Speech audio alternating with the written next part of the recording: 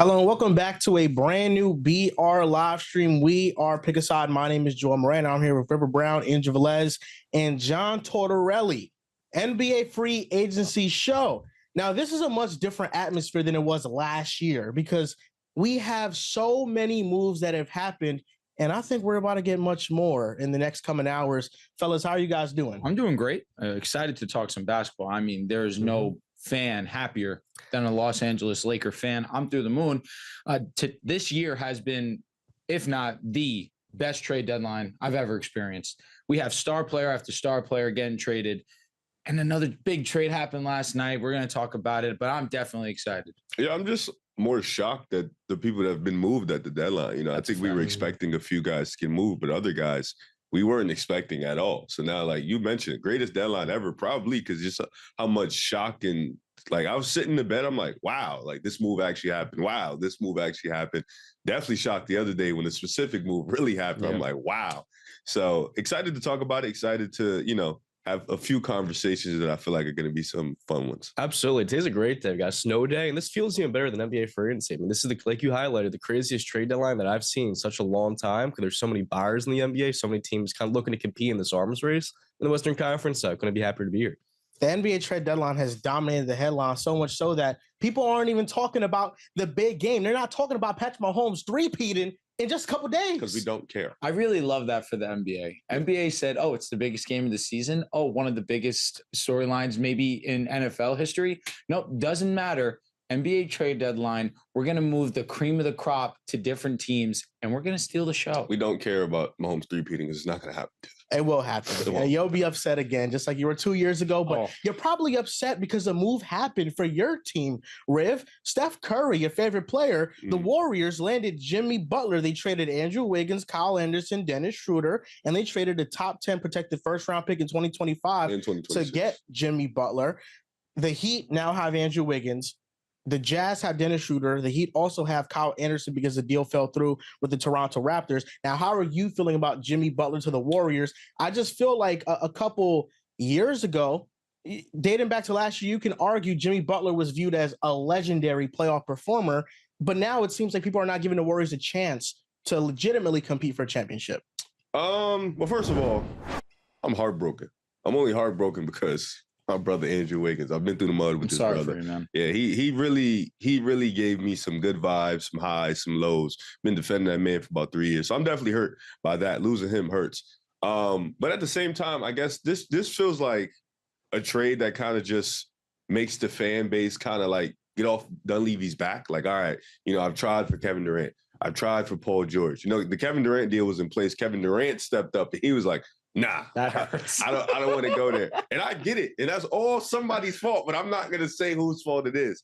But yeah, again, Jimmy Butler, I guess, is like a whatever move. Like you give Golden State a chance to fight in the play-in, so it's cool. Like you give them a lasting chance to kind of be a competitive play-in playoff team if you want them to be, kind of give them their last hurrah. You pay Jimmy Butler his 2 or 3 year money so they can all, like I sent you the books, 2027, 2028, nobody's on the books. Like you will have essentially no money. That's probably the time where you're thinking Steph, Dre, and Jimmy Butler are all gone. So they're kind of preparing themselves for the next step. And I guess they're happy because you get to keep Dante Kuminga, who's somebody they've been up and down with 50-50 on. You give up Andrew Wiggins. Dennis Schroeder kind of wasn't really playing like he was playing in Brooklyn with Golden State. So it wasn't really, you didn't lose anything there. Kyle Anderson wasn't playing, so you didn't lose anything there. You managed to keep some protections on your pick, 2025, top 10, 2026, top 10 protected, 2027. I think it goes right to Miami. And then for Miami side, like you get a good player back. Like you get a player who's consistently really good on the defensive end. Offensively, he's been really good for you this year. And he kind of comes in, no ego, kind of comes in, doesn't shot hunt, kind of fits that Miami mold of just comes to work every day, comes to play ball. So you get a player that he just wants to hoop, so that kind of helps Miami and just staying where they are, which is being a competitive team. For Golden State, they just blew a 12-point lead in like 2 minutes last night. And me and Sebastian was texting last night, and he was like, Riv, there's no way I lose tonight. I was like, yo, it's hilarious because we legitimately might lose tonight because we're not good. Especially you had Andrew Wiggins, Dennis go to the back. They couldn't play last night. We're really not that good. But Jimmy's cool. Like, Jimmy has something to prove, so I guess that's something you feel excited about. Like I said, this is really just a Band-Aid for Mike Dunleavy to put over fans to kind of like stop from realizing he missed. Damn. Yeah, like here, there, because he missed on damn near. He made, and I give him credit. He tried. He did try. He called 30 to 40 different teams. Like, yo, bro, who's available? Who you got? I just feel like we failed prior to this year. We had moves in the offseason we could have made last year, and even going back to only drafts. Pods was available. But listen, man, Pod's still in the team, so they managed to do that. But getting Jimmy is cool. Like, I don't think it's a bad move because you didn't really give up much. Like, it's really essentially one-on-one deal. But it's like it doesn't make him a championship contender. I don't think that. It's hard for me to look at it and not be at least slightly optimistic for the Golden State Warriors. It's Jimmy Butler. I think people are missing that plot point. Jimmy Butler's still a great player. Now, he has been injured. Yes, he has been a little bit of a headache for Miami, where he has been suspended and he's missed a ton of time on the court. But if we know one thing about Jimmy Butler, he's out to prove a point. And now he's on Golden State and he's hungry and he's motivated. Now he's with Steph Curry, Draymond Green. I still think we're going to see great basketball out of him. Riv mentioned the top 10 protected first-round pick. Let's say this doesn't work out. Let's say they are not a play-in playoff team and their pick is in the top 10. They get that first-round pick back. So either which way you shake it, it could still benefit the Golden State Warriors. Steph Curry wanted a co-partner. He gets one in Jimmy Butler. Is it Kevin Durant? No, it's not. Jimmy Butler's not Kevin Durant, nowhere near, never will be, but Jimmy Butler's still a great player, and we've seen him elevate in the playoffs. As for the Miami Heat, getting Andrew Wiggins, I think couldn't be a better get back for them. And a first-round pick, considering that all the chips were kind of taken away from Miami. They had zero leverage. You knew that Jimmy Butler was going to be gone after this season. And even still, you were able to get Wiggins and a first-round pick back. I thought that was a pretty great haul for them. And Andrew Wiggins fits what they want to do. Like Riv mentioned, a nice 3-and-D guy, can get to the basket, gives you amazing defense. And Tyler Hero has been the majority offense for them this season. Yep. Hopefully now you can get Bam. If second half Bam, he can get going a little bit. Not going to hold my breath on that as he's been the most inefficient center at the basket. But regardless, if you're a Golden State Warriors fan, there's slight optimism to be had because Jimmy Butler is far from bad. Let's call it what it is. There's no optimism. Do you feel optimism about winning a championship? About Jimmy Butler going to the Warriors? Winning a championship, no. If you're going to disrespect playoffs, Jimmy Butler, yes. Cater it to, yes. They're not a championship team. There's no optimism. The optimism with the Warriors is, can we compete in this window with Steph Curry? They cannot legitimately compete for anything meaningful. Don't talk like Jimmy's regular. Steph Curry is 36. Draymond Green is 34. Jimmy Butler is 35. Steph Curry, we've been speaking about it. He's not that same Steph Curry anymore. They blew a double-digit lead with 2.5 minutes left to the Utah Jazz, one of the worst teams in basketball. Just slotted in, Jimmy Butler doesn't fit that. You now get another shot creator and initiator, but with Wiggins, you lose spacing. He had double the three-point attempts of Jimmy Butler. He was still a very good defender. Where is the depth coming from? Where is the three-point shooting and the spacing coming from on this team? Depth? What do you mean? The depth that the Warriors have. Where is the depth coming from? We didn't lose it. I know, but you lost two players to begin with. So you lost 3 players. It's Steph. It's Shooter. Anderson played in spurts. He didn't play. Like you can't call him a depth. He's never been consistent in the rotation. You lost 3 players and you got Jimmy Butler. I can't agree 2 with the players that are a part of the rotation. 2, yes, but you gain 1 back. You still have most of your depth. Like Kevon Looney was playing more than Kyle Anderson. You're not losing anything with Kyle Anderson. I think there's too many question marks Steph, with the Warriors. You have Pods. Pods is a shooting 33% from three. You still anticipate that he's going to get back to his norm. He's not a shooter, though. He hasn't not been shooting well this year. This season, for sure. The shooters is Steph Curry and Buddy Hield, and after that, it gets really grim. There's nobody else that you trust. I mean, let's be honest about this. You know, Jimmy Butler forced his way out of Miami, and he got a 2-year extension. I mean, he was holding out of Miami this entire time for what? A big-time max contract, and he eventually caved and said, I'll sign a 2-year deal with the Heat.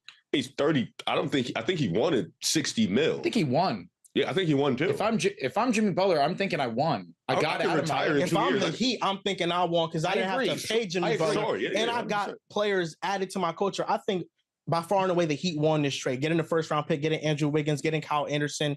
I feel like they are now clearly building around the current timeline that they have, and they're not trying to mix and match the 2 timelines. I feel like where the Warriors went wrong in the grand scheme of things is they try to combine 2 timelines with the young players and then the older players, and that's why they're stuck in this predicament. For sure. I wouldn't say Miami won though. Like they're fitting a timeline that can't win them anything. Because if you look at Miami and you look at Golden State got Jimmy Butler. You think they can't win a championship? I agree with you. I think me and Drew on the same page. I don't think they can win a championship either. But in the conference finals team, I don't think so either. They're like the playoff West, team. Yeah, The West Curry is Jimmy Butler. The West is so tough. Like it's hard for me to say they're a WCF team. But if you go over to the Miami Heat side, you lose Jimmy Butler, you get Andrew Wiggins back. That doesn't make you farther than what you already were. You are still probably most definitely a first-round exit. Maybe you get to the second round. This fits a timeline of Tyler Hero and Bam Adebayo. That does nothing for you. You have to pray that the Golden State Warriors make the playoffs so you can even get their picks. And then I'll give Miami credit. They'll probably hit on those. It's a top 10 protected first-round pick. Yeah. Unless the Warriors are bad, that pick is going to the Miami Heat. And they're going to get a pick in the teens. Right now, it's not about competing for the championship with the Heat. They weren't going to compete for a championship with Jimmy Butler on the Heat this year and moving forward. You give yourself a better chance. Like Miami, I feel like should be in the same sense of they keep retooling and keep focusing on just being competitive. Maybe they need to switch over. Maybe they need to go into the rebuild process. They've never done that in their franchise. I agree. And I think that sometimes that can be a bit of a, okay, what are we doing? What are we doing? Now we don't have a star. I think Andrew Wiggins fits perfectly to what they want to do. I can't fully say Miami won the trade. I think both sides kind of got what they wanted in a sense. I think Miami won for circumstance. Yeah, Miami got out very well. In 4 months, they're going to lose Jimmy. And now you get a Wiggins who's 6 years younger. And still this year, it's been very productive. It's been a bounce back year for Wiggins. And like you highlighted, the pick's top 10 protected. But we've seen them almost every other top pick from 11 to 18. They've nailed it more often than not. So to give Pat Riley that extra ammo for a guy that no matter what wasn't going to be here in 5 months, that's a huge win for Miami. But for the Warriors side of things, this was a move out of desperation. And it felt like too little, too late, where on one hand, you do like Jimmy Butler playing with a chip on his shoulder. We've seen him with that in Miami. We've seen him with that in Chicago and even in Minnesota at times. But the issue with this move is that outside that core three, you don't look at many difference makers. Maybe it is Buddy Hield for a game or two. It's not. In this Warriors rotation. We saw last year in Philadelphia after he struggled early on. And beyond that core three, there's no one on that Golden State team that gives me optimism that, they can make it at the play-in, but can they maybe win a playoff series? That's where I have a lot of pause, partly because we have seen Steph start to slowly decline. And I'm not going to say anything crazy, but I don't look at Steph as a bona fide top 10 player right now. This is something you and I have talked about. So that's really another question for the Warriors, where multiple stars here, specifically Steph and Jimmy, they do have a lot to prove in the second half of the season. Now, we have a trade to announce. The Sixers are trading Reggie Jackson to the Washington Wizards with a future first-round pick for Jared Butler and 4 second-round picks, league sources tell the Stein line. Jared Butler's been playing well. Jared Butler is a very good player. I've liked him since Baylor. Yeah, I think he's a better player than Davion Mitchell back in Baylor. Jared Butler. Don't sleep on Jared Butler, Riv. He was a first. You was a Davion guy. I was a JB guy. John, that's JB. John, I'm not looking at him because of that. I'm looking at him because he said, I've always loved Jared Butler. That's where I looked at him like, have you though? Yes, I have. The reason he felt the second round is health concerns. Can you believe second round picks have become as valuable as they've been?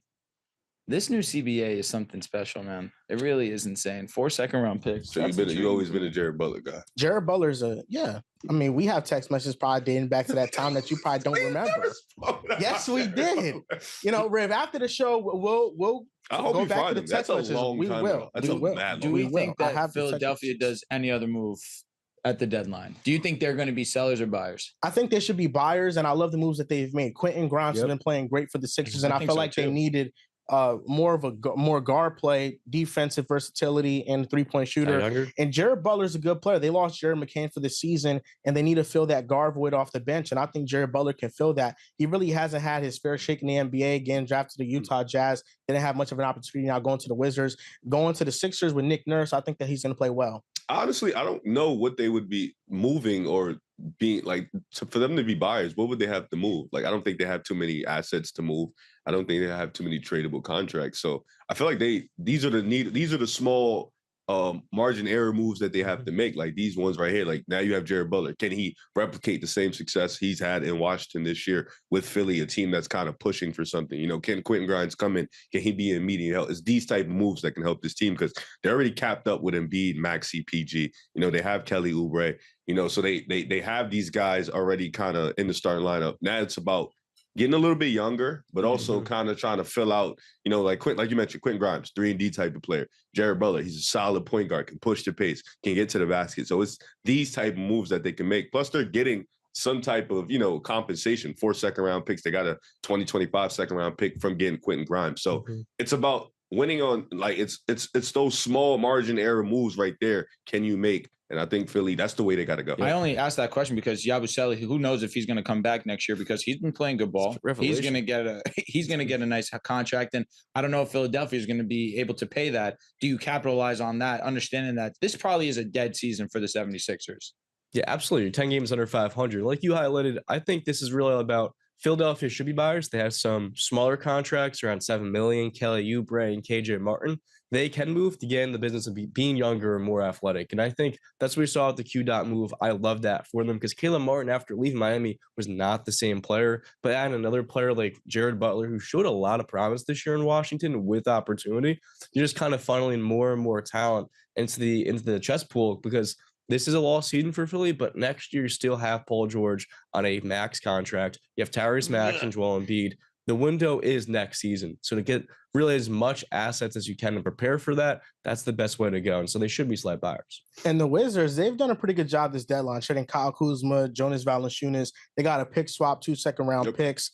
And now they trade Jared Butler, and they get a future first-round pick from the Sixers. Their young core is solid. It's nothing to sit here and drool about, but it's a good young core. You got Carrington, you got Jordan Poole, who's probably the oldest out the bunch. You got Bilal, you got Keyshawn George, Sarr. Then you're going to bring in another guy. So it's nothing that you sit there and you're like, this is one of the best young cores in the league. But it's AJ a young Johnson core too. Yeah, now you have AJ Johnson, who, let's see what he can do. But it's definitely a young core that you're like, all right, like, I get it, Washington. I can see it. I understand what you're doing. You've done a nice thing. Corey Kispert is another person who I think is really good for them.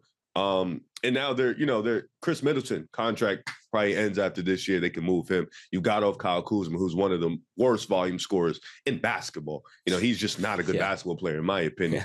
So now Washington's sitting there. You got a young core that likes to play with each other, a cool little coach. I like what Washington's doing. They're trying to recover from the Bradley Beal mistake, with the new front office, new head coach, all that stuff.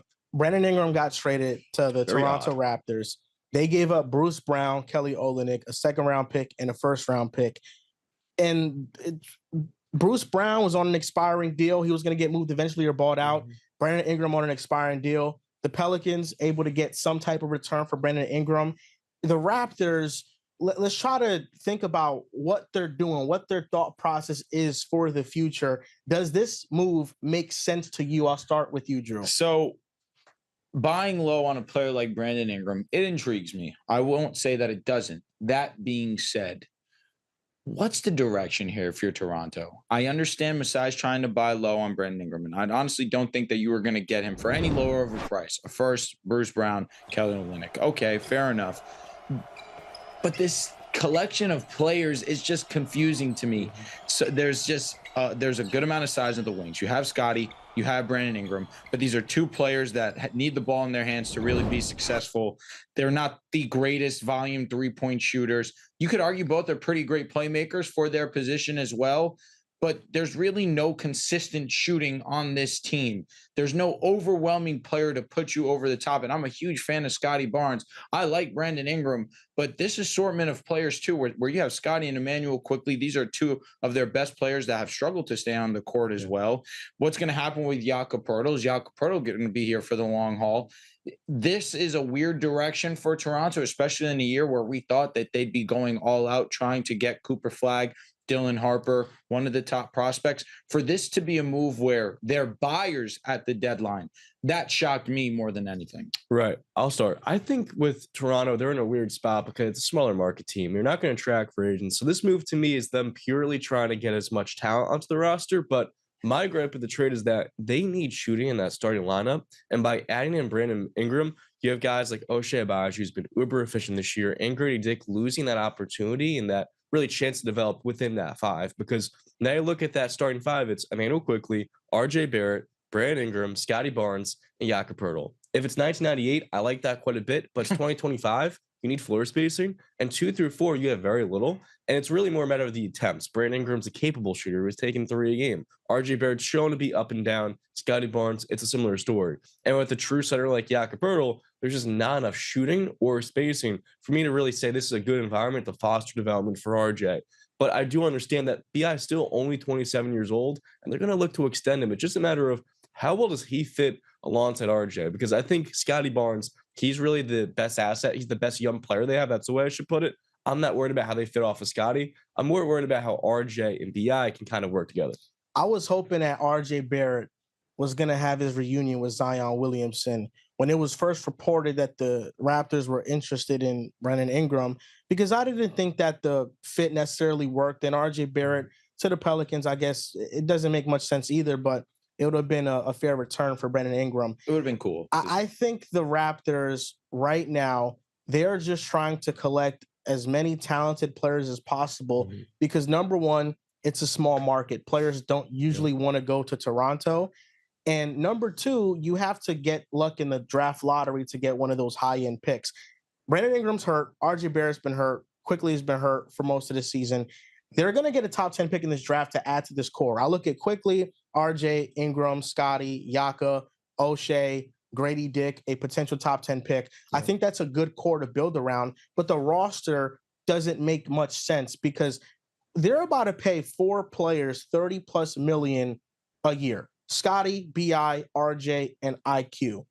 I don't think that makes much sense. I mean, dating back to the offseason when they paid Emmanuel Quickly, I thought it was an overpay. Nobody was actively bidding for Quickly, and he got $30 million a year. There's players that are his archetype that fit that contract much better, and the teams are getting much better value for them. Right. I just don't know. It just doesn't. It's not a good fit. But Brandon Ingram is an exceptional player, and you can't pass up the opportunity on adding talent to a team that is talentless for the most part. Brandon Ingram just walked in Toronto. He's their best player, like pretty comfortably to me. Better than Scotty Barnes. Yeah, I think he's a better player than Scotty Barnes as of right now. Talentless is nuts. Raptors are talentless. They're one of the worst teams in NBA. They are, but their starting 5 isn't terrible. They're one of the worst teams in NBA. I think RJ Barrett, when the stakes don't matter and when there's nothing really to play for, I know that sounds crazy to say, but he's a good player. I think IQ, he's all right. Like he's a good player. Like he's more of the back end of the top guards in the league, but he's an okay player. I think Brandon Ingram right now is the best player on the team. He's their best offensive player for sure on their team. So I guess that relieves a lot of pressure into what RJ's been doing, what Scotty's been doing. You kind of bring in somebody who's a bona fide scorer, can get to his spots, can work at all 3 levels. Really good playmaker. Probably one of the best playmaking wings in the league. I agree with you, though. I think it's weird. Like, it's been weird for Toronto in the sense of they really can't decide what they want to do. They just cannot stay to one timeline. They have to, if they want to rebuild, now they're like, oh, wait a minute. We won 5 in a row. Let's retool. Let's get better. If they retool, they're like, oh, we lost 6 in a row. Let's rebuild. They really can't pick which way they want to go. And now they're stuck with these big, not gigantic, but these big contracts in RJ and IQ. You're going to probably pay Brandon Ingram. You can't just let him walk for nothing. But I think they got him. If you do, it makes no sense. They got him for free, though. I don't think they gave up a ton to get Brandon Ingram. I think they kind of got a really good player that unfortunately is an injury-prone player. For Kelly Olynyk, Bruce Brown in the first-round pick, you want to collect as much talent as you can. If you bring in a guy that's top 7 in the draft with this core, I could see it, but where does he develop? Where's his window? You got IQ. Like if you take a guard, you got IQ at 30 mil taking up space. If you take a 2 guard, you got RJ Barrett at 27 mil taking up space. There really is no space or avenue for that player to come in and kind of get better or like kind of get his shot. So now you're looking at this offseason, man, Messiah has really he hasn't been on his A game. I want to say that he just hasn't been on his A game. He's really fallen off a cliff. And Toronto's sitting here at 16-35, 13th seed in the NBA, or 13th seed in the East, pardon me. And this trade was one of the ones that I woke up to like, why? Why would they do this? And to your point, and then you can go, John, then we can move on to the next trade we're going to talk about, is when you're a bad team, it makes it very difficult to evaluate how many players on your roster are actually good. Yep. Because RJ Barrett has been playing really well this year, but he's been playing really well when everybody else has been out of the lineup. So how is he going to play when he's next to other good players. Like with the Knicks, the reason why they traded him was because he wasn't a fit on a contender, and OG Anunoby fit that mold much better. So the numbers for some of these players on the Raptors might look good, but how many can you realistically build around for the future? Because you don't know if it's empty stats or if they're numbers that can actually contribute to winning. Yeah, the biggest thing on the side of Giroux is there's no vision. Like the moves that he makes don't really sequence well together. But I will say, I think part of the rationale in this move is that last couple of years, after his kind of breakout seasons in like 2021, BI was taking 3 threes a game. This year he's been out, missed a lot of time, only played 18 games because of ankle injuries. But in those 18 games, he was taking 6 3-point attempts per game. And that's something he was doing his first 2 years in New Orleans. I believe part of the idea for Toronto is that they believe he's going to get the attempts up. And if he is taking 6 threes a game, making 36%, that's one of the premier playmaking wins in basketball. That's where this move starts to make a lot more sense to me. I thought Atlanta was going to get him. I thought Atlanta was going to get BI. That would have made sense. I would have liked that. Yeah, that would have made sense. Toronto, here we go.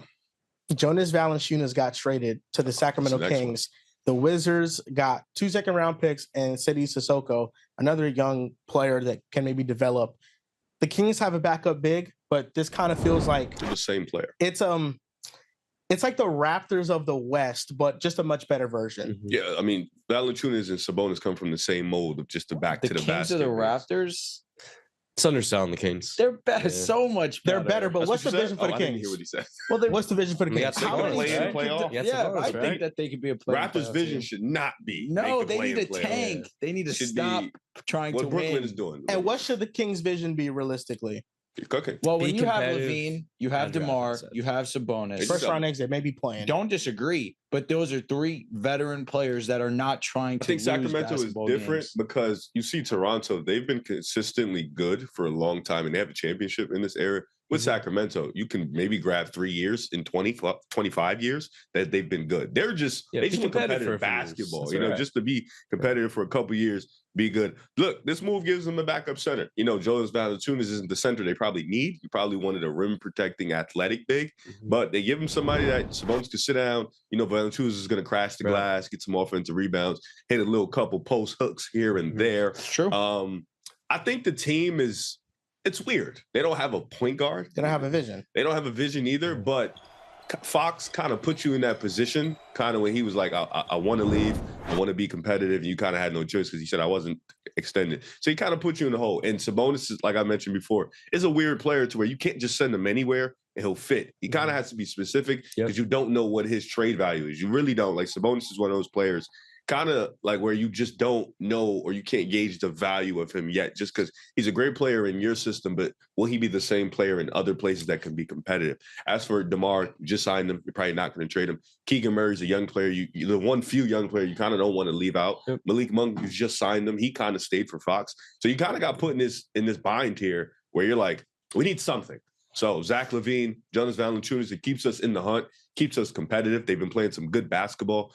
I agree with you, Joel. I do think they need to tank, but they went 15 years of tanking and they weren't good at it. No, so I think right now you're in a position where you just got to see where this takes you with Doug Christie. Yeah, you can't rebuild forever. I think this is a good move, like you highlighted, as a backup 5 for 15 minutes a night. But for Sacramento, it's not that archetype of a center to take them to maybe, let's say, the 8th seed to the 6th seed. So I think my question would be how defensively they're able to get that rim protection. But Sabonis this year has been better than defensive end. And I think overall, the Kings' idea here is we're going to have a top offense. We're going to be one of the most fun teams in the league. And even if we're average, even if we're a 41-win team, it's going to be a fun product to watch. And like you highlighted before, for the Kings, just being competitive is a win for right now. And if you're adding and stockpiling draft capital along the way to prepare for your future, the fans should be somewhat happy. Yeah, I'm not mad if I'm a Kings fan right now. I understand you guys just traded for a couple first-round picks, for a couple second-round picks. You lost De'Aaron Fox, but you weren't going to keep him back. That's a great package. And on top of it, we get Zach LaVine, who's been back to form for what we saw a couple of years back with LaVine, how efficient he's been, how incredible he's been on the offensive side of the ball. Malik Monk having more point guard responsibility. This is a good team, but the issue is there are better teams. And that's where, if you're a Kings fan, this is a bittersweet because this is probably the best roster you've had in over a decade.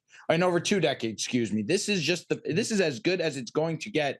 The issue is the league's just ahead of you, and you just have to make moves in the margins because the Kings are not one of these bigger market teams that they just need to go and they need to be very, very smart with the moves that they make. But I think right now it's still trending in the right direction. You got a nice return for Fox, and you still have really strong talent on this team. You just have to hope that the young guys can go and develop, especially Keegan Murray, from how he went from his rookie season to where he's at right now. I'd argue it's disappointing, and I think a lot of other people would argue that as well. So Kings fans, I think better days are to come still. It's still something to be optimistic about. I don't think they got a good return for Fox. At first, it looked good at face value. It's a pseudo first-round pick from the Hornets that's not going to become a first-round pick. And then it's Spurs picks that are going to be in the late 20s. They didn't even get the Atlanta first-round pick in 2025. They wasn't getting that. De'Aaron Fox was not going to come back. That is the only thing that you can think about in thinking, wow, we got 2 first. The Spurs robbed them. Because the Spurs won. Yeah. Kings had no leverage. Kings had zero leverage. Yeah, of course they had zero leverage, but still, the return, just because they had zero leverage doesn't mean I'm going to say the return was good. The return wasn't good. Ask you a question. They got no young prospect from the Spurs. Calm down. They wasn't going to get Castle. But they didn't get Vassell. They didn't get Sohan. They didn't even get Malachi Branham. They got nothing. Could have at least gotten Show. All right, again, think about it. Why did Miami win, in your opinion? Because Jimmy Butler was on an expiring deal, and he was actively not playing for them. Agreed. That being said, why get Vassell if you got Zach? You know what I'm saying? Like, you see what I'm saying? Like, you're getting redundant. I don't think the Spurs were going to get they were willing to part ways with anybody. No, I agree with you, but I'm saying from the Kings' perspective, we're looking at it. They're not giving us Castle. Damn. Why get Vassell if we have Zach LaVine? Why get Sohan if we still believe in Keegan Murray? There's no young player over there outside of Castle that we're looking, and of course Wemby, we're never getting. No. That we're looking like we need to get back as a return. There's nothing they can give us because we have either we're getting those players or we have their players at the best part about this deal is that the Kings are now one step closer to rebuilding. That's the good thing about this deal. I think they're because of the Supermax contract that they were eligible to give De'Aaron Fox. I don't think that either side should have been happy with that. De'Aaron Fox wants to compete, and the Kings don't want to pay a player that they know can't be the best player on a championship team. Getting Zach LaVine, that's a high salary contract, but it's going to end much sooner than giving Fox a Supermax. So now you're just going to rebuild quicker. This roster doesn't make much sense. Against Orlando last night, they looked overwhelmed by defense and the size that they had to offer, and they need time to mesh, but really, Jonas Valanciunas is an offensive backup big who's unplayable in a lot of matchups. Yeah. I just feel like they've missed in the draft. You had a chance to draft Khalil Ware. You had a chance to draft Yves Missi. They missed on bigs that clearly would have fit this roster better. And, I think that's what it speaks to. So De'Aaron Fox was their franchise player, and I think they gave him away for just a clear pathway to rebuild. There's nothing you can hold on to in the deal. You got to give up Sabonis in the same breath, and I think they can't right now. There's like I said, there's not enough teams that are vying for a Sabonis type player, and you don't know what his market is. And I think he's getting $40 million for a player has his deficiencies on the defensive end. And yeah, he's not the most portable. He still lapses in athleticism. So let's see if he's on a new team. This season, 3-point percentage will translate. This season, he's been so amazing. Yes. This has been his best year of his career by far. We say that every single year, it seems. I think legitimately Sabonis is, I think now with his current version, he can actually fit other playoff teams. It depends. I think teams are going to wait, which I respect it, until they see it in the playoffs, if they do make the playoffs, to see if that translates. Because you can always play good in the regular season. It's easier to do that in an 82-game sample size where you don't kind of see the same teams back to back to back. But in a playoff series where teams are schemed up against you, you have a lot of time. That's where he's going to be able to make his claim to, no, I am portable. No, I can fit on multiple teams. I think if they do make it, if they don't, then, this is all out the window. I will say, Joel, you're right that the Kings should have gotten at least some young talent in return for a player in Fox who was your franchise face. But at the same time, even though he's 29 years old and Zach LaVine's not a long-term fit necessarily, and he's on a bigger contract, I don't think we could overlook the fact LaVine was having arguably his best season in Chicago, having a resurgence, staying healthy, making damn near 45% of his threes, and showing that athletic pop while playing the three. He showed a good amount of versatility. And I feel like for Sacramento, yes, you could have gotten more young, kind of long-term pieces, but to still get Zach LaVine, he's having a remarkable season. So I feel like you can understand the deal more from that lens of, we're still going to be a playoff caliber team. And at the end of the day, they're only 4 games back from the 6th seed, 5 games back from the 5th. If they can get to that 5 or 6 seed spot, it could be a pretty interesting team to watch. You're right. If Doug Creasy can get them playing again like they played once he became the interim head coach, there's some optimism there. But a lot of the West teams got better. The Lakers got really better with Luka Doncic and then getting Mark Williams. Last night, they traded for Mark Williams. He traded Dalton Connect. Some shit. Oh, excuse my language. Sorry. Dalton Connect, Cam Reddish, a 2031 first-round pick, and a 2030 pick swap. Now, why, Riv, are you not high on the Lakers team? Like, we probably all are. How high are you on them? Can they make the NBA Finals? I mean, the finals is crazy to me, but they can easily make a playoff. It's not crazy when you have Luka Doncic. It's not. They need a lot of things to go their way health-wise. He's spitting. You got Luka and LeBron? Come on. We were talking about it in the car. Mark Williams is an interesting player because he gives you like three different like him. Like it's 3 different years. And I'm going to speak for all of us. We're not all going to sit here and act like we genuinely sit down and watch Hornets games. No. Whoa. Let's respect me. Let's not. You watch for LaMelo. You're glued right on LaMelo. Right. But wrong. I had about an hour this morning to kind of collect some Mark Williams data. He hasn't been a good rim protector this year. And I think that is the one thing that's kind of leaning me towards I want to wait and see, because offensively, I think he provides everything that they want him to provide. He's a really good offensive rebounder. He has nice touch. He has a 9'9" standing reach. Yeah, the tallest in the league. Yeah, it's insane. But defensively, as a rim protector, you kind of need that for guys like Luke and LeBron who aren't playing defense right now. I think defensively, that's where I'm at with it. Like, I want to see what else they can do. They didn't really. I hate the trade package, like giving up Dalton. Okay, whatever. Like Hornets passed up on him. Yeah, and it's fine. Truth be told, you gave up a first-round pick in 2031. Your boy. Yeah, it's fine. You gave up Cam Reddish. He wasn't playing, so it's fine. With Mark Williams, it's just about defensively. Can he be a rim protector? Can he be that guy that can anchor a defense? Can he stay healthy? That's another big thing. He has not played in 3 seasons. And I get, people are excited about him and excited about the player he can be. He's been playing really well offensively this year. But kind of got to look at it as like injury prone, bad defense, anchoring your defense. Optimism is crazy. You tweeted about him and Derek Lively. That was nuts. Mark Williams and Derek Lively have similar potential. No. You saying that was nuts. How is that crazy? By the way, because 2 different types of centers. 2 different types of centers. 1, 2. Even them coming out the draft, there was a clear difference in who they were. Derek Lively is much more athletic. I never said they're the same. No, but even them having similar potential. I don't know if you don't think they do. Mark Williams hasn't showed you enough for you. I think Mark Williams has all-star level potential. He's that good offensively. He's a great offensive big. With Luka Doncic, he can average 20+ points per game and 10+ rebounds. He's right. In the West. Post LeBron. He can average. He's not 18, doing it right now. He can average 18 and 10 right now. Right now, 20 with Luka and LeBron. There's so many mouths to feed, but for him to get 20 points a game, that's why there's so many mouths to feed, but not in the interior. Like all the pick and roll actions are going to involve him. I agree with that, but regardless, LeBron's going downhill. Luka's going downhill. Reeves is going to attack the basket and try and get to the free throw line at the absolute worst. There's a lot of mouths to feed. Yeah. I think 20 points per game, it's something that's attainable. Not this year. I said 18 and 10 he could average this year. And I still think that's on the higher side. 16 and 10 on a bad team. He's averaging 16 and 10, not even playing 25 minutes per game. That's what he's playing right now. And Riv, what did I say to you on the way here? My big thing here was he's not going to see the offensive opportunity that he saw in Charlotte. That's obvious. We know that. He's the 4th scoring option. That's just the truth. I understand that he is the big presence on the interior, but you have Luka, you have LeBron, you have Austin Reeves. Those are 3 that are going to get theirs before Mark does.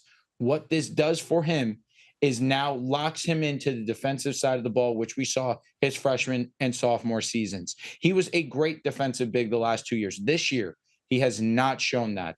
He has no effort on the defensive side so far this season. And I've been very consistent on this. If you are on a bad team, it is very easy to not want to play defense. Mm-hmm. Effort is the PJ. Biggest. That is so well said, John. I'm glad you mentioned that. Yes, because PJ went from Charlotte And you have people like me who really wasn't high on his defense going to Dallas, and that's his shining trait right now with the Mavericks. You look at Mark Will and what he was able to do his first 2 years in the league as a defensive presence, his impact on the defensive side. Now you go and you bring him to LA, where now his primary focus is going to be defense. Of course, pick and roll offense, working in that short roll with Luka, that's going to be all day. No doubt that's the most exciting part about it. But what I'm optimistic about is that now he has a reason to be the best version of his defensive self. And it's easy to be, Lakers fan, he's being delusional. What has he shown this year to show you that he could be a great defensive big? He's still 23 years old. He was excellent on the defensive side, although it's been limited time, because the big blemish on Mark is that he's injury prone. When he's on that basketball court, he is a great talent, has great potential. I think with Luka and LeBron, there's no better fit for him to do that, to excel at. But I do believe his defense will get back now because, one, we have a need for it, and two, he has a reason to play hard again. Now, Riv, let me convince you real quick. Over the last 10 games, Mark Williams has averaged 20 points and 12 rebounds per game. I don't mind shooting his close offense. to 57% from the field. Yeah, I'm optimistic about the offense more than the defense. I think there's a lot of work on defensively. I think his instincts, his shot blocking ability, even his footwork, his positioning.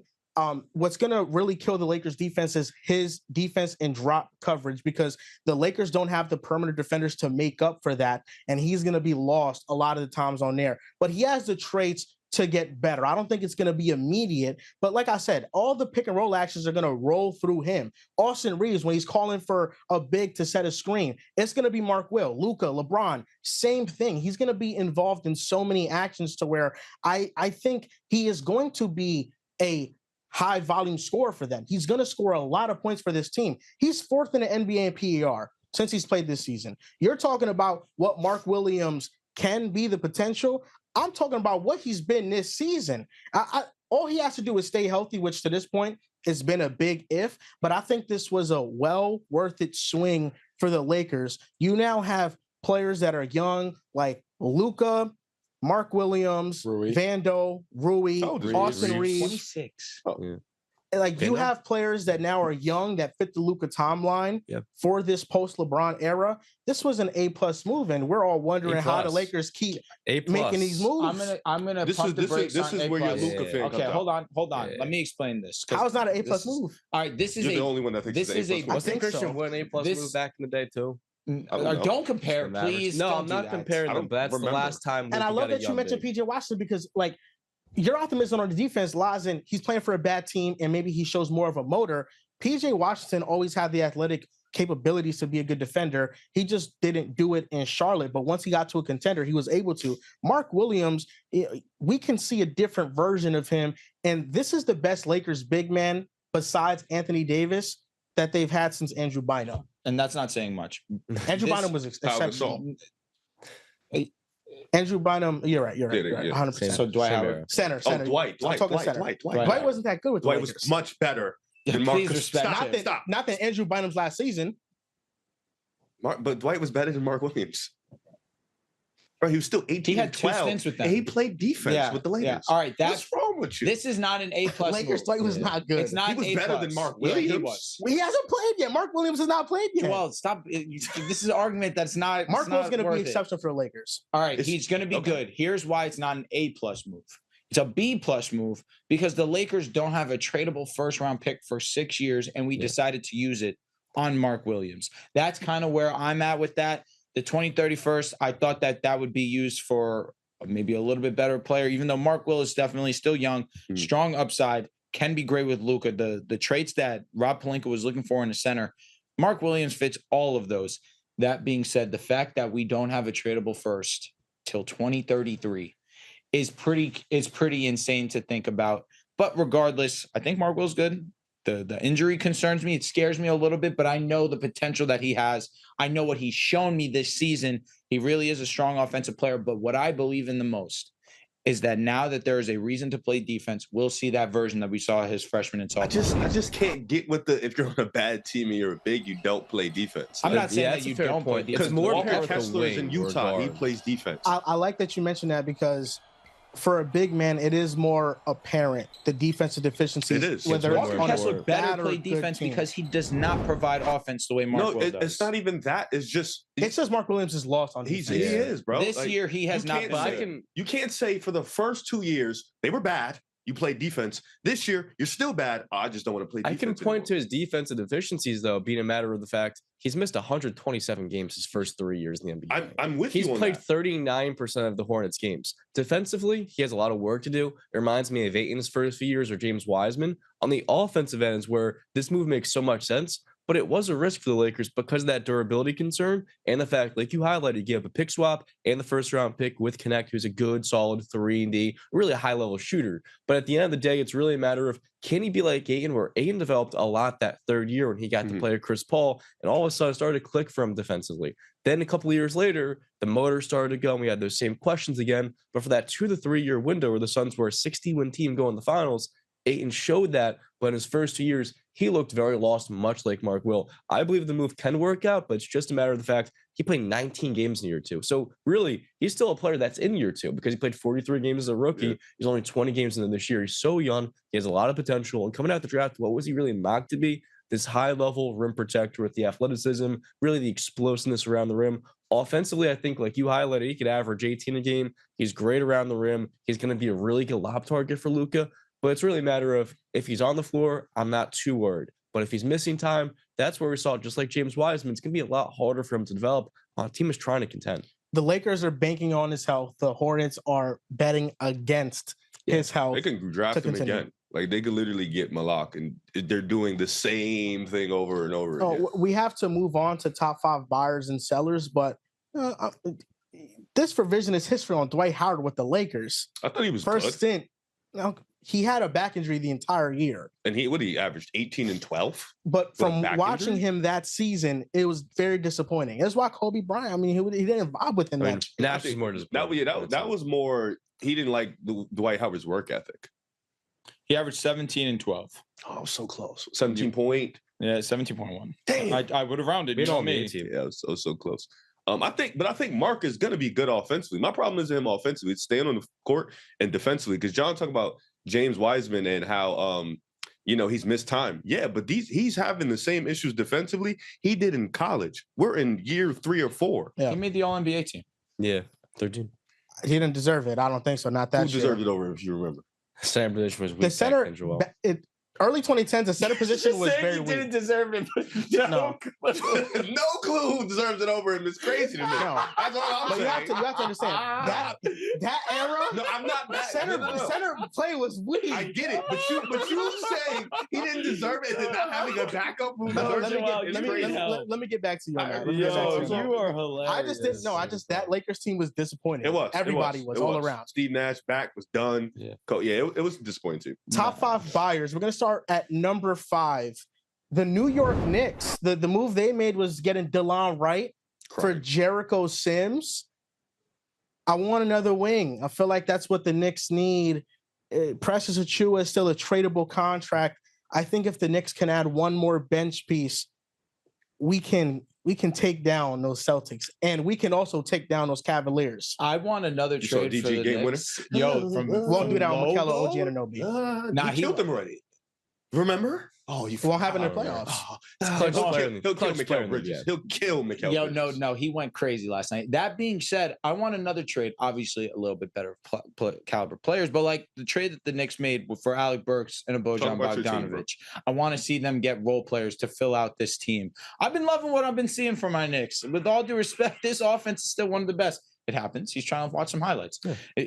I've been watching from Jalen Brunson this season is top 3 guard player in the league, and he's put himself in top 10 conversations. It's legit. His efficiency, what he's been able to become as a playmaker, that has been the biggest plus for his game and for the New York Knicks, his ability to ascend as a playmaker too, because at some point in his career, that was a big question mark. I don't have any concerns about that now. This offense has been awesome. Karl Anthony Towns has been the best version of himself. Mikal slowly but surely, I still believe that he can turn another corner. And OG Anunoby, obviously, what he's been able to bring. But you need depth. I think that's why we have them here at number 5. But with the strong contracts that they have on their team and the need at the big position, I don't believe that they'll be willing to part from Achua, although he's not this amazing player, obviously. But they have a hole at big, and they're in the business of keeping as opposed to selling bigs. I am worried about the Knicks in a bad way. And the defense? Oh my God, it's really not good, and it's not even OG's fault. It's not even Mikal's fault. Damn near not even Brunson's fault. It's the big. It's they don't Cat's have one. fault. Like, and then when I think he is. They get Mitch on the floor. Yeah, well, Mitch, if they get Mitch out there, that'd be great. It's Cat's fault by default because they have nobody else. They also have, and they play him so much, and you can see the gas when he runs out of gas. Offensively, he starts to struggle. When he sees double teams, it feels a little bit erratic. He feels a little bit rushed. I think the Knicks are going to have some trouble on that defensive side when they realize, well, they already know Cat cannot anchor that defense. Mm-hmm. And it's really going to be a lot on OG and Mikal and Josh Hart to really hone in on that perimeter, give some help side. So I do think they need to be buyers. I don't think they'll make a move because I don't think they have too much to give. Let's move them. Exactly. I think they're just praying on Mitch to come back and Mitch to be healthy. I even think if they get another guy, is Tibbs going to play him? I don't know. Tibbs gives you a pretty short leash. Because I do think guys like Tyler Collette could be cool if he gets played. I think right now there's 7-man rotation. When Brunson, OG, Mikal, Hart, Cat, and then you have Deuce, and then you have Mitch when he comes back. I think that's fine for the playoffs. Been okay. I wouldn't play campaign too much in the playoffs, but I think 7 is fine. I think if you could grab one more, another wing, a bigger wing that could shoot the 3 ball, that'd be dope. But it's really on Mitch, man. Like Mitch has to come back. Mitch has to be that guy for them defensively. If they can have him, they could put Cat at the 4. They'll be so much better. But I get it. Brunson's ascension. I get it. Their offense is potent. It's electric. That defensive side of the basketball, that's the move that kind of gets you to the finals. You have to be a great offense and a great defense. The Knicks are not that. Listen, I don't disagree. To get to the finals, you're right. They got 3 hours until the trade deadline. If I am New York, I am calling Utah nonstop for Walker Kessler because they desperately need what he brings as a rim protector for 20 minutes a game, 25 in the playoffs, because what they paid Mitchell Robinson for is exactly what Walker Kessler will bring to you on a cheaper contract. And really the biggest pitfall and the thing that's holding them back is that you need Mitch's skill set desperately. And he was supposed to come back a month ago. We do not expect him to be healthy because even if he does come back, he might get re-injured again the way we've seen in the past. So the Knicks desperately need that rim protector. And then I think they could add a little more shot creation off the bench, but rim protection has to be your guys' top priority. I think the shot creation is good from the guard play. I like Juice McGrady. I like Campaign. He can get it going. He's a nice spark plug. We traded Jericho Sims because Ariel Hook-Porter has really played well in his minutes, and he's been an awesome backup big. Mm-hmm. And it's been this way since the beginning of the season, but he's never consistently played in rotation. It's a Thibodeau thing, that he has a very short leash.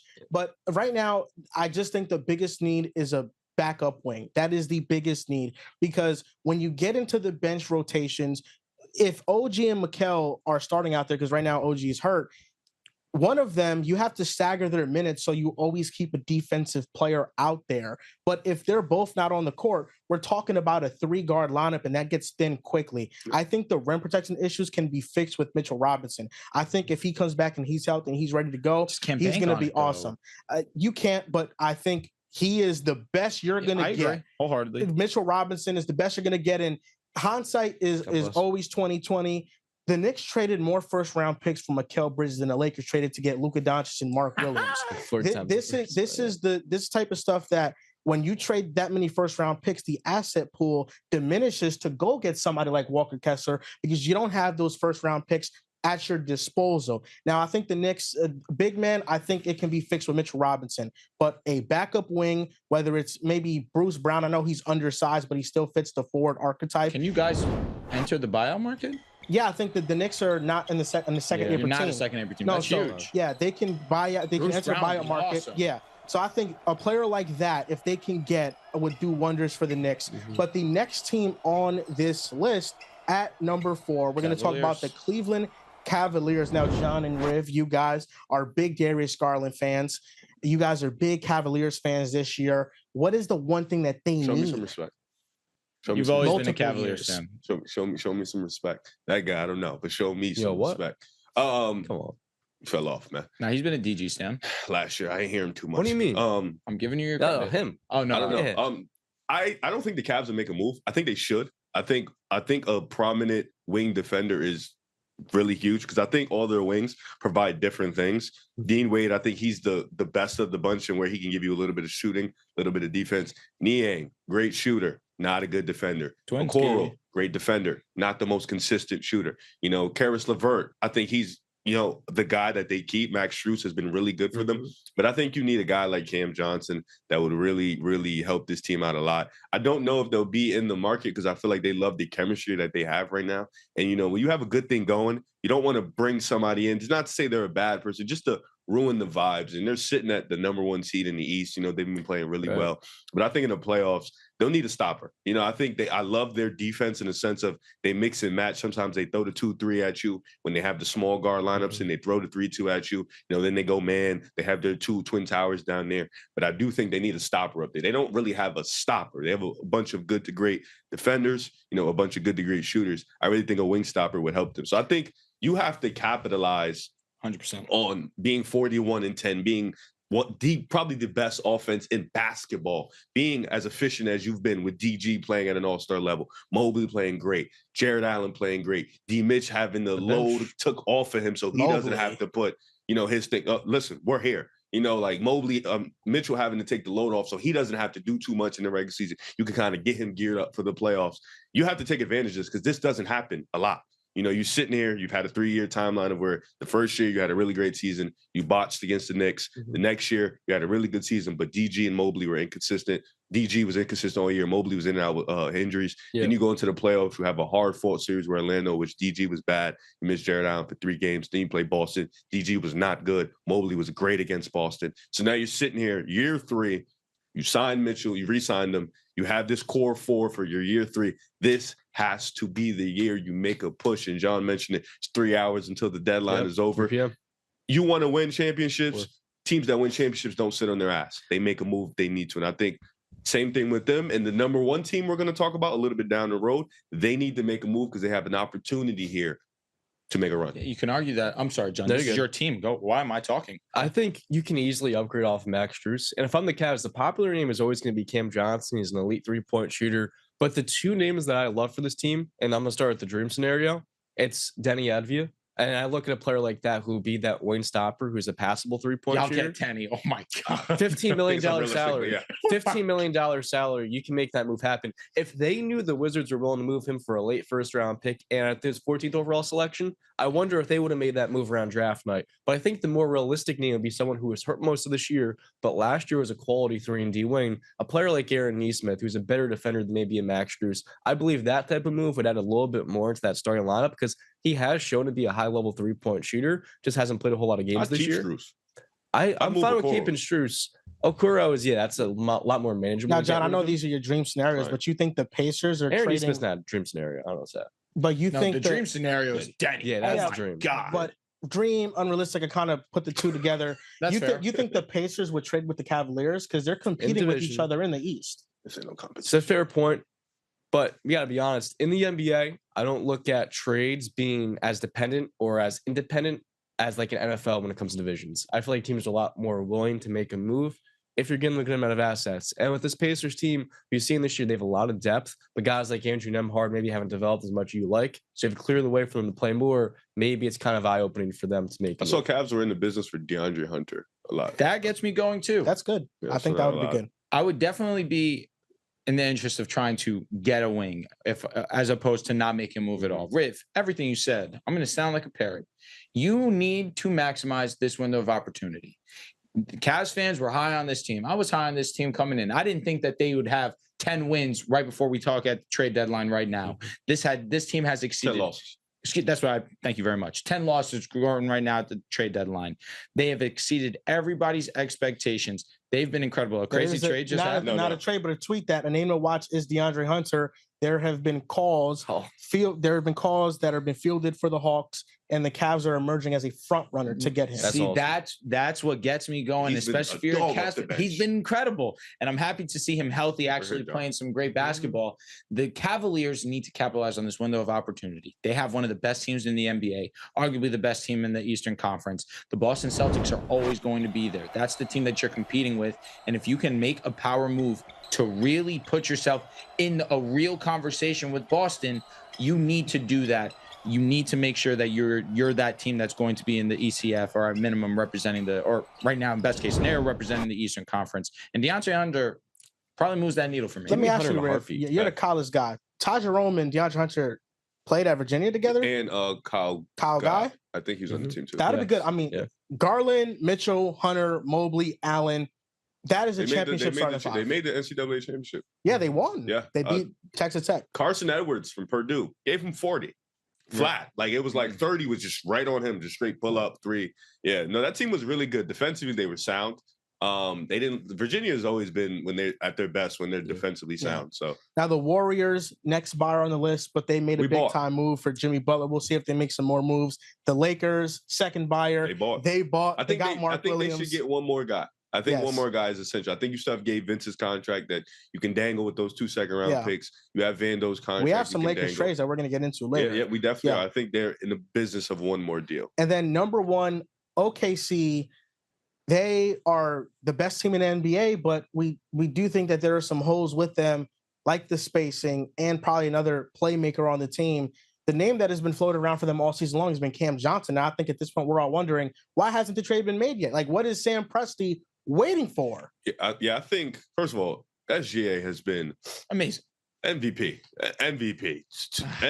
man. This dude. So hard. Listen, you want to say Joker? I don't care. He's also MVP. Yeah. This dude SGA right here, 250 balls in 7 days, like 7 games or something like that. Like he's been. I think he has a 50 ball every single week so far. The last 3 weeks. It's been unconscious what he's been able to do, and he's doing this, and the spacing isn't all the way there. They're OKC is one of those teams where they win a ton of games. The advanced numbers love them. When you watch them, you still feel like they're missing something. You still feel like look at those numbers. Look at those advanced numbers. You would think they're perfect, and they're not. I still think they need a knockdown shooter. I think Isaiah Joe is streaky. I think Case and Wallace up and down. Lou Dort is not a shooter. We can all admit Aaron that. Wiggins taking a leap. Is coming back. Huge. Aaron Wiggins, I love his game. He's been really huge for them. Isaiah Hartenstein has been amazing for that defense. I still think they lack that knockdown shooter, that guy that can hit the 3 ball. It was never supposed to be Caruso. Caruso also great defender. J-Dub, we're still waiting on it. I think he's a really good player, all-star caliber player. I think we're still waiting on that ascension into that in terms of the half-court offense, them being more prolific, more sound. And that's also SGA being a much better playmaker. I still think both of those guys has holes in their games that they can get better at. But OKC, same thing with the Cavs. Exact same thing with OKC, except they have more assets to do it. Way more. They are a juiced up Cavs in the sense of they have 30 picks and they have a ton of young players on their roster. They don't have much contracts that are given out like Cavs, where they have Max Strus. They have Okoro. They have Karis LeVert that's making $12+ million a year. Now OKC has cap space, and they have a bunch of guys, that don't have much money. The only guys they're paying is SGA and Isaiah. Yeah, and everything else is just rookie deals. So you have an opportunity here where you need to make a move. You're not going to be able to draft all these players and keep all these players. You're just not. Sit in your hands. There's going to be a point of diminishing returns where they've drafted so many and stashed so many young players, whether it's Ousmane Dieng now in year 3, not playing. Topic, who has yet to play, of course, this year. The Trojan chest of first-round picks. At some point, you can say, all right, we're going to wait for the perfect move to come. But you highlighted pretty well. Isaiah Joe is a guy you can upgrade from a size and shooting perspective on a consistent basis. And if you make that move, it only makes Shai's life even easier because you're replacing a pretty good shooter with one of the NBA's 10 best probably. So that's the move that I would make if I were them. But at the same time, I would be willing to maybe make a call on a DeAndre Hunter too, try to get someone who gets a little more shot creation at the same time, because I think Hunter is really a dream scenario for a lot of these contenders. Would you call in to see about Grayson Allen? That's a good shooter, but I don't think he helps your size. Yeah, you want like a 6. Now Cam's not a stopper on defense, but he can fit into the system. There's more length. And he's 6'8". So. I think like Hunter and Cam are good. I think Cam is fielding a lot of. OKC has the assets, but they Brooklyn wants like 2 first-round picks for him. I think Phoenix would be. Grayson Allen's kind of like a little bit stronger than Isaiah Joe. I think he's a better shooter than Isaiah Joe. A little bit more athletic too. But yeah, I'm with you. Big wing. Defend, hit the 3 ball. If I'm OKC, I should be calling Atlanta too. Maybe if I can go and poach DeAndre Hunter away from the Cleveland Cavaliers, he fits their identity perfectly. Also, we're gonna get into sellers now. Top 5 sellers: the Atlanta Hawks. because of the Jalen Johnson injury, this has become much more apparent. They don't have their first round pick. It's going to the Spurs. Man, oh man, they're in a tricky scenario because they're sellers, but it's like you're selling what for? You don't have your pick. But DeAndre Hunter, we mentioned him as a seller. Who else on this team do you think could get traded? This is tough for me because Atlanta being a seller, where like you mentioned, they don't have their draft pick. Even Fox alluded to it yesterday. He was like, "Yeah, we want to beat them. They don't have their pick. We have their pick." Yeah, they beat them. Like they beat them. So Atlanta is in a tough situation where they can't afford to lose. But unfortunately, with Jalen Johnson going down, probably going to lose a ton. I think DeAndre Hunter, I think Bogdanovich is a guy, you're dangling around. He's a little bit of age. You have Dyson Daniels, you have Ricochet. So two young cornerstones along with Trae Young. A guy like Clint Capella, are you thinking about moving him? Is that another guy where you can trade that? He's on a 1 year, so it's not too dire to trade him because he'll just be off the books. But maybe see if you can, get something for him. See if you can snag somebody young or see if you can snap some draft capital back, maybe 2 seconds to kind of get you back in the race. But yeah, Atlanta's sitting in a tough spot because they're 9th seed. I believe they're a couple games under Detroit, if I'm not mistaken. Look at them in Detroit. 2 different spectrums. Detroit has their young core. They kind of have their picks, in the sense of, and they have like not quality, but they have guys that are vets. With Atlanta, they don't have their picks. Trae Young is probably going to be disgruntled in a year or two. You're kind of looking at a glooming, dark spot for Atlanta. Yeah, I think you look at Bogdanovich and you look at Clint Capella as the 2 players that are going to be moved or that should be moved on top of DeAndre Hunter. Once Jalen Johnson went down, to me, for the Atlanta Hawks, this season was dead. But what makes this difficult is that the Spurs do have their pick. And the Spurs right now are licking their chops, understanding that they were able to hold on to that pick and still go out and get De'Aaron Fox. The Spurs have been huge winners at this deadline, if you ask me. Yeah. But the Atlanta Hawks, I think they need to be smart about this. And it's unfortunate because we saw how they were playing early on in the season. Fun basketball, energetic basketball, great on the defensive side. Dyson Daniels being one of the best defensive perimeter stoppers that there is. And then Jalen Johnson taking another leap into his game. DeAndre Hunter finally being healthy. His ascension this season, it's been bittersweet. It's been bitter, no sweet. It's been terrible to see, but they can still find a silver lining to this if they go out there and they're sellers and they get good assets at the deadline. Yeah, they just got to get in the process of being younger. That's what they've done the last 2 years. And I feel like they should get more athletic. I know we have him as a seller here, but maybe be in the business of getting like a guy like Nick Claxton just to get yourself that youth movement, really injecting that even more. But do you move Onyeka or you keep both? I would. Onyeka's playing too good. Yeah, so you can keep both. Really good. But I would definitely be in the process of looking to move Clint. And even a guy like Larry Nance only played 19 games this year, but he's played well. He's shot very well, 45%. Probably not going to sustain. And he's an expiring contract, so maybe you get a couple seconds there. The Utah Jazz are next on this list.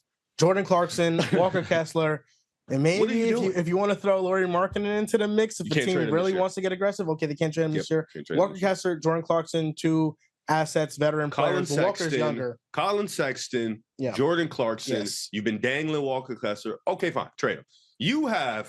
This is the weirdest team to me because you're sitting here and you decided you want to rebuild. You want to get Cooper Flag. Yeah, that's fine. I agree. You should go get Cooper Flag.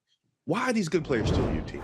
You already have a buttload of draft picks. Colin Sexton can get you 2 firsts. I think Danny Ainge can finesse a team to get 2 firsts for Colin Sexton. Plus, he's a really good player. I think a team like, if you want 2 firsts and Walker Kessler, I don't know. I think his archetype is very, you can find it a lot in this in the league nowadays. So maybe you can get it for 1 first. Jordan Clarkson, you could probably get him for a first or a protected, a lot of protections for 2. 2 seconds? I think 3 seconds, 2 seconds is valid. I think a protected first, 2 protected first, or heavily protected is valid. But Danny Ainge has been sitting on these players for some time, and I get it. You like to have some form of veteranship on a really young team to kind of keep the boat afloat. You don't want to end up like a Houston situation where they talked about how it was AAU basketball, how it was just a madness over there. Yeah. I think with them, you have Will Hardy. He's headstrong. You have these veteran guys. You kind of sign Lauri. Okay, that's fine. Move these other guys, get some more draft capital, get some more assets. I would be looking to clear the way for Keontae George and Isaiah Collier to play. So really, to me, I don't mind. Obviously, I want to keep Markkanen. I'm fine with keeping Collins, but the 2 players that I am looking to move, like you highlighted, are those guard spots of Clarkson and Sexton, because you can get good trade value for Sexton, especially because there's so many teams around the NBA that can use him kind of injecting a spark and a life off their bench. But until you get rid of them, it's going to make it even harder to really get that young development in the backcourt. Because with Will Hardy, I feel like he can develop almost any guard. Yeah, I'm shocked that Utah really hasn't done anything. Understanding that, well, they have done something. They've been a third wheel in a bunch of trades. That being said, Walker Kessler not being traded. There's a part of me that understands that he's still on a rookie contract. He's a great defensive. But they big. don't dangle him in trade talk. I agree with this, Riv. The price is right. Trust me, they can sell high, like over 2. There are pieces that they can move and should move. Like you mentioned, I think Colin Sexton should be moved. I think Jordan Clarkson can be moved. Even John Collins, even though that contract may not be the greatest for some teams, John Collins can be moved. These are players that, if the Utah Jazz want more draft capital to really go all in on a rebuild, Dennis Schroeder too. I think he'll be more buyout. PJ Tucker, you should try to move him. You can. I don't disagree with that. Tucker got put in the. He's back. He's on the Jazz's. Are you back? I saw him on the Jazz's payroll. That's why. I just think that if you're Utah, you got to be smart about this. But they're doing the right thing. They're losing games. They're going to be in a great position to get either Cooper, Ace, Dylan, VJ, who knows? But regardless, this is a team that needs to sell. Now, number 3, you have the Phoenix Suns. That's interesting. Their owner gives me the I want to win vibe. He gives me the I don't sell. Yeah, I don't. I will pay whatever it needs to be paid to get this team good. There's also been this weird bubble. When I read this tweet, that kind of made sense. It was, you made Kevin Durant available, then you had him in trade talks to go back to a place that kind of destroyed his name. You know, he kind of got disrespected by his teammate Draymond Green.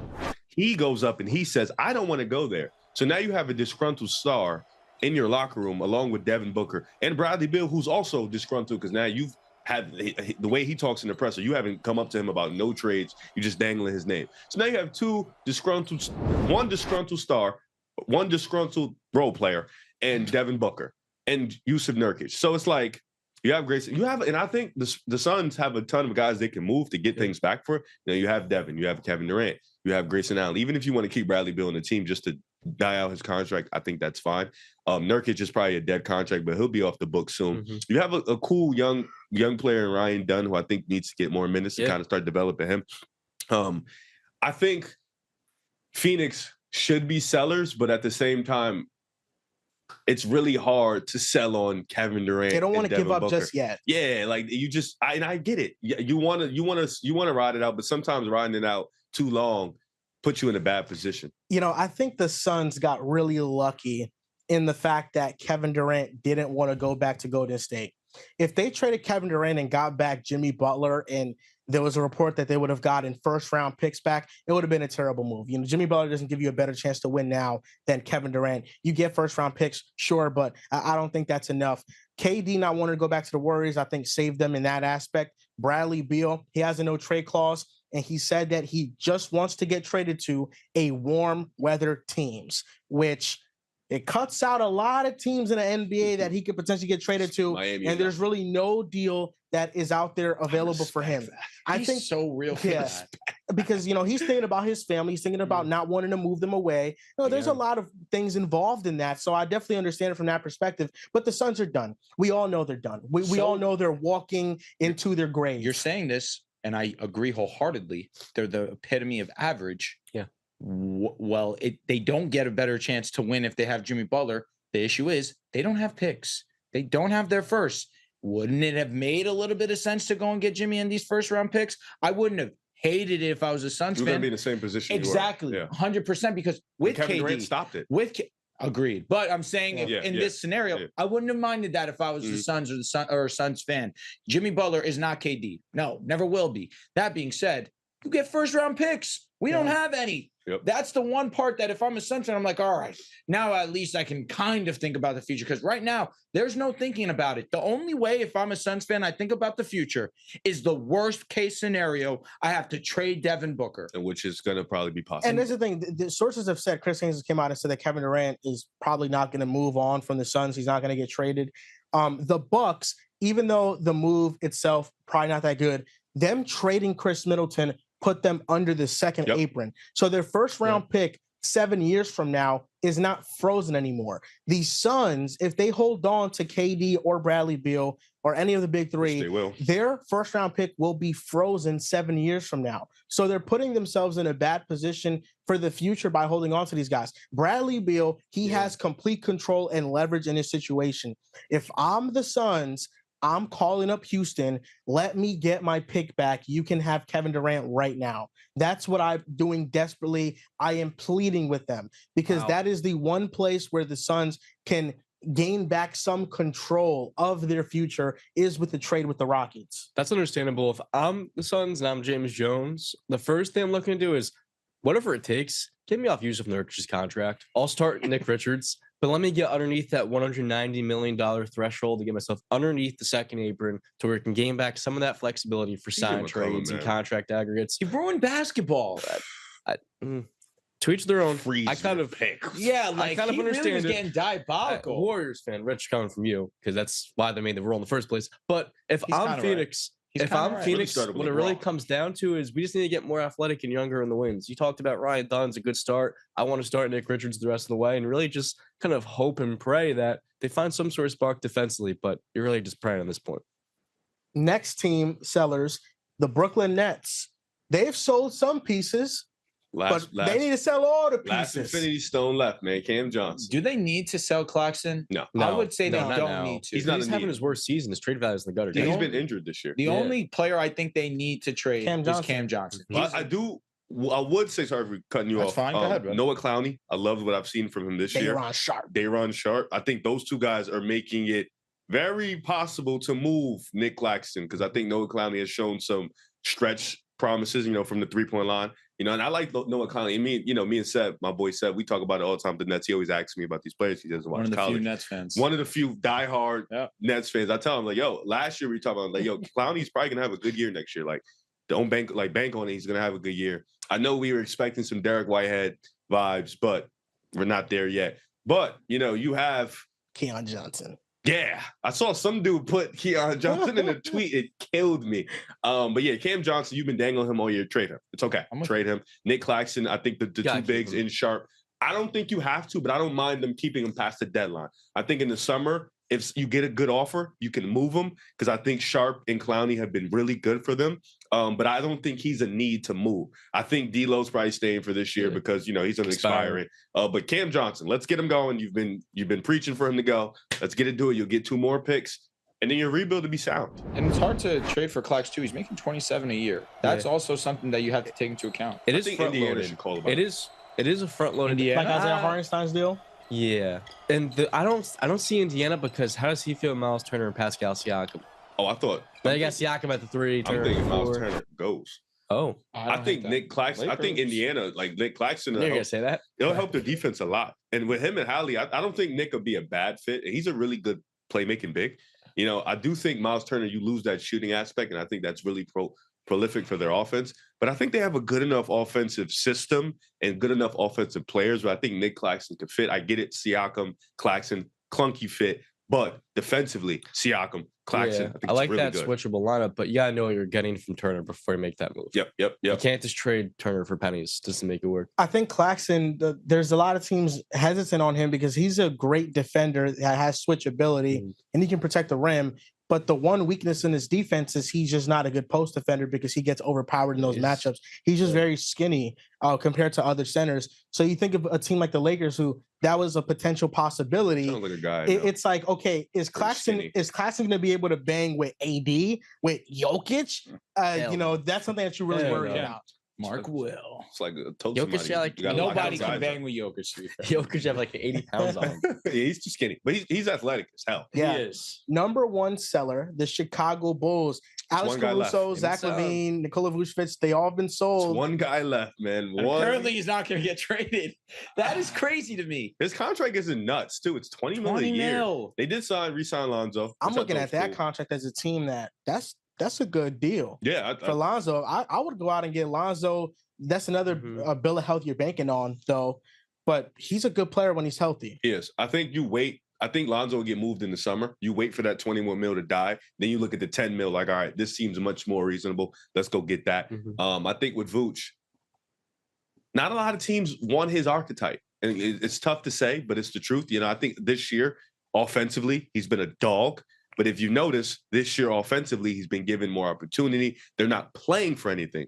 And listen, I've been the biggest Vooch hater, but it's a fact. When Chicago was playing for something, Vooch was not good for them. He was one of the most inefficient jump shooting bigs in basketball. Defensively, he was poor. This year, offensively, he's got it going. He's back. Yeah, but at the same time, how many teams need that type of archetype for their team? I don't know. Like the Lakers were poaching about him, but do you want him at the 5 anchoring your defense? I don't think so, because he doesn't have the potential to do it, and he's what he is now.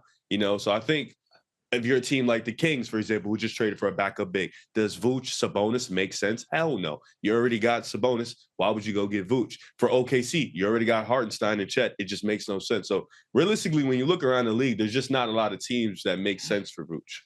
Were we surprised that Lonzo got extended? No. I feel like I was. I thought he was going to get bought out. His impact's been there, and now he can move that salary. Good. No doubt about it. He's been maybe they can get a first-round pick for him. Who knows? He's been a great locker room leader, allegedly. Because I agree with you. Like this year, the salary teams are like, okay, $20 million is too much to aggregate, but $10 million next year, if he stays healthy this year, he could be valuable for a lot of teams, and he could maybe fetch a first. But hey, we were saying the same thing about Levine, Caruso, and anybody else on that team that got traded. Speaking, Levine did turn into a first. It just so happened to be Chicago. His contract's just they don't make sense. But you know what's the thing about that first that made no sense? It's top 10 protected. So if the Bulls were very bad, the pick would have went to them anyway. They just secured the pick in case they land at 11 to 15. I respect that. It's just Zach's contract is disgusting. Like, he's a great player, but his contract is disgusting. You're saying Levine's? Levine. Now it's off your books. To be fair, they were projected to be 11 to 15. That's why they felt the urgency to do that. Because if they were projected to have a top 10 pick, then it's like, oh, we don't need it. But they kind of did. Otherwise, they weren't going to have their first. Yeah, because you don't know, like, what if, Kobe White just starts playing? What if you make the play? You're like, damn. Let me ask you. I know you're not a Bull fan anymore. Does this team move Kobe White to a team like Orlando from maybe Anthony Black? I know you have a lot of guys on this team like Ayo who are kind of like Anthony Black in terms of archetype. But do you move Kobe for a multitude of first-round picks if Orlando calls? John, I found myself watching Bulls games again. I found myself, watching Matisse. Can he claim them if they get Dylan Harper? Can he claim them? No, he can't. It's over. Listen, nobody can tell me it's over. I've been here. Here's a point. You can't tell him who he can or can't. We can tell him because at the same time, he says, I'm done with Chicago. Listen, he said it. I'm done with I can always come back because I've been here. You know what I'm saying? Like, I've been with this guy. No, but all jokes aside, I think was he there in the Eric Gordon days? Yes. I was. Ben Gordon, I'm sorry. Look at you. Ben Gordon played with him. I know, but that was before. Ben Gordon, Andre Nociunas, they had Joakim Noah. They had Kirk Heinrich. We don't got to get on with the Bulls. Let him whatever. He's might be back on the Bulls. To answer the question, I think it's tough because Chicago, Kobe White, I thought he would get moved because they were talking about how potentially moving him to Orlando. But I think he's there to stay. His contract is really small. So if the team did make a move for the right price, I can see Chicago moving him. But you got to kind of keep something of young talent. Kobe's still really young. Yeah. And one thing about Chicago over the last 3 or 4 years, they do pump out good guard play. So, they've done that. So I think Kobe's there to stay for some time. So because of the Warriors and Lakers trades that they made last night, we're going to just get into the season prediction for the Lakers and the Warriors. And we can start off hot with the Lakers because they're much more intriguing than the Warriors. Let's be serious. The Warriors, Draymond Green, Jimmy Butler. Is that going to work personality-wise? Sounds like love and hip-hop. Fun? Yeah. Oh. The Warriors with Jimmy and Draymond? I don't know. If Draymond has had a problem with Poole and KD, Jimmy Butler's personality, it might clash. But I don't know if it'll clash for the sole point that Draymond's whole thing is I want to win at all. Jimmy's whole thing is I want you to work as hard as me. Yes, and Draymond will do that. Who knows? I don't know. I believe in that. I think there's an argument. You can see it. There's an argument. You can see it. But talk about it. The Los Angeles Lakers season prediction. They're the 5th seed right now. Yep. They've won games without Anthony Davis. You now add in Luka, who's going to debut on Saturday. I mean, try to convince me otherwise why this team's not going to seriously contend. I believe they will. He don't believe it. John, you don't think we can contend? He said NBA Finals is a long shot. I said Finals is a long shot. Look, the Thunder and the Nuggets both ahead of you guys. I don't think you can beat Denver. I'm going to be so real with you. But I do believe you can be the third or the fourth best team. You can easily go to the second round, maybe push the conference finals. But right now, I'm not ready to set above Denver. Okay, you know why we can be above Denver? Why? Because who's stopping Luka? Who's stopping Jokic? No one. Yeah. Okay. No one. Okay. We haven't seen the series yet. No, but Luka Doncic in the playoffs, we know. Right. How about this? How about this Nugget team? Russell Westbrook's revenge off the bench. Julian Strother playing Denver's well. better than you guys. Denver. I don't disagree. Jokic obviously is the hugest Jamal's playing disadvantage better. MPJ's playing better. Aaron Gordon's healthy. Christian Brown doing his thing. He is. They get a lot. Now Peyton Watson, Julian Strother, it's a cute team. They get a lot. Who, the Lakers? You guys are running. DFS has to start. No, I think DFS is going to start over Rui. Rui is a six-man. Rui off kind of a dream. It's beautiful. You guys are Vando off the bench. I love this team. It's super fun. The defense definitely still is going to be in question. It'll be in question the rest of the season. But what we've gone to in our identity is offense. We're going to be one of the best offenses in the league. LeBron hasn't shown any signs of slowing down at the age of 40 years old. Bro, against the Knicks, against the Clippers, it was prime LeBron James. And then, honestly, our defense these last two games against the Knicks and the Clippers, it's been our best defensive performances of the season without Anthony Davis. Now, you go and you understand. Luka Doncic is about to come in and inject 30, 10, and 10 every single night. It's going to be amazing. Reeves has been playing his best brand of basketball. This team has a lot of offensive firepower, but the defense, where you get into question, is now we have DFS and Vando. Vando, who has been awesome since coming back. It's just a matter of him staying on the. Vando is a menace. That his defense has never been in question. The only things that have been in question is, can you stay on the court? And what are we going to do on the offensive side? But if the Lakers get out and run, which we will do, we can keep Vando on the court and DFS. And DFS has been a great addition for us. His defense and his 3-point shooting has been great. This team is one that you do have to fear. It is a legit team. And it really is because of two people. Luka Doncic and LeBron James. And now, before any of you guys Three, actually. JJ Redick. He's been excellent. He really has been. A trade to announce. Here we go. It's about to pop up on the screen, so we get the details. Trade alert. The Toronto Raptors are trading Davion Mitchell to the Miami for PJ Tucker. This isn't a terrible move. Davion to Miami. I'm intrigued. Culture. We stopped for all this that one? trash you were talking on Davion Mitchell. Eric Spoelstra is about to turn him into a demon. Respect him. Saw it in trash. I said that? Yes, you did. When? Now this. Don't worry, I'll pull up the receipt. No, maxing. I mean, no, this is like I don't blame you for saying. Oh, he's not good. No, he's like his defense is great. Amazing. Offensively, he's not good. Let's be real though. We've seen guys like Gabe Vincent, Josh Richardson. How about Tyler Johnson? John, wait. He said 2 weeks ago. We didn't think he was going to Miami 2 weeks ago. Yeah. So I said 2 weeks ago he wasn't good. Keep that same now energy. He's going to Miami. Yeah, he's probably going to be good. Yeah, it's intriguing. Eric Spo, and then when guys leave Spo, what do they look like? Gabe Vincent's been hooping recently. Great. You forget what that? about the other games? Yeah, but the aggregate. He's back though. The aggregate though. He's been hurt. He was hurt. Last 2 years, back. it's been a bad time. We lose all sight of reason when it's really insane. You're really going to take that route? Have I ever lied on a Laker player? You called Gabe Vincent one of the worst players in the league last year. He was. So he was useless. This year he's back. That's what I'm saying. He's been back. How many games? For a strong 15 games, he's been back. What's back? Like Gabe Vincent, Miami. I don't know about that. He's a sicko. I can't go that far. To answer the question, who do you think Gabe Vincent was in Miami? Thought he was Kyle Lowry? I mean, no, he wasn't. He was hitting clutch shot after clutch shot in the playoffs. He was good in Miami. Yeah, he was really good in Miami. He hasn't been that same player with the Lakers. Nunn's another Heat guard. Left, kind of disappeared. Yeah. Went to Lakers. He was useless. To answer the question, how's the Lakers? I'm looking at the seeding. I had to look at the seeding real quick just to check out what's going on. So you got OKC at 40-9. You got Memphis at 35-16. Houston at 32-18. Denver 32-19. Lakers 29-19. So if you're a Lakers fan, you are like, all right, we're sitting at 5th seed. We can climb up. We can climb down. But I think you're more likely to climb up and stay where you're at. Mm-hmm. You want to play Houston or Memphis. I think that's where you're at with it. So if you're 5th seed, Houston is 2nd and 3rd. You're hoping Houston and Memphis slide down or you go up. You know, I don't think you want to play Denver in the first round just because I think you'd rather wait till you get like the WCF to play them. I don't think you want to play OKC, which is not popular. It can be, but it's not. I don't think you don't want to play OKC in the first round. I think you want to wait for those later down the road. couple things you said that caught me off guard. I think LeBron and Luka as your top guys are dope, of course. Nonetheless, beautiful. I think Mark, the greatest of all time. Cook. I think Mark Williams still a wait and see. Austin Reeves is going to be fine. I think that's a good player. I think DFS is really good for you guys.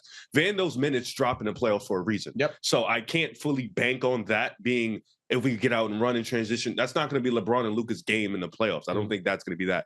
Vando literally drops in the playoffs minutes wise for a reason. Offensively, he is essentially what Walker Kessler is. He's nothing on offense. Offensive rebounder. Sure. Defensively, he's amazing. He's great. The problem is why you can't play him so much because he doesn't provide anything on the offensive end. If you play LeBron at the 5 and a small ball lineup with DFS at the 3, Vando and LeBron at the 4 and 5, and then I don't think you can play LeBron at the 5 against certain teams. Okay, yes, but in certain matchups you can. No, I don't. Jokic off the saying. 4. Yeah. Off I mean, the it's 4. the playoffs. Joker's off the 4 for what? 8 minutes? Yeah. I think there's so many other series though, and you have at the 2 one of Reeves or even someone sliding down like Rui. So Rui, it's just kind of crazy, but I mean, you have LeBron at the 5, Vando.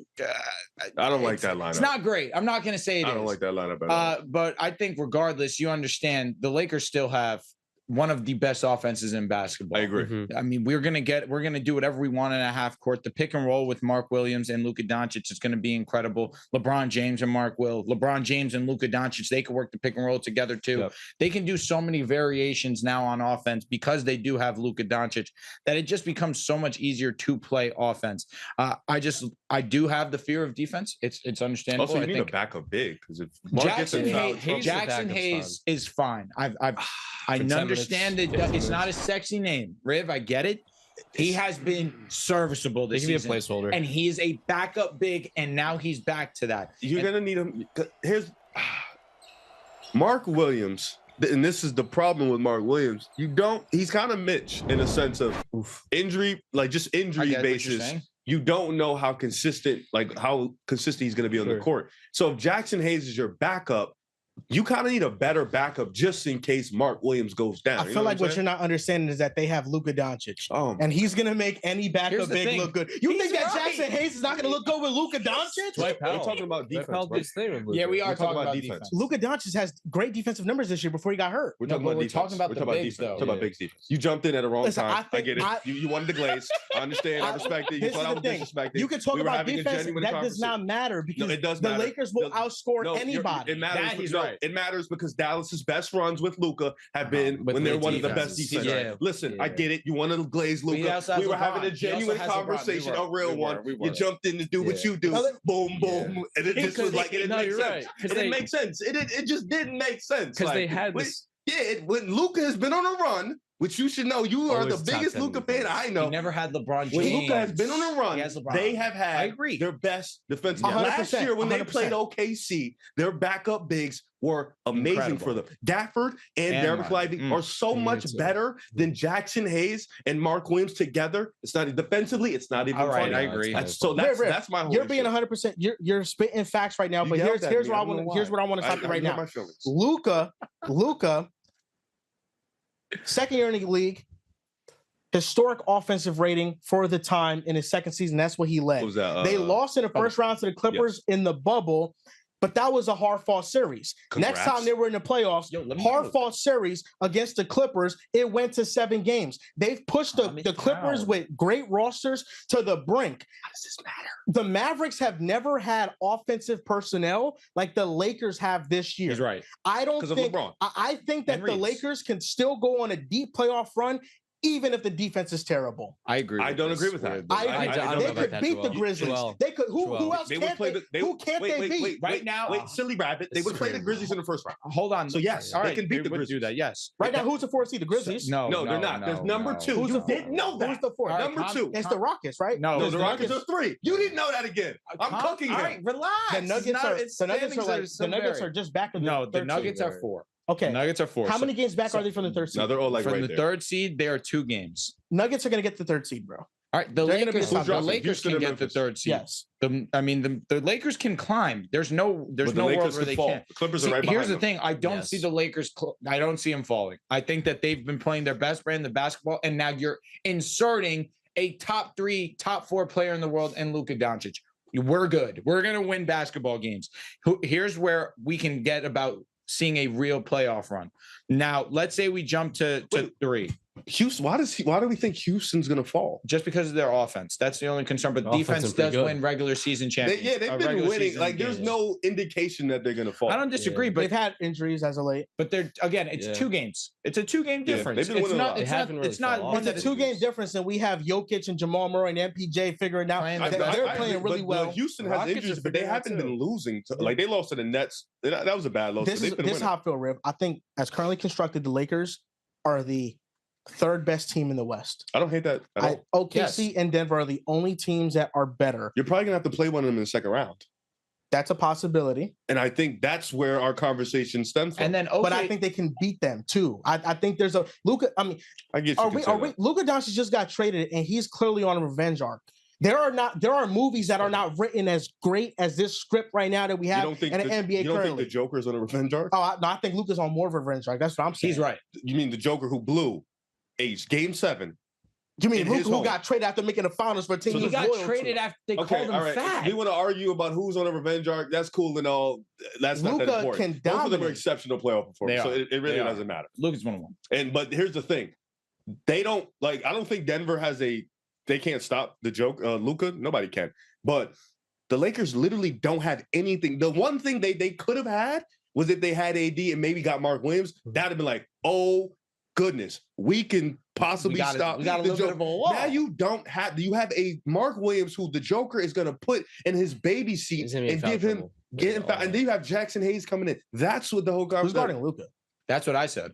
And it's the same question for who's guarding Luka is who's guarding Jokic, and that's what it cancels out. Here's the next step up. Cancel out is nuts. LeBron James. Okay, you have LeBron.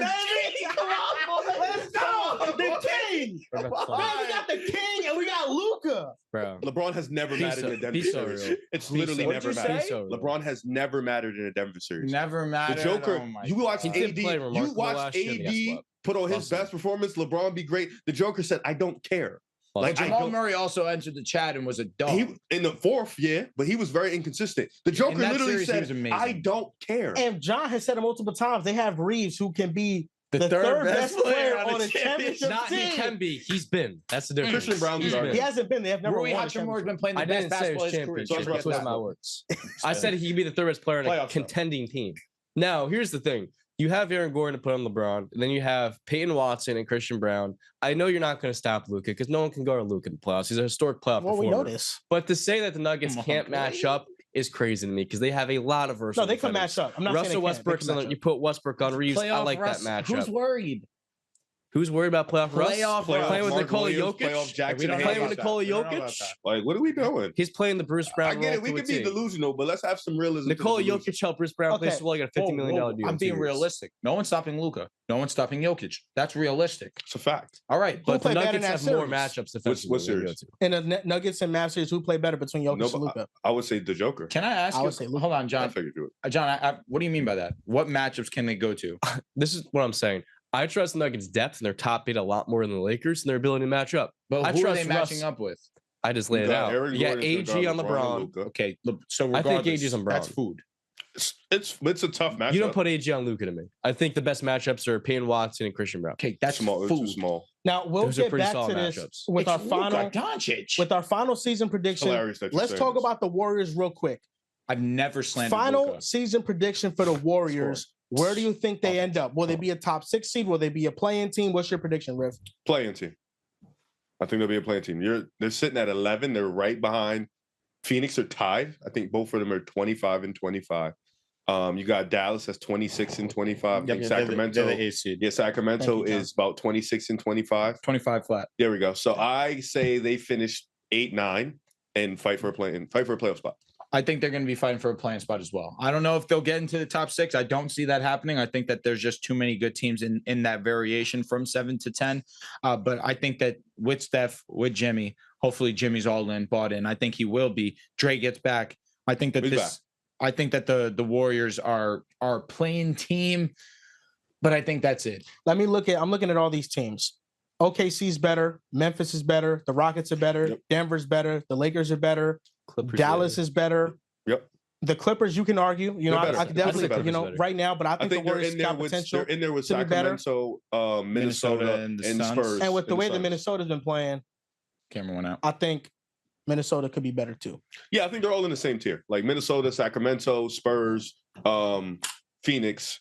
They're all going to be fighting for those 8, 9, 10 spots. I don't see anybody being higher over the other. Like the Spurs are right there at 12. I will tell you what, I am interested to see Jimmy Butler play along Steph Curry for the sole fact that they needed another real ball handler. That also wasn't Draymond Green. They needed another guy that could handle the ball, but also create for himself and get a bucket of his own, but knows how to play make and see the court. And Steph Curry, it'll be interesting because, again, we haven't seen him be the same normal Steph Curry that we've been accustomed to seeing. I think that also has to do with a little bit of a slight athletic decline, but that was to be expected.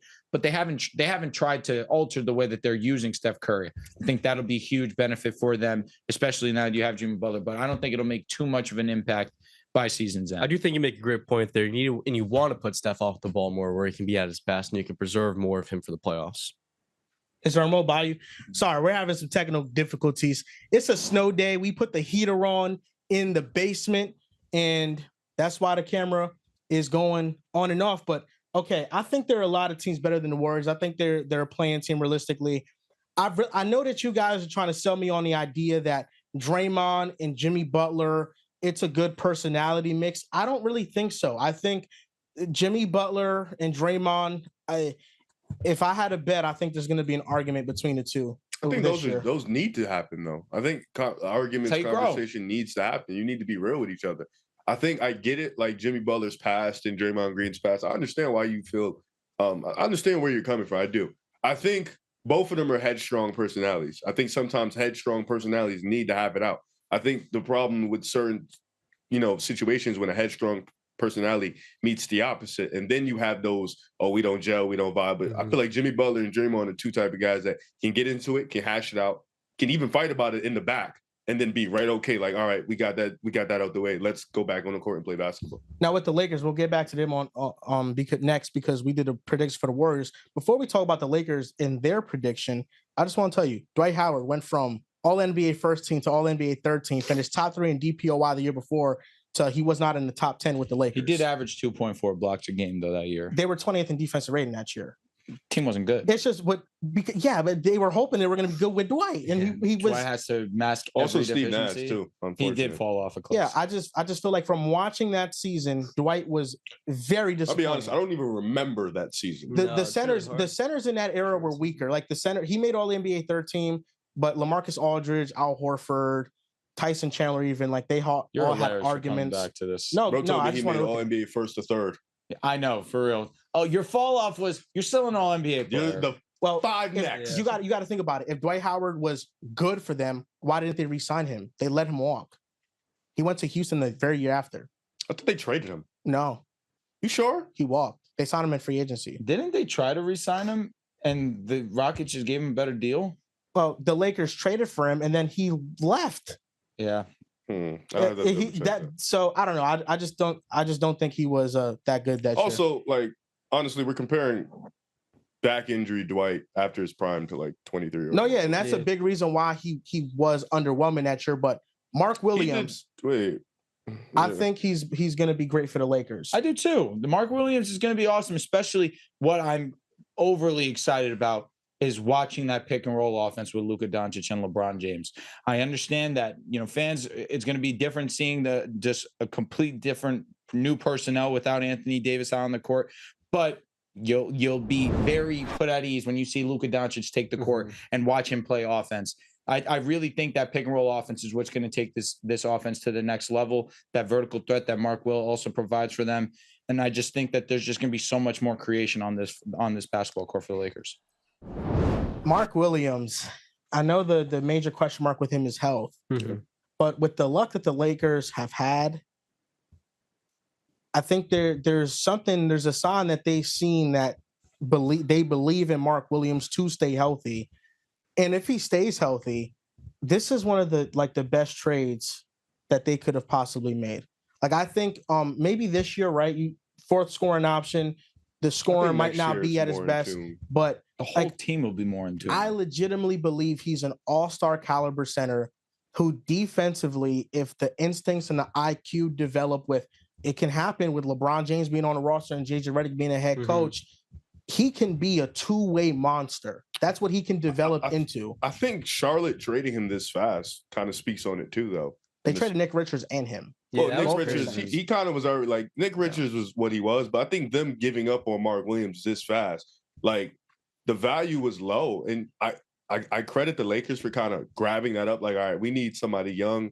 We need somebody to bank on. You think the value was low for the Hornets and what they got back? No, I think Mark Williams' value was low. Okay. Yeah, yes. I think Mark Williams' value was low. And I think right now you are, and I agree. If you tell me you're just optimistic about him being healthy, I think that's fair. Like you have to go one or the other. You have to either be optimistic about him being healthy or think he's going to be injury prone for the rest of his career. But I think Mark Williams being that young, the Lakers 10 times out of 10, you do it. I'm not even trying to be optimistic about his health. That's something that'll always be in the back of my mind. What I'm more optimistic about is that the effort on defense is going to change. That's what I'm optimistic about. I don't think it's an effort thing on why he's not good the effort in Charlotte has been horrendous. Every time you listen to the pressers, every time just watch a game, and honestly, his defense is just not there. He's really focused on being this offensive guy. But I don't think positioning is an effort thing. I think that's just I don't disagree footwork. too. But again, there's just times where you're just not trying to get that board. You're not trying to go and put a body on these players. That's You're just, fair, yeah. it's a matter of exerting yourself. Being a center is terribly difficult. We understand that. He does have a strong presence. He obviously is a big body, 7'2".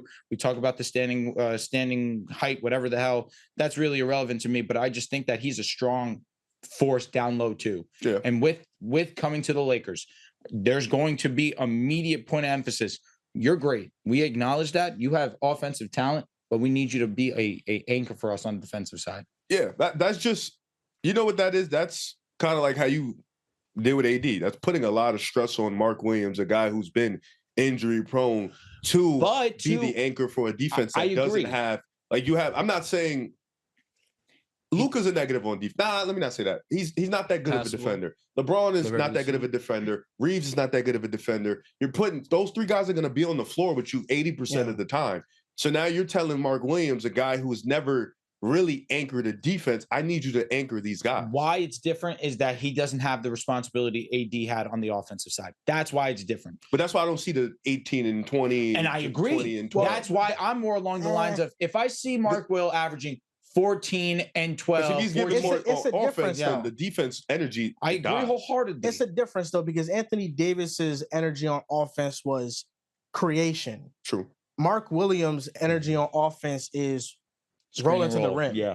And just catching lobs. You think he getting 20 and 12 rolling and catching lobs? Not this year. I think he could average 18 for sure. With Luka, absolutely. So many Did Lively average 15? I think Mark Williams is a better scorer. He is a better offensive player. But is he going to get is he not going to get the same Lively averaged like 10 as a But rookie. is he not going to get the same lobs and just rolls that Lively You was have to getting? think about it. If we're just talking about Mark Williams, we kind of got to combine Gaffer and Lively. Because the Lakers don't have another backup big right now that's going to eat up a lot of minutes. You ain't playing Mark 30 minutes. Yeah, especially with his injury concerns. I definitely get you. But there'll also be moments where if he has a mismatch, you just throw it to him on the block. But I think he's an offensive monster. Like floors and push outs. I think the floor with him, I don't see no 12. Like I think the floor is 16. Yeah, absolutely. He's There's so many mouths. He was at 15 and a half? Luka's going to average 28 to 30. LeBron's going to average 24 to 26. Reeves is going to, and he's been averaging like 22 recently. I think that comes down. He probably is still going to average 18 to 20, around that. Rui Hachimura. I think Reeves is taking the biggest. Yeah, he's taking the biggest. I agree. I think regardless, Rui's still going to average that 13 to 14 points per game. Now we enter into like Mark Will. Like 90 points right there. It's a lot of mouths, but it's also a lot of high level playmakers. You have Luka, LeBron, Reeves, so it's everyone kind of just making one pass after another, extending his. You got to think about it. 16 points is 8 opportunities at the basket a night.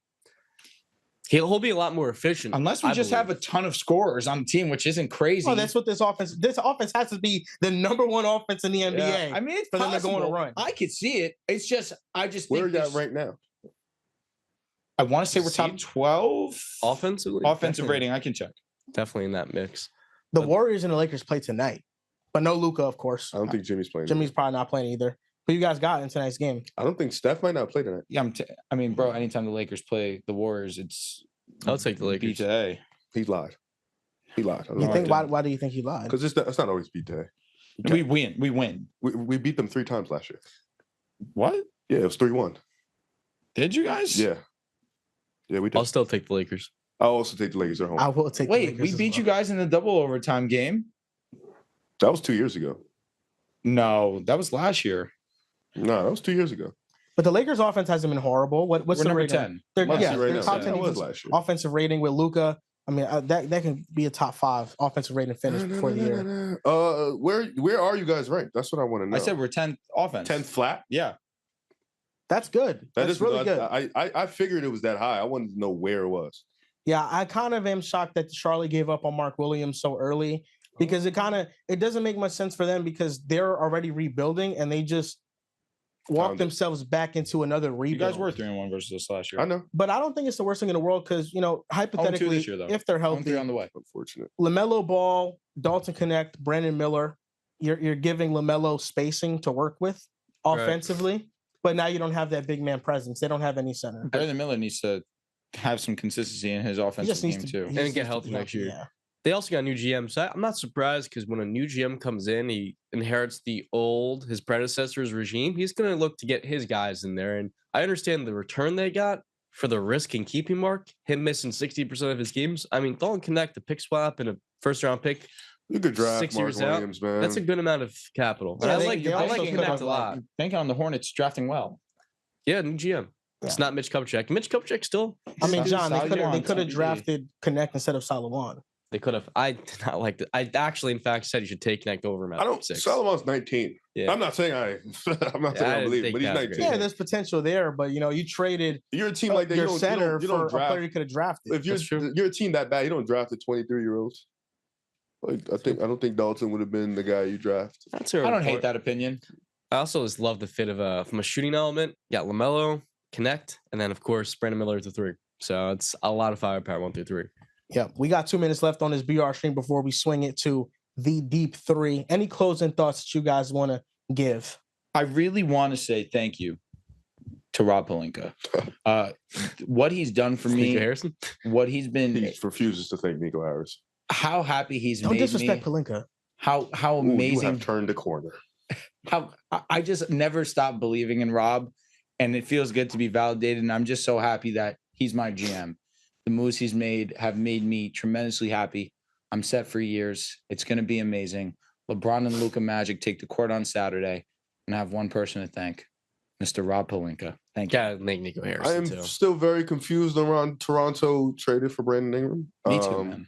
That one's definitely when that caught me off guard. Shout out to Miami, I guess. They got Davion Mitchell. And now he's going to be Spo's project. Cool. And you're going to be wrong. No, I was right. No. I have no opinion on him in Miami. I was right about him prior. Sacramento shouldn't have drafted him. They drafted him. He's all right on the Kings. Shouldn't have drafted him. He's a little playmaker. He's okay. I was watching him play last night. He was okay. He's a pesky defender. Yeah. My closing thoughts is I think this is the best trade line that I've ever seen in my life. There have been few that have been better, but this trade deadline, we got the most shocking move in NBA history, and multiple All-Stars were moved in this deadline. There's nothing else that you could ask for in this deadline. It had everything. My closing thoughts: Nuggets Cavs finals. Book it. Oh, really? Mm-hmm. Who would you pick in that finals? Nuggets? Okay. Don't give me that side eye look, buddy. Don't give me that side eye look. What do you expect from him? Okay. Well, that's going to do it for us in our time on BR. Shout out to the Deep 3. We're going to swing it to them. Thank you guys for watching. We are Pick a Side. We'll see you guys next time.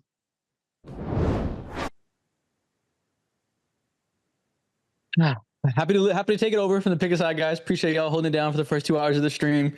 We're here now, ready to talk the newest rumors. We have a lot going on. Obviously, a lot that's happened in recent days. A lot going on in the moment. We got to start with the most recent trade. Groundbreaking, league altering. Davion Mitchell is a member of the Miami Heat, y'all. How do you feel?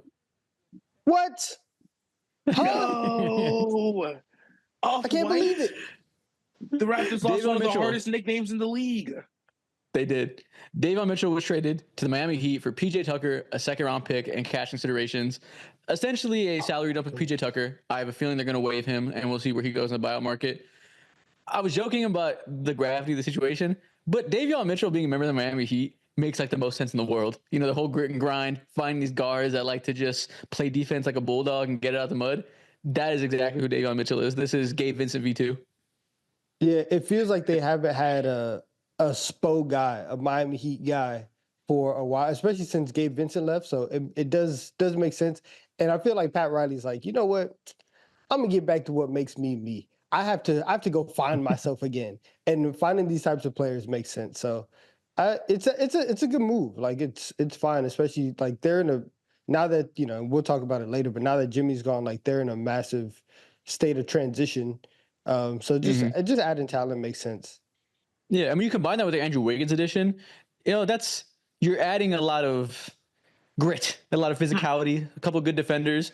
Davion Mitchell's offense is TBD, but, you know, he's always going to be a high-effort defender, guarding the point of attack. That's not something they have a ton of on the roster. You know, Tyler Hero is having a great all-star season. Not somebody you want checking your point guards. Duncan Robinson, not the defender you want there either. They could always use point guard defenders on this roster. That's really like 6'7" type of guy heavy right now. So I don't hate it. Yeah, I agree.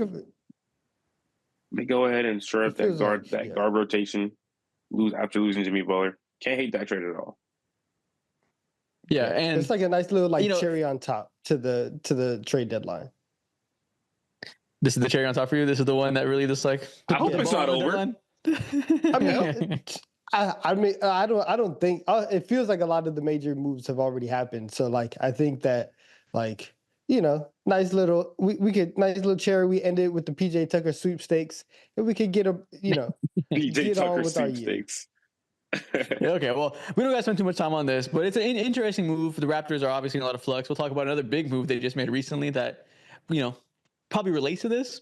But before we get to that, we got to talk about the main characters a little bit. I don't know if you guys are aware of this, but as a Lakers fan, I've been having a good week for a variety of reasons. My week just keeps getting better. Last night, the Los Angeles Lakers found their center of the future when he's on the court. In Mark Williams, they traded not a whole lot. They traded Dalton Connect, the 2031 first-round pick. That was the only first-round pick they had remaining, and a 2030 pick swap for Mr. Mark Williams from the Charlotte Hornets. How are y'all feeling about this? Once again, the Lakers have made my week worse by making another good acquisition. This is exactly what Rob Pelinka was talking about in his press conference. He was talking about, hey, listen, obviously, like the roster's not done. We're gonna go and we're gonna make moves around the margins. We're gonna try to find bigs, and like you lose Anthony Davis, but you get Luka Doncic and Mark Williams, which for right now and for the future, that's a pretty solid combination. So I don't hate it from the Lakers. I actually love it. And the place that I thought that they would be in next year, it looks like they're going to start creeping into that place now, which is actually very, very scary for the rest of the Western Conference and the rest of the league. You love to see it. I mean, once this Luka Doncic trade happened, we're all over here wondering, well, not all of us, but there was looming ideas like, oh my God, like what does this mean for LeBron? What's going to happen? Well, Rob Pelinka's doing his thing. He's rolling the dice. There's not many roll the dice players in the league as much as like Mark Williams, because of the type of player that he is. Like in Charlotte Hornet, it's so hard to gauge like how productive you are on the NBA court because they have so many unserious things happening. But when you've looked at him at his absolute best, which is this season has been one of the better seasons for him, he has shown like potential and abilities defensively to be some type of annoyance. He's an absolute menace on the offensive board, which is great. And then also on top of that too, it's clear as day that he's a shot blocking threat and also a lob threat for Luka Doncic. And this trade right here just like helps set in like what the Lakers are trying to do, and they're like they're cashing it all in right now, and I love to see it. Yeah, he's a perfect fit, like offensively at least. We'll get to the defense, but you obviously know Luka Doncic needs lob threats. That's his favorite type of player to play with historically, from Dwight Powell to Daniel Gafford to Derek Lively to JaVale McGee at some point in there. He's always had a big guy that he can throw it up to down low and kind of abuse that vertical spacing. Apparently, there's a report that Rob Pelinka talked to him. He said, what do you want? What kind of player do you want to get? He said, get me a lob threat, and they went on and got Mark Williams. It's also hilarious that this was apparently brought to them first. They didn't go seek him out. That the Hornets GM liked Dalton Connect and came to Rob. So another young player just kind of like thrown onto Rob Pelinka's lap, and he was like, "Bet I'll take him." Love to see it as a player, as a type of fan that doesn't have a lot of faith in Rob Pelinka to be proactive. It's good to see the league around all of his peers are blessing him. What do you think about the trade package, though, in order to like get Mark Williams? Does that make you somewhat nervous, or is it like well expensive assets? Yeah. I guess there's obviously going to be nervousness, right, with the fact that he's like the most injury-prone center in the league for players of his caliber. If he wasn't injury-prone, he would not be available. So that's kind of the risk you take. You mentioned you're going all in. You're doing what you can around the margins. You're kind of at the point where you don't have enough assets that you have to take swings and hope that your medical team can fix them, or that maybe you just pass that, because the potential is obviously there. It is a little bit scary that this is your all-in move. No more first-round picks. From now on, you're really going to have to trade players and salaries as your main assets. So some people on Twitter were like, "Oh, it's a steal. They stole Mark Williams." No, it's not. You gave up a good amount of assets. You gave up one of your promising young players in Connect and your only draft picks. You paid adequate value for a player that is at risk. So I think it's fine. To do this in season though is the key, because obviously, like, once you get into the off season, into next season, you'll have, you'll start to get more first round picks available as you go on.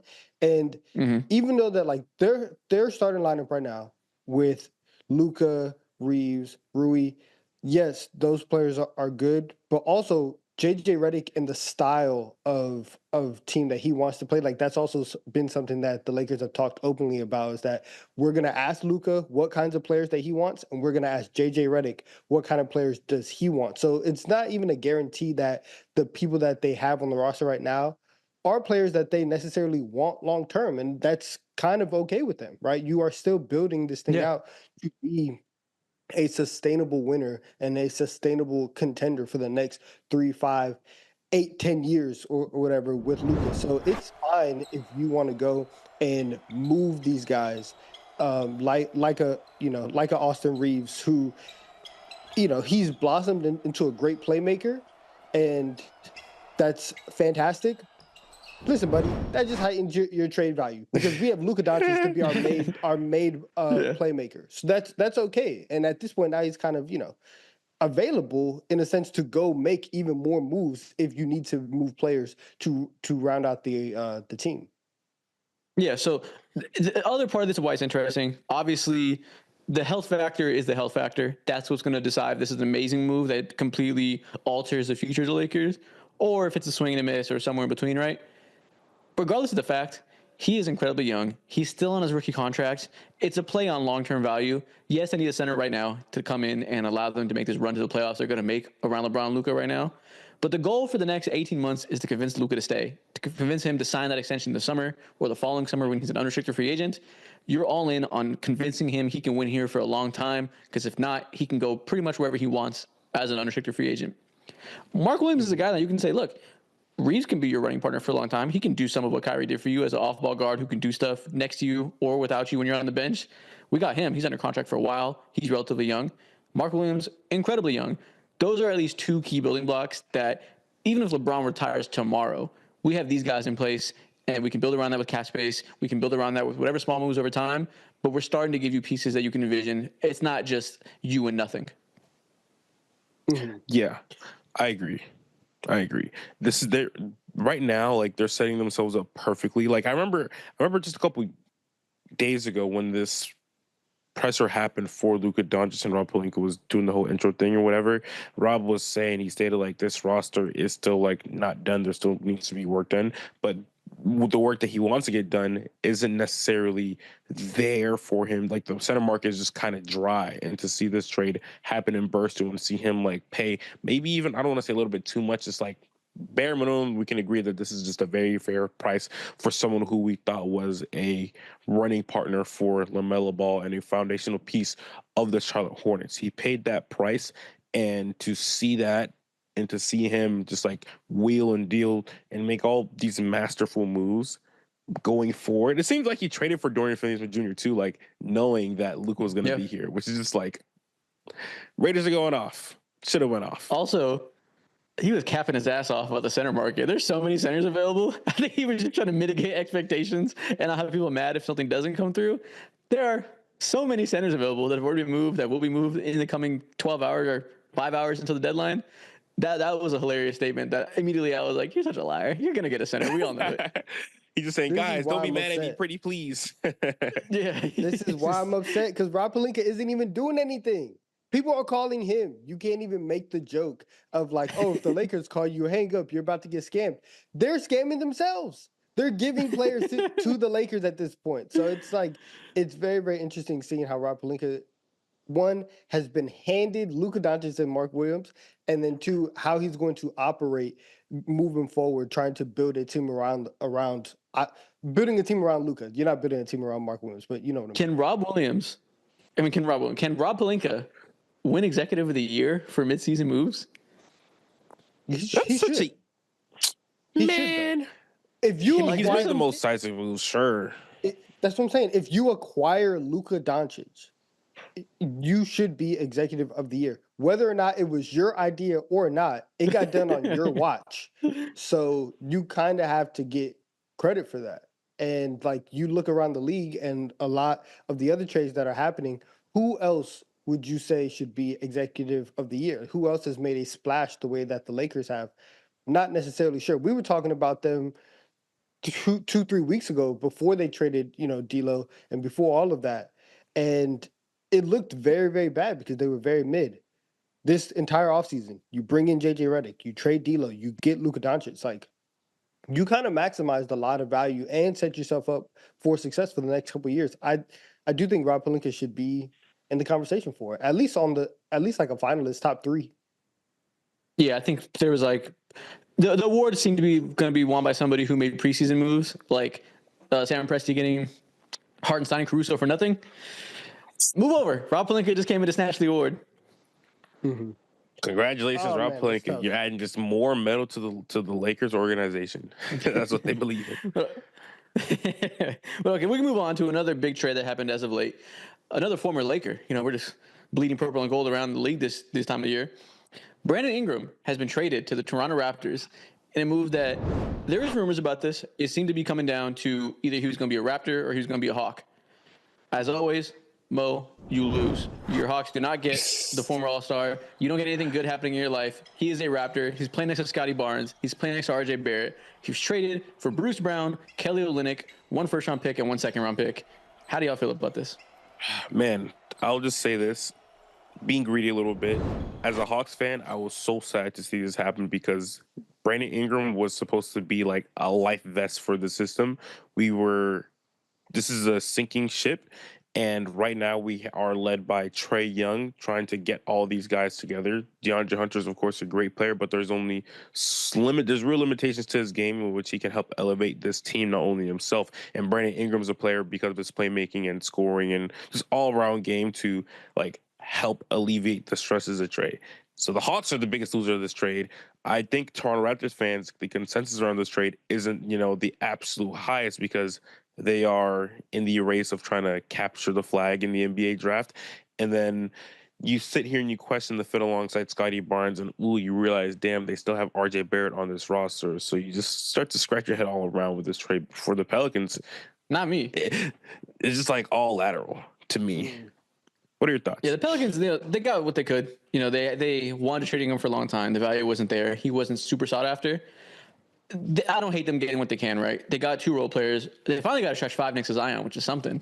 And they got a first-round pick. True. That's not nothing for a guy that he's an expiring contract. He's going to be a free agent this summer, so he could have walked for nothing. And that's what they would have did if they couldn't trade him. They would have let him walk because they just don't have the space for him on the roster. I kind of like it for the Raptors.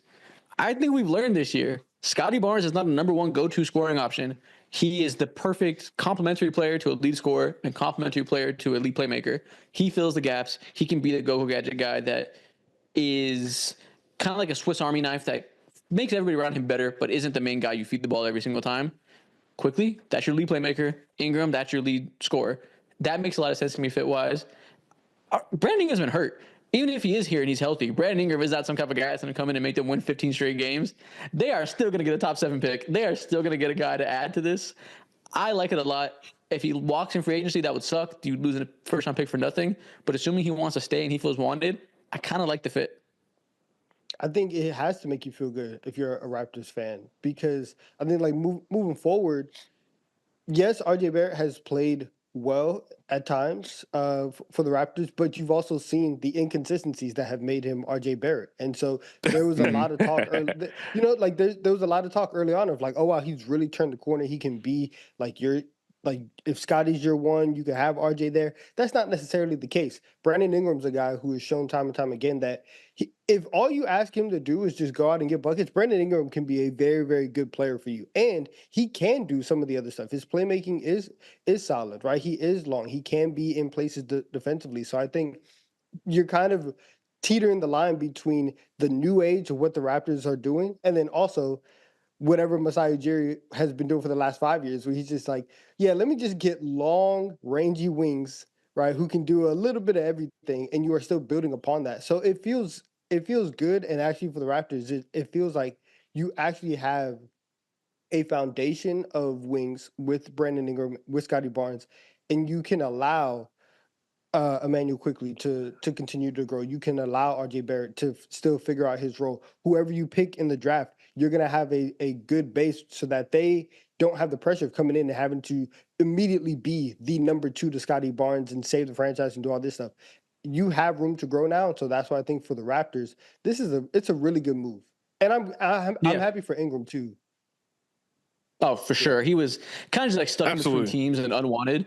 He's too good to be floating around on a team that doesn't want him. Exactly. And I would never, no matter what you feel about the fit, clearly this team wants him, believes in him. Because the fact that he's a pending free agent and they already have RJ Barrett there, they didn't have to make this move. It doesn't necessarily make sense as a no-brainer that like, oh yeah, you just do that because it's valuable.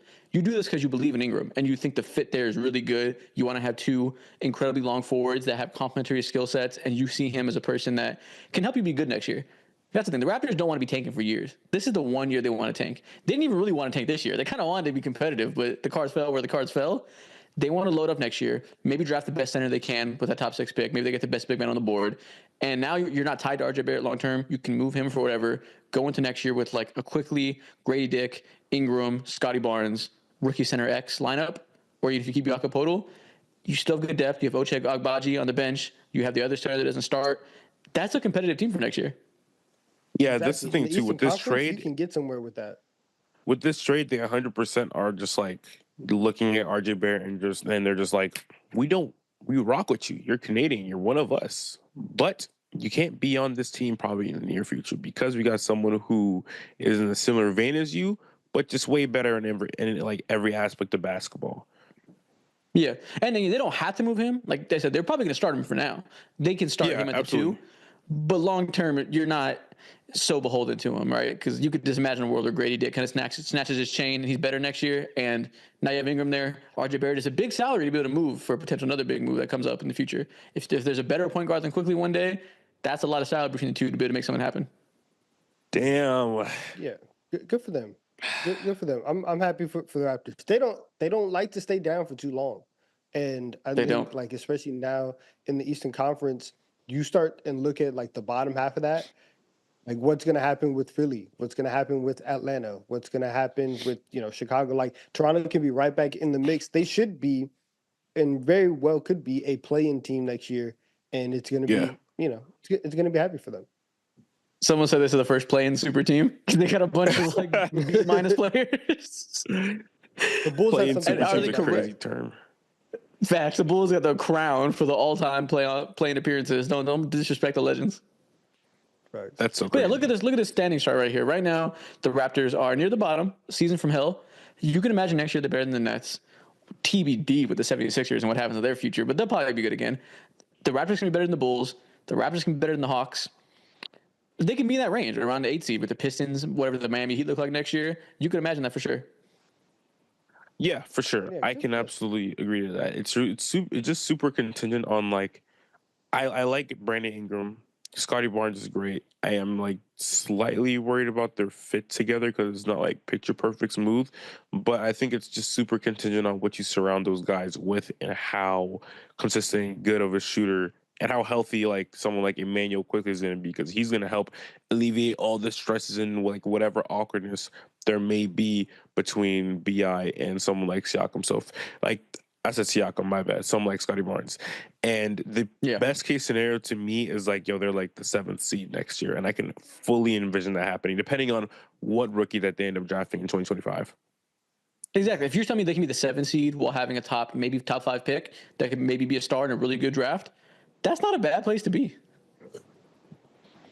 No, you can certainly do worse than what the Raptors are doing right now. And it's not every trade has to be some blockbuster, move and getting a top 5 player, top 20 player. The Raptors are doing, they're doing things the right way. Shout out to them. Yeah, I mean, not everybody can be the Lakers. Not everybody can be blessed with being the main character and just like getting whatever they want. Yada yada. Yeah, but let's talk about another big seismic move that would have been the biggest headline of the trade deadline if not for Luka Doncic becoming a Laker. Jimmy Butler has finally been moved, the most disgruntled star of the last 10 years consistently. He is finally to a new team that he hopefully wants to be with and hopefully stays happy with. Jimmy Butler is a member of the Golden State Warriors. Steph Curry has help. He was traded for Andrew Wiggins, Dennis Schroeder, Slow-Mo, and a first-round pick. How are you guys feeling? What's better than one maniac? Happy it's over. 2. Yeah. Yeah. That is absolutely correct. Yeah. I have no idea. Like, this is also still crazy that we have this emo picture of Jimmy. Like, we got to get a new media picture now that he's with No, we don't. Team. We got to keep it forever. We do. I think, like, I'm just happy this whole saga is over because it was getting pretty messy and pretty annoying down there in Miami. And it's getting ridiculous. It's getting ridiculous. It's a nightly basis. It's getting ridiculous. But I think this is Steph Curry and the Warriors' second chance, not at a championship, but at competency. Yes. That's what this is. That's what this is about. This move just solidifies the fact that, well, not even solidifies it, but it gives them an opportunity to make sure that Steph doesn't go out sad. And that is what you are looking for. Because clearly the Warriors they are not moving like they want to win a championship. But you have to, show signs. We got a little fight in us, whatever. But, like, they can get back into the play-in and do all that stuff and, win 2 games. Yeah. We'll see what happens. What is the over-under on amount of games played together before an incident, before Draymond Green, Jimmy Butler, or both engage in a kerfuffle on the court? I don't know if it's going to happen this year. I'll take the over. 3.5 is like a week, right? Normally that would be very quick. Like that would be actually. Well, we've kind of seen it that quickly. Like Jimmy Butler showed up to Philly, and they were all, and he showed up to Philly, and remember he was already calling people out in the team meeting like immediately. And I don't mean with each other. I mean attack. I mean, I don't mean with each other. I mean as a unit. Oh, like against other teams. Like when do they face the Memphis Grizzlies? Tag team. We're gonna choke somebody out. That's honestly they played the Sacramento Kings. February 21st, they play the Sacramento Kings. They look Sabonis in the eye again. What happens? JB. Listen up. Yeah. Draymond might be on its way. I'm not gonna lie. I see Draymond acting up again, and Jimmy Butler's gonna go there. I don't think he's gonna do anything physical, but he's gonna chat. That's what he does. That's what he loves. And that's I'm joking, but unironically, that's going to be an interesting part of this team. Is that listen, for whatever you think about Jimmy Butler, good, bad, in between, lots of dog in him. Whatever you think about Draymond Green, good, bad, in between, lots of dog in him. This team needs that. This team is so under-talented before this trade and was so lifeless for a lot of the season where they clearly were just devoid of hope. The comments from the players, the comments from the coaches, the GM, the owner, were just kind of defeated in some way. They need the energy of this acquisition just as much as they need the talent. And Jimmy Butler brings both. This is the type of move for the type of player that can light a spark in the organization, light a spark in the locker room, that hopefully gets the best out of the talent you do have around him.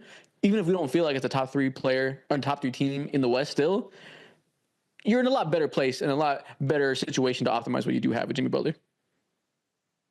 I think we might be being a little kind to the word a lot.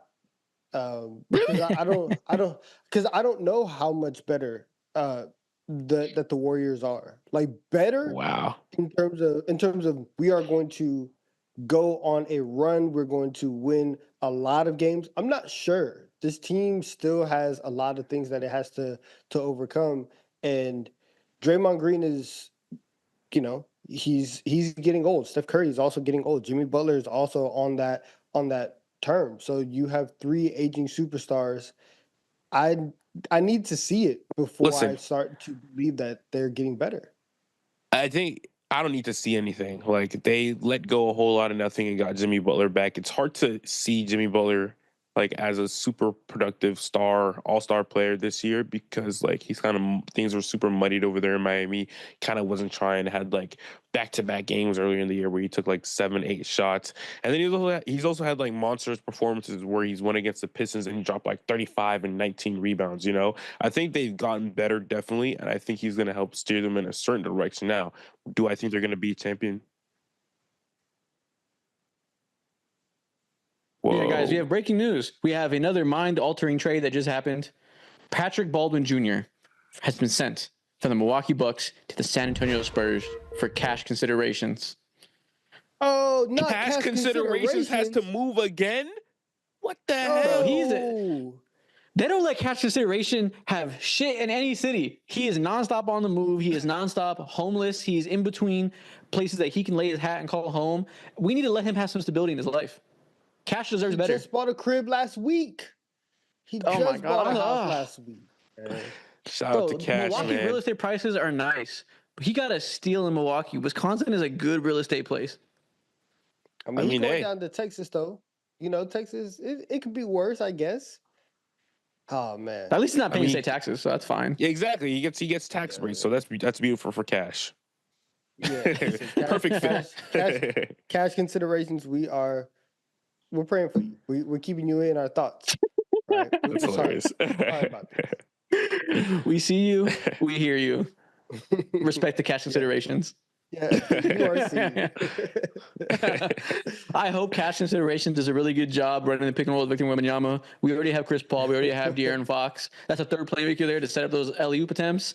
We just want to feed the big guy nonstop. So as many ball handlers as we can is great. Cash is one of the best. Wasn't like a printer traded before in the NBA for like Kyle Korver a couple years? Not a couple years ago. Years ago. I remember seeing that on a YouTube video or something, but I can't remember the details. I'm hearing that. All I can think about is in semi-pro where they traded like a washing machine for somebody. Like that's kind of what this feels like. Like you're trading players for a Maytag. Like I don't understand what's going on here. Yeah, but back to the Warriors. I like the Jimmy Butler fit. I think it'll make them better. Mm-hmm. I don't think it'll make them contend for the title this year. But, if that's not in the cards, you just can't disrespect Steph Curry and keep running it back with nothing, apparently. But I like their chances of, winning a playoff series. I don't think I'll pick them if they're the 7 or 8 seed going against, the Thunder. But I think it's not impossible for them to do something of relevance. Jimmy Butler is a good offensive player that, like Mo said, hasn't shown his best this year. I like the fit next to Draymond defensively. Maybe he's not Andrew Wiggins as a consistent play-by-play defender this year, which it sucks to lose your best wing defender in Wiggins in that way. Definitely. We know Jimmy Butler still has a good defensive ceiling to tap into. He'll look better next to Draymond like everybody does. I trust their defense to be good with Draymond in a way that's not super reliant on Andrew Wiggins. So if that's going to be, relatively the same defensively, one more creator. Now they can't double team Steph Curry quite as much because you get it to Jimmy Butler on a 4-on-3 situation, or you get it to Draymond Green in a 4-on-3 situation, and he's kicking to Jimmy Butler, who can create with an advantage. It's just a lot more dynamic of an offense that has a lot more juice in it than they had before. And that was the key. I think that's something that we've been saying for honestly the last 8 months, and it was one of the reasons why we were very down on the Warriors coming into the season, is because we were saying yes, Steph Curry is fantastic and he's Steph Curry. You know that for a fact. How much offensive juice can you squeeze out of everybody else? And you're able to get as much juice as possible out of Buddy Hield early on in the season, but we all knew that wasn't sustainable. So then once that dropped off, you're back to the same Warriors that we had concerns about, and you kind of saw that. The good thing for them in this is that a lot of times when we were talking about trades for other stars for the Warriors, Kuminga was also involved in the deal. The fact that he gets to stay in Golden State that's massive for them. And I think it allows you to continue on his development while also having somebody that is just athletic, which on an older team, having athletes and having people who can just run fast and jump high, that is a very, very like underrated thing for the Warriors. So I think that it's very, very key that they kept Kuminga on the team right now. So I like it. I like it for them from that aspect. Yeah. Okay. And from the other side of the trade, Andrew Wiggins in Miami. You know, they didn't have Jimmy Butler this year in any meaningful way. He has been a disruptive force to them and whatever they're trying to accomplish with their new core. But their new core has some interesting parts, right? Tyler Hero is now an all-star. Bam Adebayo is Bam Adebayo. Kello Ware is there. He is going to be a promising young big man to pair with Bam Adebayo. And now you have Andrew Wiggins, who slots in perfectly between all the players I just named. He'll be your starting three. He'll give you legitimately good defense. He has a little bit of a scoring punch to give you, whatever. This is a better spot than they were before with a disgruntled Jimmy Butler, but it sets them up, I think, to make whatever the next move is, and Andrew Wiggins will be a player that'll fit with whoever comes next. Yeah, and in the meantime, right now, they're just going to continue to do the regular Miami Heat thing, be tough, gritty, be insanely annoying. There's not that many NBA wing defenders as annoying as someone like Andrew Wiggins is on that end. Perfect SPO guy. He can create his own little bit, but obviously, like, he's just there to fit glove in hand, and he's just gonna stabilize everything and just simply be there, bro, and support Tyler Hero. Yeah, man. Yeah, I think like figuring out like for the Heat where you go from here, I think it's good. I think for them, like the fact that you can. The fact that you can continue to, I guess, like, and like we said at the top, get back to your roots and get back to really having like Heat culture. Because honestly, like a lot of people, and you've heard the conversation about like Heat culture, like dying and that type of stuff kind of going down over the recent weeks. Andrew Wiggins in spurts has been good, and I think like if you can add. You know, obviously he hasn't been the most consistent, but if you can find some level of consistency with Andrew Wiggins, there's a version of this Heat team that, you know, a little spunky, and especially like out east at the bottom of the Eastern Conference, you can fight your way into a first round playoff series, into, you know, the play-in wins and stuff like that. It's more interesting than what you had before, which I think like that Jimmy Butler era had to run its course. I agree. And listen, when you're Pat Riley and you're running this Miami Heat team, all you can ask for is spunk. That's the goal at the end of the day, is to be spunky. Yeah. So you live, you learn, you find ways to chase the spunk. You inevitably maintain the spunk levels if you're Pat Riley. The spunkiest of the spunk. Love to see it. All right, next trade we got to talk about. Let's talk a little bit about Victor Wembanyama and his new best friend, De'Aaron Fox. 3-team trade sent De'Aaron Fox to the San Antonio Spurs, a move that has been in the works for the last few weeks. We all wanted to see it. It happened. The surprising part was the Chicago Bulls got in on this trade and sent Zach LaVine to the Sacramento Kings in exchange for a bunch of contracts and getting their own first-round pick back this year that was previously top 10 protected. Who was the biggest winner of this trade? Which the team of the three? I think it's clearly, you know, the San Antonio Spurs. They found their running mate in De'Aaron Fox for Victor Wembanyama. They did that while also retaining very valuable assets in Stephon Castle and Devin Vassell. So they have their core young guys. The old guy and Chris Paul is there to help usher in and just fill in the gaps between all these guys, and their vets are still there. This is an amazing trade for the San Antonio Spurs, you know, and going back to what Donovan said on our podcast a couple weeks ago, like they're trying very hard to go ahead and like not waste much time because Victor Wembanyama clearly is that guy. He is top 10, and they finally paired this top 10 player up with another like top, I don't know, 22 player in the NBA. So doing that without having to give up any real assets that's seismic or important to your organization in any way possible is one of the biggest W's that we've seen in a while. Yeah. Yeah. And shout out the Chicago Bulls. The Chicago Bulls are not a team that is attempting to be good. It's not a team that is in our minds in any way that has to do with playoff basketball, with relevant teams, with interesting teams. But shout out the Chicago Bulls for coming into this trade and allowing themselves to be fleeced and giving the Sacramento Kings Zach LaVine so that the San Antonio Spurs can in turn keep Devin Vassell, keep Stephon Castle, keep every single relevant pick, because the Kings can say, hey, we got LaVine, we're good. We'll allow the Bulls to get nothing in return for this guy. Spurs, keep whatever you want. We're happy. It's good for the NBA, good for us as fans, good for Victor Wembanyama's future. Everybody needs a friend like the Chicago Bulls that'll take one for the team for the sake of everybody being better.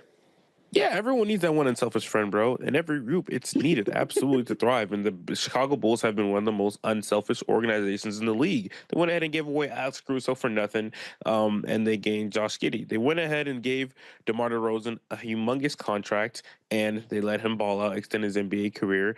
And now they're over here handing away Zach LaVine. Sacramento gets to continue to thrive, and we get to see the Spurs just catapult in NBA rankings probably soon. It hurts. It hurts looking at what the Bulls are doing and reading every transaction. It never makes sense. It never makes sense. Like, why are you here? Why are you in this space right now? And I think that, like, for the Bulls, you have to find a way to figure out that whenever you have a good trade asset, you have to be able to trade that asset. And I'm shocked from all the moves that you just said. Shocked that they traded away Alex Caruso to the team with the most first round picks. Didn't even get a pick back. I'm shocked that they had DeMar DeRozan, knew that their team wasn't going anywhere, let him essentially walk for free. And then now you have Zach LaVine, and in a position where you could have gotten something. You could have gotten a young player. You could have gotten some actual valuable first round picks. That didn't necessarily happen.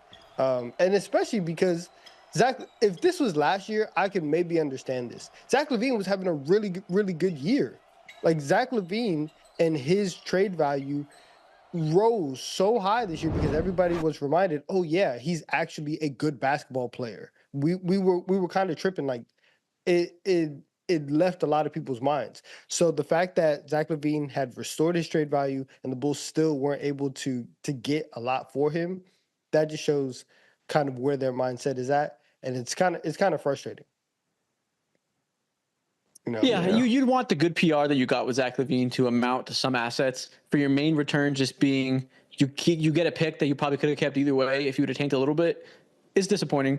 And now it could have been worse. Like you said, last year it was really, really bad, and it seemed like they're going to have to give up assets to get rid of him. So I guess you can tell yourself at least it's not the worst case scenario we were at a year ago, but it's not a place of value that Bulls fans should feel good about. How do you feel about this for the Sacramento Kings specifically? Does this make them better, worse? Better. Well, they just got dog walked all your relevant players. Them boys, they got spanked last night. And I think, like, last night was kind of like the worst case scenario. There is a very good scenario for the Kings because you do still maintain some offensive firepower, and like Zach LaVine and DeMar DeRozan, they've obviously played together before, so there's chemistry there. I'm not saying that it's going to work, but there's chemistry. And I don't know. It's just like the second half of this season for the Kings, it really is free money. You fired Mike Brown, you traded away De'Aaron Fox. You are in a transition period. If you can maintain where you're at, awesome. If you guys fall off, I can see that happening. But I just think that the Kings right now, you look at this starting lineup. This is, like everybody has said throughout this week, this is Chicago Bulls West. And so they might just maintain, and that's probably what we should expect from them. Something I will say, the Kings are still the Kings. Yeah, is that Domantas Sabonis is set up to have a stupid second half of the year, bro. He's gonna feast. This is like he's around nothing but like explosive athletes like Zach LaVine and Malik Monk, someone who can bail out in between the mid-range game and DeMar DeRozan. And then, of course, like he has snipers in Keegan Murray, LaVine, and Monk too. Like, this is a fantastic team around Sabonis. Just go ahead and manage to just fall into a hell of assists for no reason. Yeah. I think you're about as good as you were before. Zach LaVine is about as good as De'Aaron Fox. I think it's okay because De'Aaron Fox wanted to leave, clearly. So if you're going to replace him and you want to be a team that's a small market that wants to maintain competitiveness, getting a better fit for a relatively similar style of player isn't the worst thing in the world. You have Malik Monk, who's been the most underrated passer in the league. There's been a lot of instances this year where Kings fans have said, low-key, we should put the playmaking duties in this guy's hands more. He's really talented with the ball in his hands. So if you have him and you have Sabonis, who's the second best passing center in the league right now in terms of assists and playmaking load, it's okay to get someone that's a shooting guard instead of a point guard that wants to play off ball a little more. I think the fit will be fine. You maintain the same firepower. Defense might be worse. I don't know. De'Aaron Fox isn't exactly locked down, but maybe he's a little bit better than Zach LaVine. I think it's okay for the situation that we're in. Yeah, I agree. For me, like for the Kings, I'm just curious to see what happens for the rest of the season. Again, if they maintain and they stayed at the 9th spot, wouldn't shock me because you look at the starting 5, there is talent there. And so like whenever the Kings were down right before they fired Mike Brown, you were kind of shocked because you were like, okay, I didn't think that they were going to be this bad, right? And then they went on the run right after they fired him, and it's like, all right, well, I don't think that they're going to be this good. They really are just somewhere in the middle. So I'm curious to see if they can hold on, against the Suns, who are, by what it looks like, keeping KD. The Warriors obviously just made a move. The Spurs just made their move. Can they hold those two teams off in a very, very crowded Western Conference? We will see. And there we go. Let's talk now for the final 20 minutes we're on this stream. Let's talk about trades we want to see happen. There's still moves to be made in the coming hours. I'll give you guys a few, and you guys let me know what you think. Let's do it. First one that I need to see, my number one priority, I need to see Cam Johnson in Oklahoma City. They need extra firepower so bad. They're an amazing team, favorites to win the championships in my eyes. They are a shooter or two short. They could use as much firepower as you can get, right? You can never be too strong of a contender. We know their pick situation. We know they have every single pick that's ever existed in the NBA for the next 5 years. I understand they want to remain flexible. They don't want to be too expensive, so they continue to reload young, inexpensive players for the foreseeable future around their stars. Cam Johnson is worth taking the leap on this year to try to maximize your ability to beat the Celtics in the finals. Yes, it is. And this is why this trade needs to happen. I think that like the Thunder have prided themselves this year off of Shea being an MVP candidate and having a lot of defensive versatility behind him. And the fact that Chet Holmgren, Demon Home, Chet Holmgren is on the way back. And you are about to get even more versatility in your front court. Adding Cam Johnson to that will only maximize that. And this team that, for a second was like, hey, they could win like 70 games. They could really, really be on the space and be one of like the best regular season teams that we've been in a while. Their second half push with a Cam Johnson and Chet Holmgren coming back, that would be fantastic. That would be like the vision of what you think it could be, and even sprinkle in a little bit of what made them so great last year with the 3-point shooting. That's exactly what they need right now. Yeah. Again, I understand you wanting to not – fans always want teams to make more trades than maybe they want to make. They don't want to do too much. They want to be conservative and be smart with their assets. At certain points, aggression is called for. When you have a very, very real possibility of winning a championship and you can make very, very real moves to do that, this is the time. But the second move I want to see really bad. The Orlando Magic need guard play. They need dynamic offensive players. They have the worst offense in the league, despite even when their two star players have been healthy, they have not been a good offensive team. I want to see Colin Sexton go to the Orlando Magic. Okay, I like that a lot. This has been something that a lot of NBA fans have been clamoring for a while. Not maybe Colin Sexton specifically, but some type of guard that can help spread out the floor and just give a different type of pressure that the Orlando Magic have been avoiding over the last few years, which is offensive juice. Someone who has somewhat of a bag, someone who's an absolute sniper and can rein in at least 40 to 39% of their threes on a consistent basis for the NBA season. And Colin Sexton definitely represents that, and that's like a glove in hand fit. As much as I love seeing someone like Jalen Suggs and Paolo Banchero and Franz Wagner do their thing and be absolutely menaces on the defensive end, at the end of the day, you have to put the ball in the basket. And a lot of buckets that they have been super tough. A lot of people want to see the Franz Wagner, Paulo Banchero duo work more, synergy wise and work better together. And someone like Colin Sexton allows that to happen because, your attention is elsewhere when you face these two big wings. Yeah, Anthony Black hasn't really given them much offensively off the bench.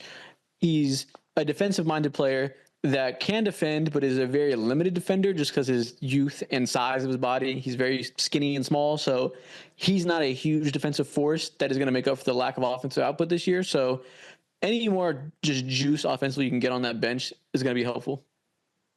29th in offensive rating.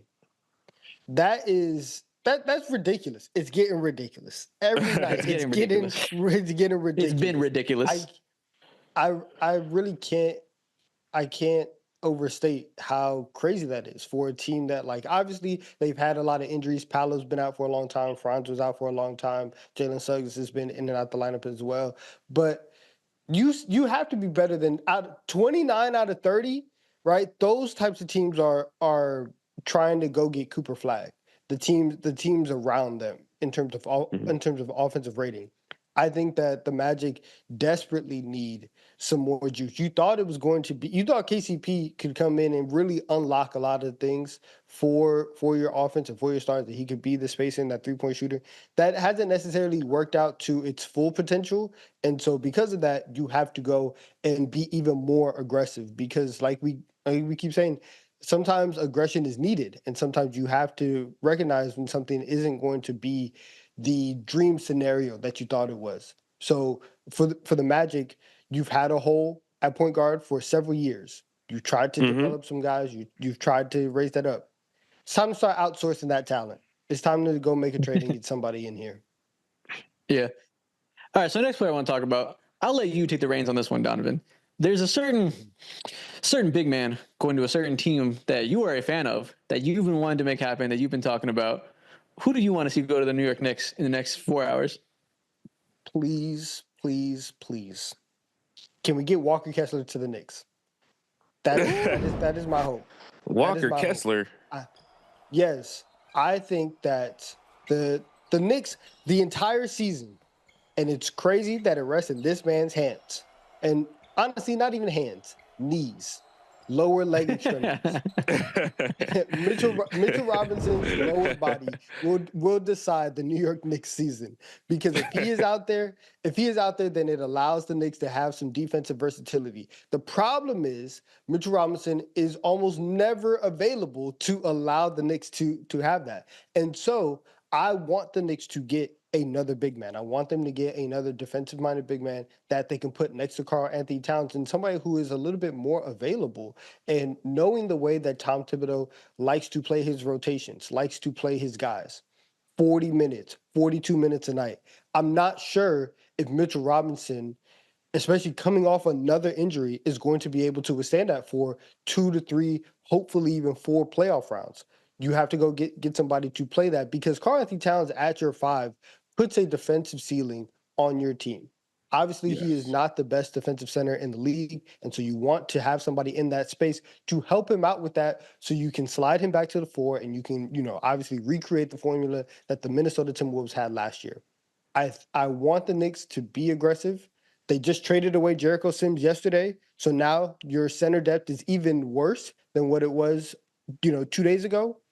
Please be aggressive. Please go get a center, and let's rock out. Right? You have to go address that hole.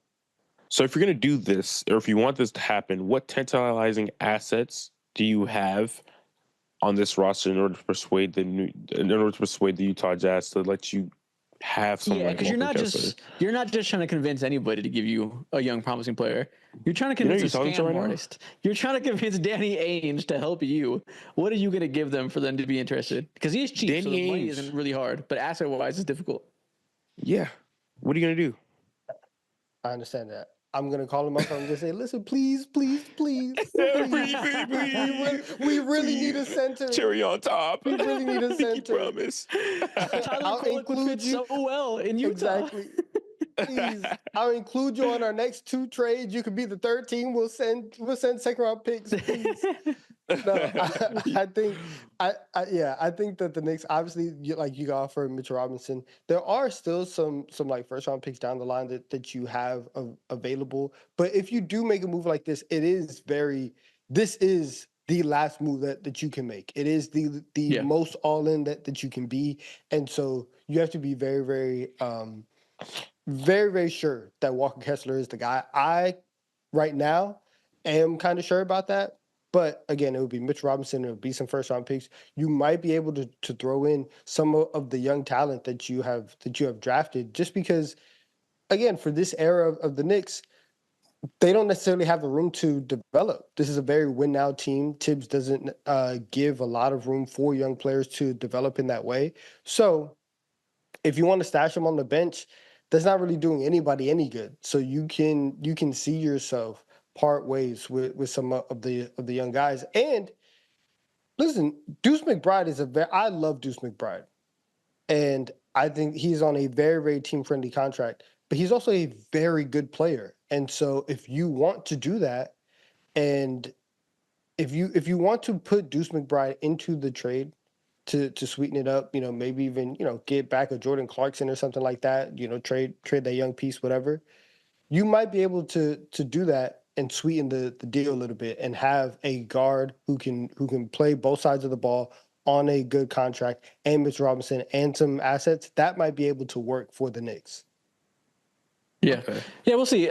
They have very few picks left. And like you said, they have one move left in them. Walker Kessler would make sense just because he's so cheap, where yes, it's hard to dispel the remaining picks you have. You're also an expensive team now because you have a lot of big contracts in that starting five. So your options are very limited. So this is like the perfect option, finding a cheap center who is going to have way more impact for you than he is in terms of his salary impact. So I would like it. Now, do I envision Danny Ainge actually doing anything that's helpful for a team that's not him? No. So I think you're going to be very upset because you're not going to get Walker Kessler. I hate to break it to you. It will not happen. If it happens, I will be absolutely dumbfounded. But then again, Luka Doncic is a Laker, so nothing's impossible. So I can't even tell you anything is out of the world of possibility. Yeah, we can make fake trades all day. We can do that. So, speaking of fake trades, the team that made the fakest trade of all time that became reality, the Lakers, they now have a glaring hole in their roster, right? They don't have a 3-and-D shooting guard, somebody that can defend the ball at all. They need that, clearly, if they want to make a run. Maybe it'll be a bio guy, maybe it'll be another trade. There's one name in mind that I would love to see as a Lakers fan that I don't know how possible it is, but if we're talking things that could happen but probably won't, I want to see Ayo Dosunmu on the Los Angeles Lakers. I want to go to the Chicago Bulls and say, I hear you're giving good players away for not a lot. I would like one. The Chicago Bulls, again, doing community service, bro. They're here for the health of the NBA overall. And this would be one of the most generous things that I've ever seen before outside of the Luka Doncic trade. Now, I assume the profile of him as a player is very, very underrated. And he's a menacing defender who's grown offensively and switched up the style of play and pace at his game. Back in college, he was such a high volume scorer, efficiency, and now he's just adjusted, found his role in the NBA. And I think the only thing that'll, put people on game is if you put him alongside some of the best players that the league has ever seen in LeBron and Luka. And him getting all of his shots so much easier, being a lengthy, long defender that's just there to muck things up for players is what this Lakers team needs. And if this was to happen, bro, it sucks too because he has playmaking chops as well. And this would just make the Lakers like actual championship, like, I don't want to say favorites, but, they are up there. Yeah. And what's nice is, the Lakers don't have a lot of draft picks left. They have 1 second-round pick from 2025 and 2 pick swaps to trade effectively. And a lot of teams out there would look at that and say, okay, well, then I guess you don't got much for us, right? If we're trading a young, good player, we want some picks. We want to have some assets into our cupboard. The Chicago Bulls do not give a damn about draft picks. They want players. And, man, I have Rui Hachimura waiting for you with your name on him. You just signed Lonzo Ball to an extension. You think Josh Giddey's your future? You think Kobe White is probably part of your future? That's 3 guards at least that are going to be mainstays of your team for the next several years. Ayo has 2 years left on his deal. He's not expensive. I can't imagine they want to pay a 4th guard big money when they're going to pay Giddey pretty soon. I imagine he's gettable. I imagine they look at that and they say, hey, we could always use a wing. We like those. Bring them here. Draft picks smash picks. We don't need them. I think it would make a lot of sense to prey on the ignorance of the Chicago Bulls front office. Yeah, see if they have one more in them.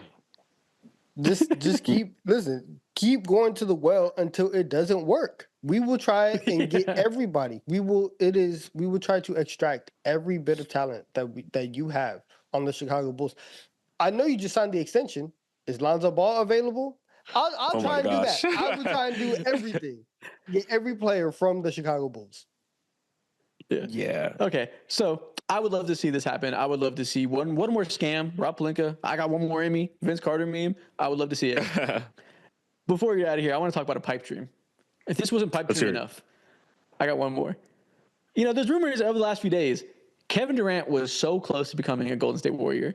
If he would have said, I want to be there, we'd be talking right now about KD on the Warriors because it was that close to happening. He made it not happen, right? He said, I don't want to go there. Probably don't want to play with Draymond. I have no interest in that.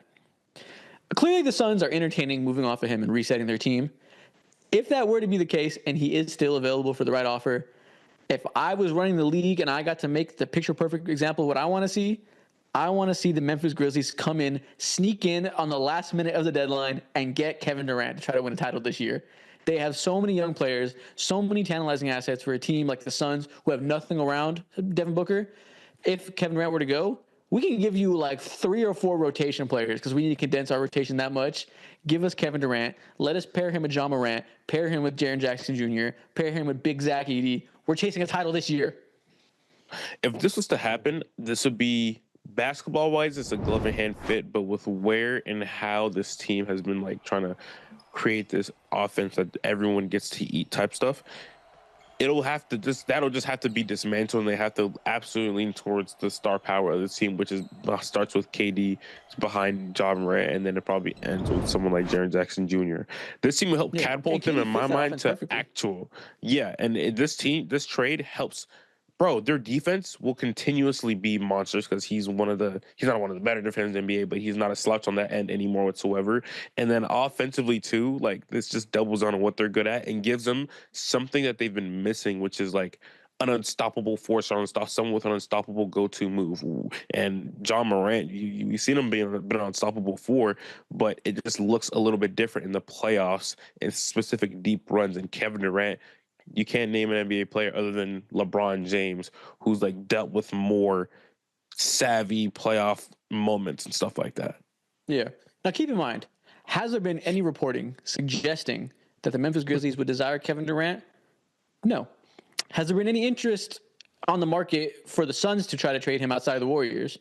No. So do I have anything to go off of to think this might be a possibility? Absolutely not.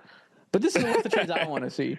And I have no rule in my mind that says I have to be realistic when I say this. So I'm allowed to come up here and yap and just tell you what I would want to see. So don't get mad if you don't see this. Don't get mad if you think I'm an idiot for suggesting that's the case. I do not care. This list is for fantasy purposes. I love fake trades.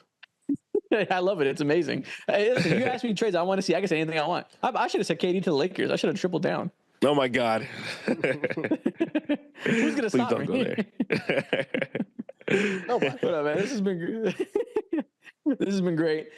Is there any last second, Donovan? 30 seconds left. Is there any one trade you want to see? You have 10 seconds to describe it. You know what?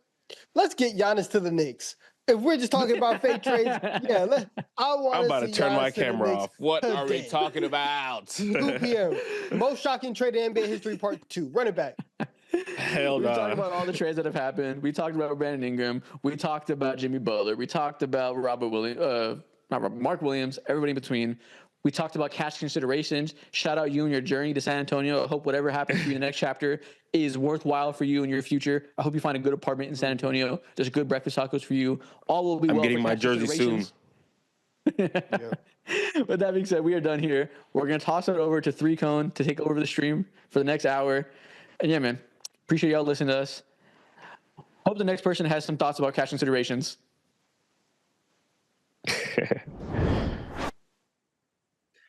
Hey, what's going on, y'all? Hope you're enjoying your trade deadline season. There's a lot going on in the NBA right now. Shout out to my guys over at the Deep Three for carrying the torch over this way, leading into my section. We're going to talk for about 30 minutes and, of course, react to any live trades that we see going on because anything can happen. Now, it feels like almost we've used up our allowance of trades over the last couple of hours. We got Luka, we got Brandon Ingram last night. You know, we had, of course, the De'Aaron Fox trade. We had Kyle Kuzma. Mark Williams is a Los Angeles Laker. There is a lot happening. And over the last couple hours, it's been extremely quiet. There has not been a lot of discussion, but there are still a few top names that could potentially be moved that we're going to talk about. We're going to go over trade packages. Of course, I want to hear all your thoughts on what's happened so far in the trade deadline as well. I want to react to any trades that we see go down throughout this process too. So let me know what kind of trades you want to see. Specifically, I want to first talk about Zion Williamson, who we heard in some rumors, but there's not been a lot. Of course, last night, like I said, the Pelicans traded Brandon Ingram over to the Toronto Raptors in a move that brought them back Bruce Brown. Nothing too substantial. They got a first-round pick back, not the craziest first-round pick in the world. So it wasn't this massive blockbuster that everybody's talking about, of course, in the midst of all the other chaos. But I do think it's interesting, and I'm someone who is of the belief that the Pelicans are much needed for a reset. DeJounte Murray out for the rest of the season with the Achilles injury and probably almost the entirety of next year. CJ McCollum is getting up there in age. They've dealt Brandon Ingram. It feels like they could get a top pick. So maybe they could hold on to Zion, who has been really good when he's been playing this season. And that's always been the thing with Zion is when he's on the court, he looks great. But how often is he actually going to be on the court? 23.3 points per game, 7.9 boards, 4.9 assists, 1.1 blocks, 51.8% shooting from the field as well. Zion's been fantastic. And it's come in the midst of the Pelicans having one of the most cursed seasons I've ever seen. If you own a Pelicans jersey, there's a chance that you have been injured as a fan, just watching the Pelicans so far this season. Sitting at 12-39, last in the Western Conference, just 24th in scoring, 26th overall in offense, 29th in defense. Everything's been terrible. 18th in assist to turnover ratio. If you take a look at basically anything, it tells you the Pelicans have been really bad. And with the DeJounte Murray move, this was supposed to be a season where the Pelicans could take a jump in the standings. They were the 8th seed last year. They were trying to compete. And now it feels like they're on the verge of blowing it up. And Zion, I'm not sure if he's going to get moved, but it feels like he's a guy that if we see one more blockbuster, shocking trade, like, whoa, he got dealt, Zion could be the name that we see. So I want to talk about some of the teams, rather, that Zion could land with, maybe some of the names that could come into the Pelicans.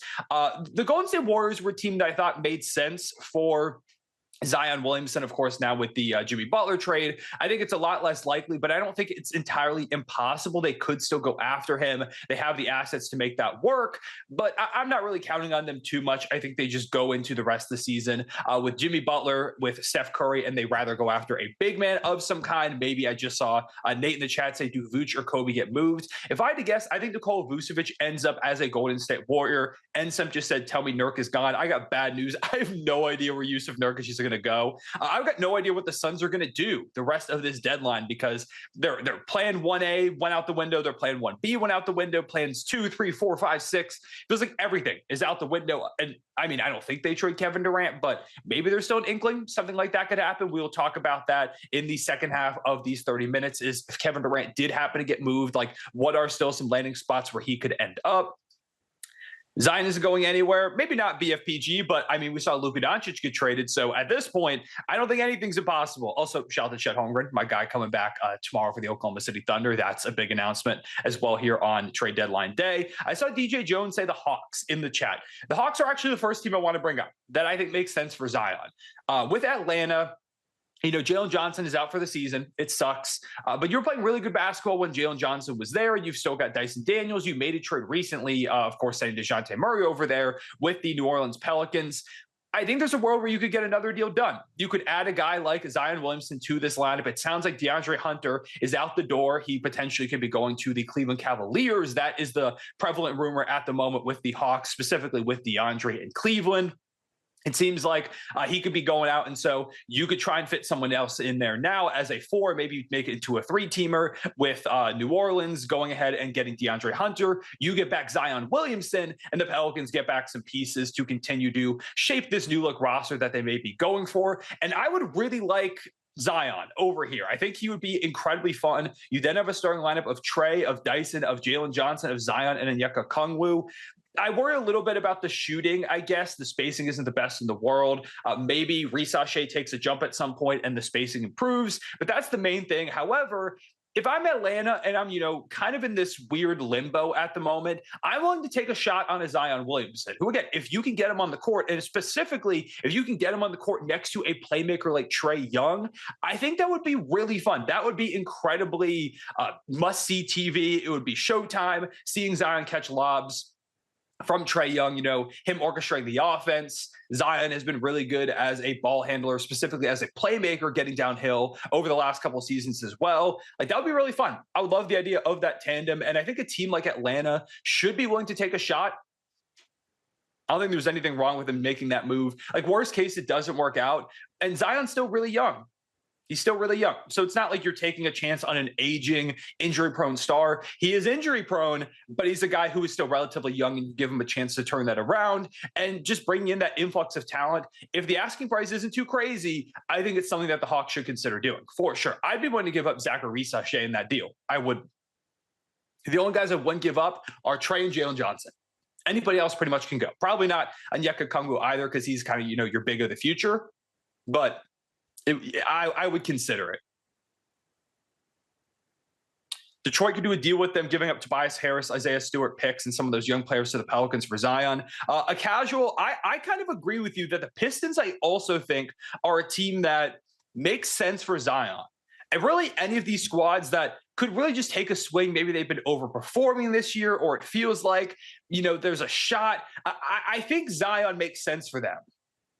So I do like the Pistons. Also, we're getting a report that, and we'll talk about Kevin Durant a little bit later. Kevin Durant hasn't requested a trade, but there are multiple teams making really aggressive calls to the Suns for Kevin Durant. We will talk about him in the second half of the show. Let's continue talking about Zion real quick. First, though, I think Zion would also make a lot of sense with the Detroit Pistons. You give Cade Cunningham some help. I am someone who thinks that the Pistons don't have to make a move right now, but if you wanted to make something, I like the idea of just grabbing a young player that can grow alongside Cade, and taking a swing on Zion, I think, makes sense. Now, you still worry about the defense with Jalen Duren not being a good defensive big and Zion next to him in the front court, but the offense could really cook if you had Zion to the fold. Asar Thompson gives you really good defense, of course, at that wing spot still. Jay Niva will be back at some point, hopefully this season. That's not a guarantee, but hopefully at some point he will return. Again, you give up like Tobias Harris, you don't have to put together too many contracts. So you put together a few contracts, probably gonna be a number of first-round picks. Maybe you would have to try to include Asar Thompson to get this deal done if that's, really what the Pelicans are looking for. And in that case, I wouldn't go for it if I'm the Pistons. The only way I pursue a deal like this is if, it's not really the biggest asking price in the world and you can get out of it without giving up any of your top tier talent. They're just one game under 500 right now. They've lost a couple of heartbreakers back to back, a logo shot from Darius Garland and a crazy fadeaway from the top of the key by Trey Young to go ahead and knock them off in their previous two games. But on the season, they've been average offensively. They've been above average defensively. It's been way better to watch the Pistons this season, and a lot of that has been Cade. So, yeah, why not consider getting Cade Cunningham a little bit of help? I think there's nothing wrong with going ahead and doing something like that. Again, you don't have to. I don't think it's a necessity that you add talent if you're the Pistons at this deadline, but it's something I would certainly consider. 2 more hours. Hope this deadline goes out with a bang. Stack, I'm with you. I hope so. 100%. Other teams that Zion could land with that I think makes sense. It's not flashy, but the Hornets, I think, are a team that I would be willing to take a swing. Now, maybe less so that you trade away Mark Williams. They're in this weird limbo where I don't know what the Hornets are going to do, because I was not expecting them to trade away Mark Williams to the Lakers last night. But LaMelo and Zion would be really fun, even if I guess it would be the most injury-prone young star duo in the league. But at least for the moment, anytime they're out there on the court, it would be really entertaining. So you could go with something like that. I just saw Champ in the chat say the same thing, Zion to the Charlotte Hornets. That's another team.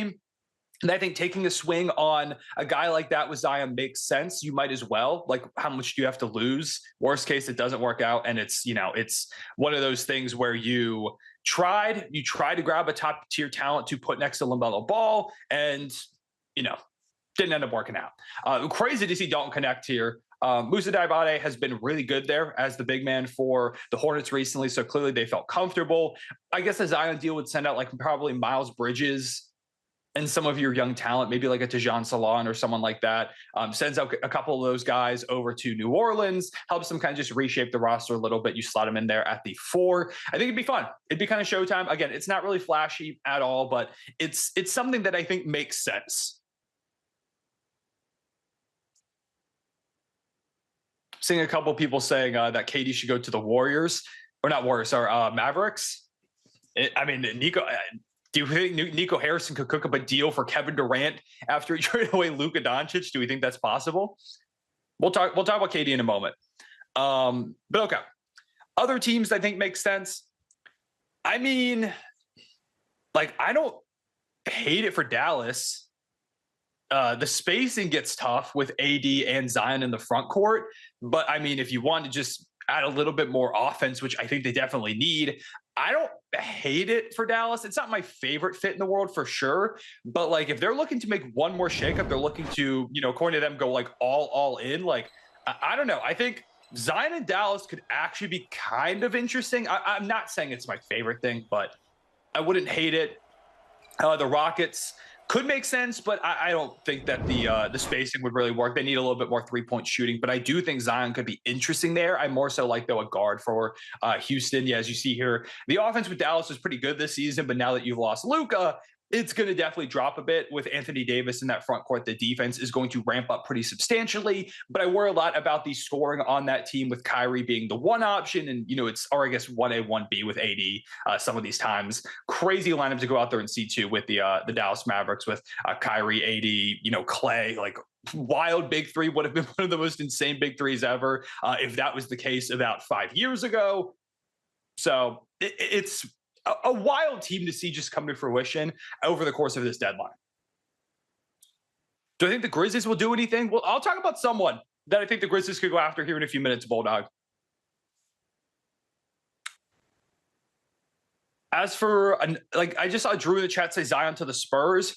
My only thing with Zion to the Spurs is then the spacing with De'Aaron Fox, Zion, and Wemby as your trio isn't the best. I can't lie and say I wouldn't love to see Zion play next to Wemby, though, as well as now that you have a playmaker like De'Aaron Fox. I think that would be really fun to watch Zion in that system. I mean, we saw last night De'Aaron and Wemby already had really good chemistry. They very quickly developed it. It felt like over the course of the game at the beginning, it was a little clunky. And by the end of the night, I was like, okay, it looks like these guys have played together for a couple of seasons. And Wemby's just one of those guys that I think can play well with basically anybody because he's so good, because he can do a little bit of everything. Not even a little bit, a lot of everything. When you're a 7'4" guy that can go out there and shoot. Is Zion lighter than Luka? Maybe go to Dallas. Yeah, Stack, I guess that's a point. They trade away Luka saying that he was too big, and now there's the whole Zion Williamson saga that's been going on over the past couple of years. So maybe he's not quite Nico Harrison's type of guy. I can't lie. But yeah, you add Zion into the Spurs team. You build out even more of a big three. You take a chance. You put him there at the 4. You've got De'Aaron Fox here. You've got Steph Castle. You've got Devin Vassell, Julian Champagny. You got a really fun team here. Now, you might have to include like a Devin Vassell or a Keldon Johnson or someone like that in this type of deal for Zion Williamson. So you wouldn't have all those guys, but at least a few of them would remain. And I mean, you want to talk about a duo that could just go crazy dunking the basketball. That's De'Aaron Fox. That's Victor Wembanyama. That's Zion Williamson, a trio rather, when you include De'Aaron Fox. And Stephon Castle too, who's in the dunk contest right now. You want to talk about highlight reel dunks. The Spurs team with Chris Paul also involved would be kind of insane. It would be really fun to see. I don't think it happens, but it's a team that I guess you could keep an eye on at the moment.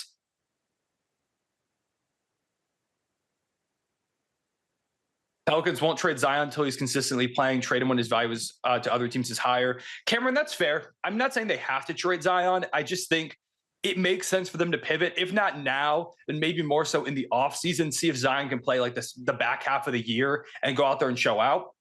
I do think that's a route that they could absolutely go. Are the Lakers done? David, I don't think so.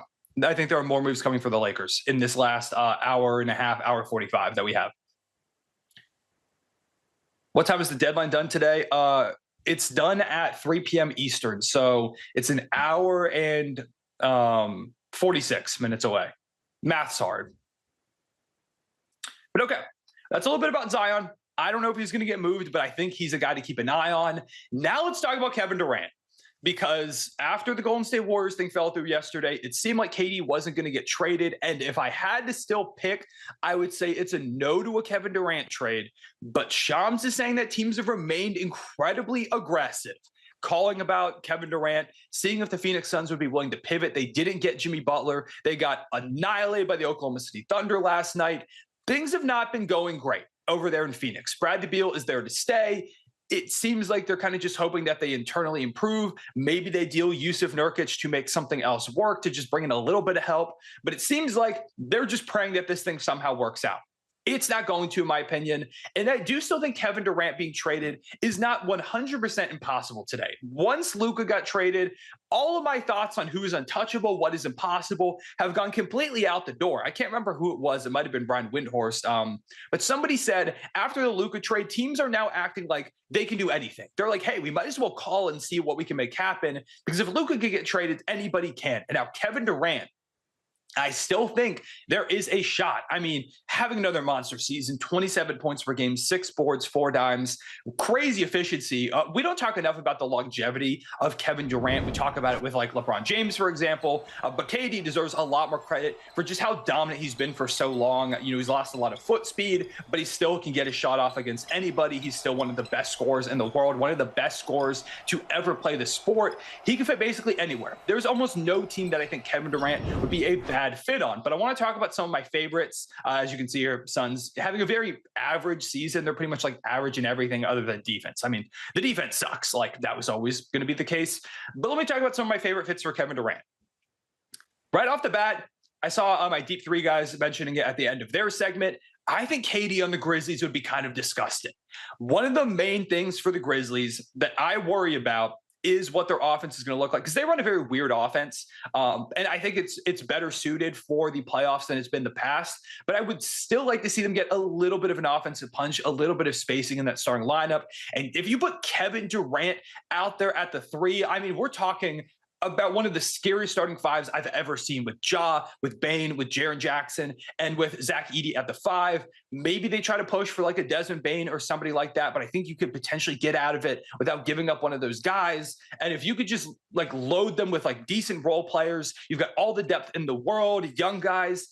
And to me, it's a trade that I think if Phoenix looks at this and says, we need a reset, they're a team that I could absolutely see getting this deal done. Like I said, they've been a pretty good offense this season relative to the past. Defensively, they've been good too. You give them Kevin Durant, they could end up as the best offense in the NBA, or at least top 3, top 2 when the season is wrapped. Like they've been incredibly injured and they've still found a way to be 35-16, the second best team in the Western Conference. That's really impressive. You add a guy like KD to that.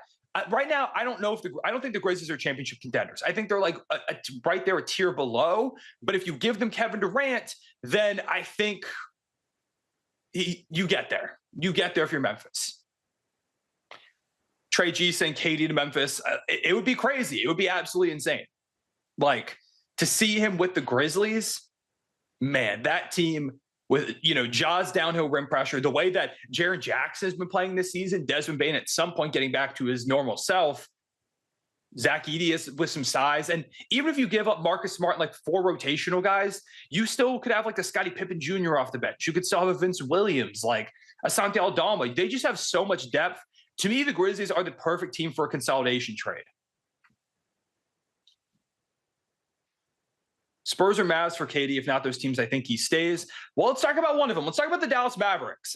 They could theoretically make this money work, but I just don't think it's worth it for Dallas at this point. I mean, I guess if they're going to go all in, they should go all in and put KD, Kyrie, and Anthony Davis there, but they'd have to gut like the rest of their roster. They would have pretty much nobody off the bench left to make this money work, because you have to include PJ and Daniel Gafford and Najee Marshall. And even then, I don't think you get the money quite there. You've got to do everything to gut that roster to bring in Kevin Durant. And as much as I think they need offensive help, I think taking away all the depth, which right now is a strength of the Mavericks, might be a mistake. I also just don't think they've got the draft capital or the really young assets that I'd be looking for if I'm the Phoenix Suns. I mean, they've got like some decent win now players. They could better fill out the depth if you're over there in Phoenix, but I just don't think it's the ideal trade package. If I'm the Phoenix Suns, I think there are much better options out there outside of Dallas. I can't lie. I mean, the big three of Kyrie, AD, and KD, it would move me, but the lack of depth it's concerning, even if your offense becomes way better than it was previously. But okay, let's talk about a team I see a couple people mentioning in the chat. My favorite team, actually, I want to give my perspective on this. The Oklahoma City Thunder. I just saw Dylan in the chat say the Thunder need to get rid of picks for Kevin Durant. The Thunder are such an interesting case. It would be one of the most interesting stories in the history of sports if KD ended back up with the Oklahoma City Thunder after everything that fell apart between the two of them. I will say, as a Thunder fan, I'm over it. I'm completely over it. Like, if the Thunder at some point brought back Kevin Durant, cool. Welcoming him with open arms. I was 16 when that happened. I'm 24 now.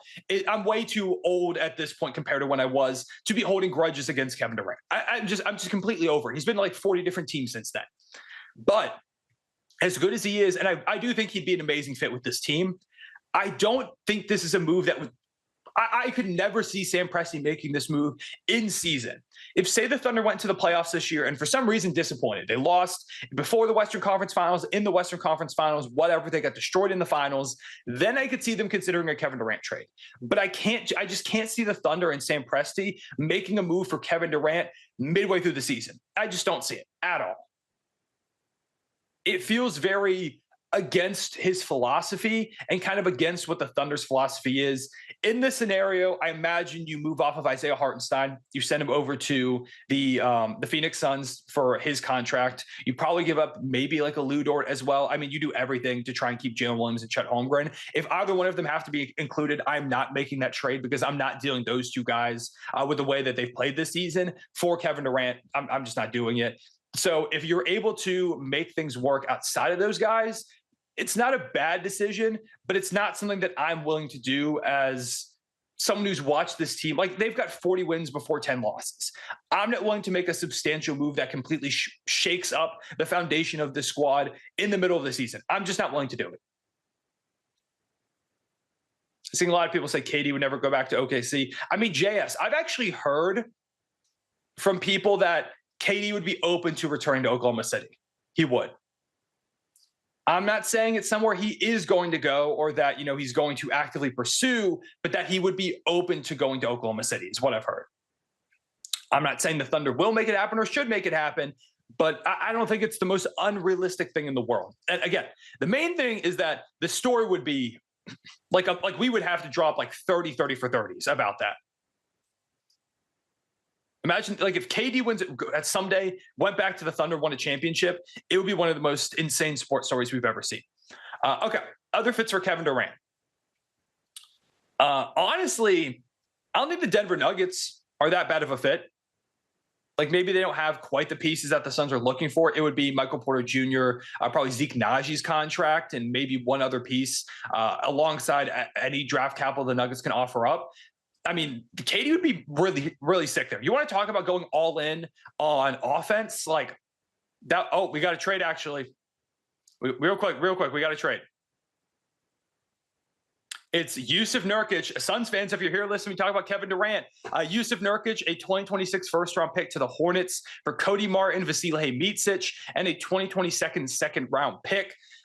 So update about the Phoenix Suns. I mean, they're trying to make upgrades. I like them adding Cody Martin. I like them adding Micic. This is one of the first-round picks they got in the deal that they made to give up one of them for 3 with the Utah Jazz. So we don't know which one of those first-round picks it is. I like the trade, though. Cody Martin's been good. It gives you another ball handler, a playmaker in Vasilije Micic. I like it. I think it's a fine deal. It doesn't move the needle for me. Like, it doesn't make the Suns any scarier to me. And I guess I got the Hornets, now get a big man with Mark Williams gone.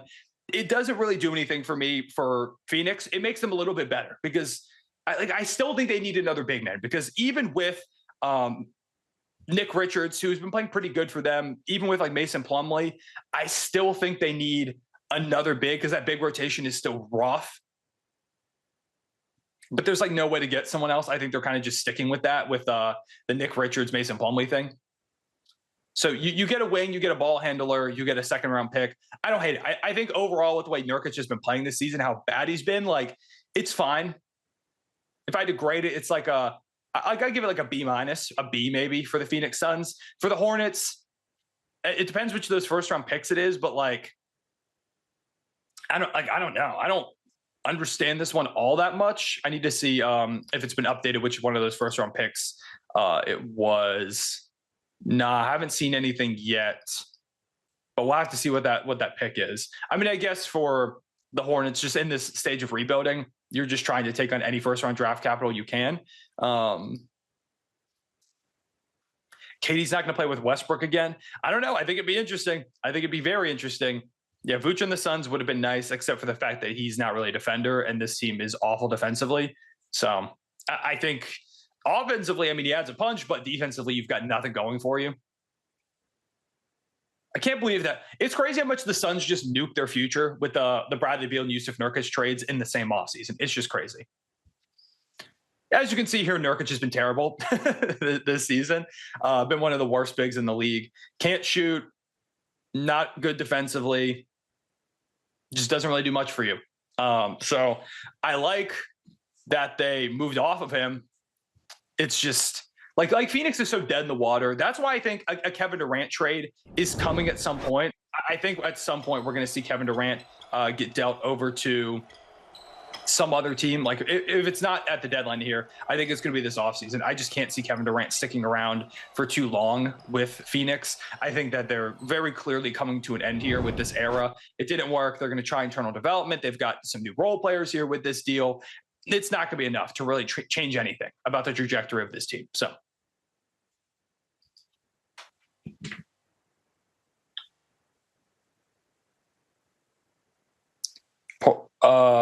Thunder could receive Kobe White for Usman, Jen, Kenrich Williams, and a lesser unprotected, lightly protected, or pick swap to the Bulls.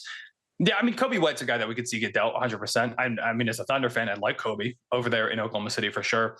Let's go to wrap up with a couple more Kevin Durant landing spots. Because is KD to the Timberwolves real? I don't think so. I mean, I don't think if the Suns are looking for Julius Randle for Kevin Durant, then we need to investigate what's going on with Phoenix. We need to investigate it. I've seen nothing about KD to the Wolves, so I'm not sure where you're seeing those, but I've seen nothing about that. If the Suns trade for Julius Randle, we need to investigate the front office. Last few landing spots for Kevin Durant. I don't think the Spurs make all that much sense. I've seen a few people mention the Spurs, but to me, I would rather go after younger stars to pair next to Wemby and Fox. Like, you know, again, Fox being below 30 years old, I think he makes sense as a guy to add. I don't think the Rockets make sense that much for Kevin Durant. Same situation. I go for a younger star for them. I'm not trading for KD. I'm waiting for KD to get traded and then hoping that Devin Booker becomes available. I think that's the long-term play for the Houston Rockets there, is looking for a Devin Booker. In the East, there really aren't that many teams. Like, I mean, the Heat, if the Jimmy Butler, like Kevin Durant 3-team deal thing went through, I think they could have made sense. But at this point, obviously, there's no way that works. I've seen a couple of people mention the Knicks. I just don't think they need to shake up the way that they've been playing. They've been really good. If anything, they need to add defense. They need to add like a little bit of size there in the front court. I don't think adding Kevin Durant and probably gutting some of your roster is the way to go. Cleveland doesn't really make sense for him either. KD to the Clippers. I mean, they'd have to trade. Like, I guess you could deal Norman Powell, but it's more likely that they would have to kind of gut this roster as well. I mean, I wouldn't hate it. The problem is they have no draft capital at all to to make this happen. Like, they, of course, have gutted their draft capital, sending it over to Oklahoma City and in other deals. So they don't really have the pieces to make a Kevin Durant trade work. Report we're getting is that the Denver Nuggets are a team to watch for Chris Boucher. I'd actually like that a lot. So there's your Nuggets news. 01 Mind Freak, I got you. But yeah, that's all I've got now for my section of the mega stream. I appreciate you tuning in as always. We'll see what happens with Katie, Zion, and things like that. It's been a really fun deadline. It's been like the most insane deadline I've ever seen. I've never seen anything like that. My thoughts on the Lakers trade for Mark Williams. Karen, I like it a lot. He's not good defensively, but in a better context, I think he could be better. And I mean, Luka and LeBron throwing him lobs. He's going to look literally like Shaquille O'Neal out there at some moment. So yeah, I think it was smart of the Lakers. They overpaid, but you got to get a young big. And if anything, it shows Luka that you are committed to what you're trying to do over there, keep him signed long term. So yeah, that's all I've got for y'all. I've been Cone. I appreciate y'all tuning in. I'll be back with y'all tomorrow for NBA Daily at 6 p.m. I'm going to wrap it up here and toss it over to the dunker spot. We've got Jake Fisher and special guests Quentin Richardson and Danny Green. So I'm going to send it over to my guys. I appreciate y'all. I'll see y'all later. Peace. All right. Appreciate the toss, 3 Cone. Welcome into the Bleacher Report live stream. Hope you don't mind the dunker spot takeover. I am Nekias Duncan, joined as always by my guy Steve Jones Jr. Steve, how you doing, sir? Things are happening. Everything is happening. I'm very excited. We had a whole bunch of things happen yesterday. More things can happen today. We've got teams moving and shaking. We've got the Lakers, the Sun. Who knows what else is going to happen as we get close to this deadline. But I know I'm excited to see how everything shakes out because Jimmy Butler is posting music. It's going to be a good time.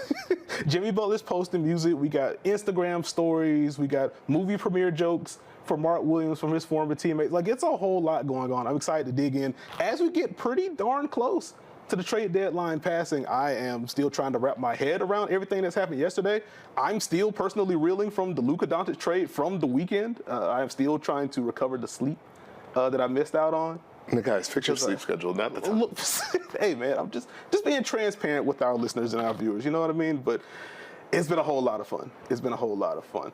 Is there a team heading into like this deadline stuff? Is there a team that you are keeping a closer eye on to see if they're going to make a move? For me, it's probably Golden State. Are they able to take what we have with Jimmy Butler and potentially try and get a Nikola Vucevic or add another piece, add some shooting? Mm-hmm. Can they do something else before the deadline shakes out?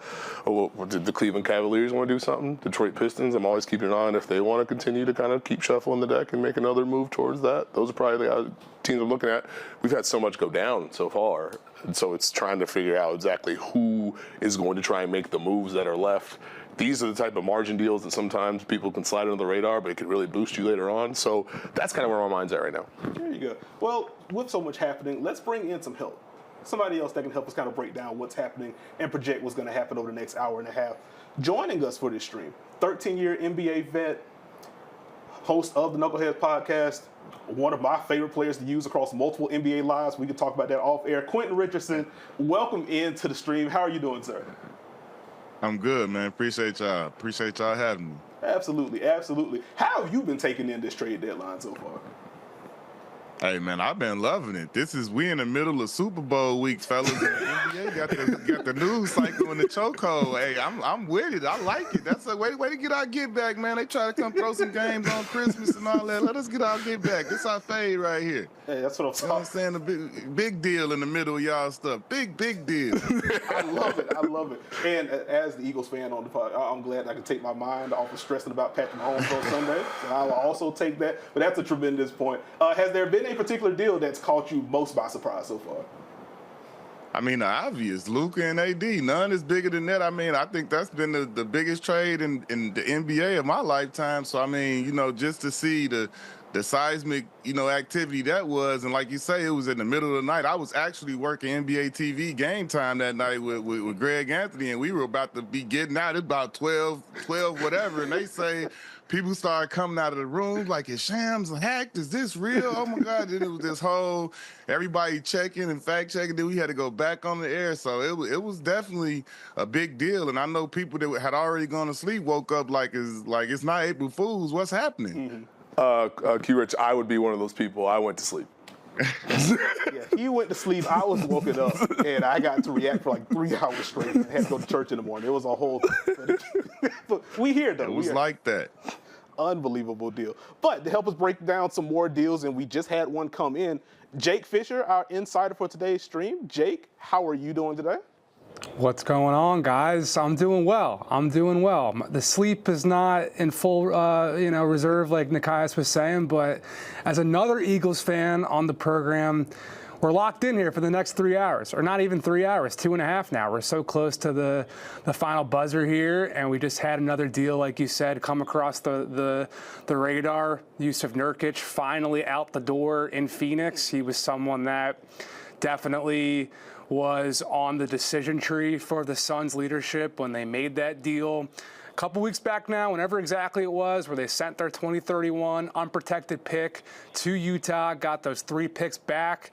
Definitely the overall original goal for Phoenix was to hopefully use those picks, send them to Miami, and at long last bring Jimmy Butler to the Valley. Of course, that fell apart. The 3-team mega deal, monstrosity, blockbuster stuff with Golden State that could have brought KD to the Bay, that all fell apart. I'm sure we'll get into that in greater detail here as we, hang out with all of you guys for the next couple hours. But for now, one of those picks at worst case on the back burner was always, I think, designed to be used to offload Yusuf Nurkic, who fell out of the rotation there with Mike Budenholzer's staff in year 1 in Phoenix. There was some hope he could be the starting center for Phoenix with this KD era, especially when the Suns targeted him in that 3-team deal for Damian Lillard a little while back, but just never really worked out across both coaching staffs. So now the Suns use what we're hearing is a 2026 first-round pick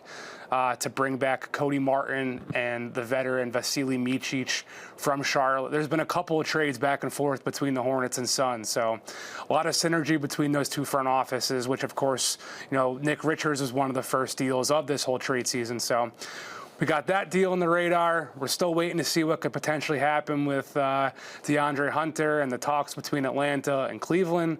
And in Phoenix, the big domino, Kevin Durant.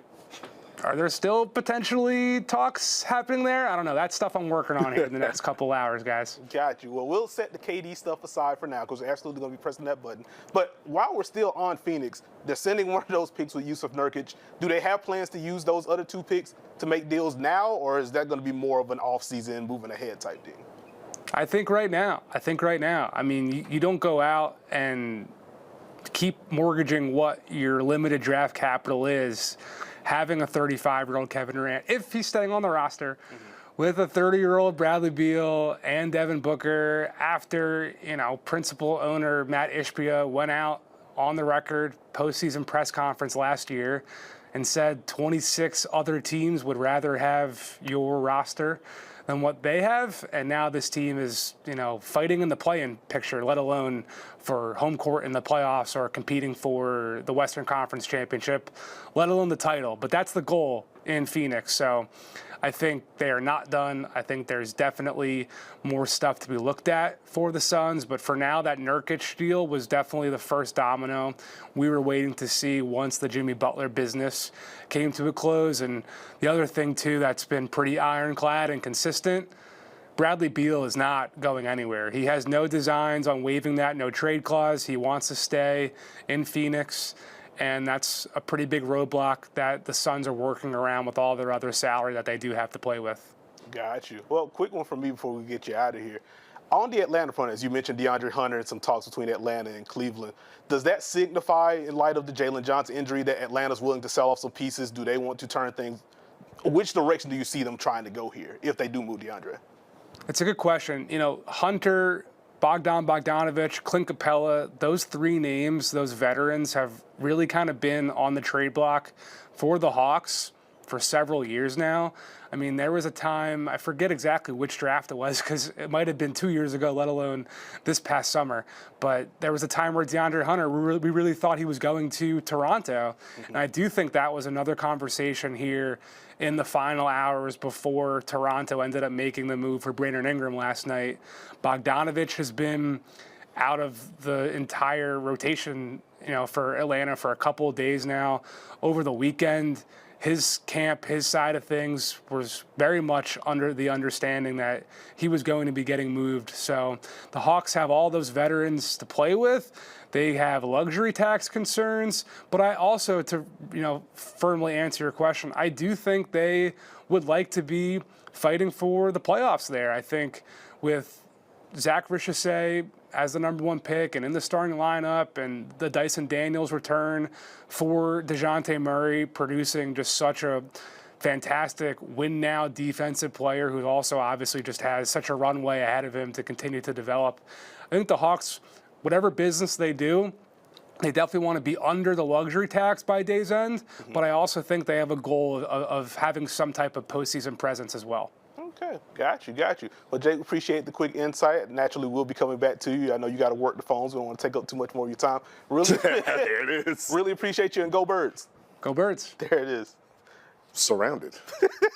Yes, Steve, you are. Breaking Q and Richardson back in. Want to talk to you a quick question about Phoenix, one of your old stomping grounds. In light of the Jimmy Butler trade not happening, they just moved Yusuf Nurkic. They have obviously going to be sniffing around more things moving forward. How likely is it that they're able to put themselves in that playoff picture, kind of get out of the play-in range, and actually make a run this year? I mean, obviously, like you said, it'll be interesting to see what they can add and what else they're able to do. But I mean, obviously, the number one thing is health. It's having KD, Bill, and Book out there actually together a lot, and to getting them some type of continuity together so they could get a runway of like having a vibe for each other when they out there on the court. Because if you look at their time together, they hadn't spent an abundance of time, all three of them available on the court and learning how to play with each other. I guess I'll add real quick, when you kind of have this in the middle of the season as a team, a moment where Bradley Beal's like, I don't want to leave. All of a sudden, KD gets thrown somewhere around trade rumors, and you're not necessarily having the season you want. Does that impact you? Do you feel like you got to come together? How do you move forward through that past the deadline? I think it can. I mean, I think it takes guys individually to take it the right way and to come out of it the right way, but also as a group they got to do that. But it can be something that they can rally together if they look at it like, hey, was they trying to move us or something? And I mean, when you look at Bradley Beal, it's a reason he had a trade clause. When you trade, when you acquire a guy that has a no trade clause, you aware of that. You basically are locked and loaded and at his begging mercy, because he has the wherewithal to terminate anything you want to do. So that's the situation with Brad. He earned that contract. I'm not mad at him for flexing his powers with it, because it's a lot that comes with getting moved. He has kids, family, kids there in school, everything. If he gets moved, everything gets blown up right there. And so I always thought that getting traded during the season at the deadline or any of that is the worst type of trade ever. So this is a tough situation for anybody getting traded right now. Yeah, and I think just to bounce off your point about how few minutes the big three have played together, I think it's 418 minutes so far this season for Kevin Durant, Bradley Beal, Devin Booker on the floor together. That is not a ton of time. It's interesting, like we've had all this conversation around Bradley Beal. Naturally, the no-trade clause is holding up some things for Phoenix, or has done so.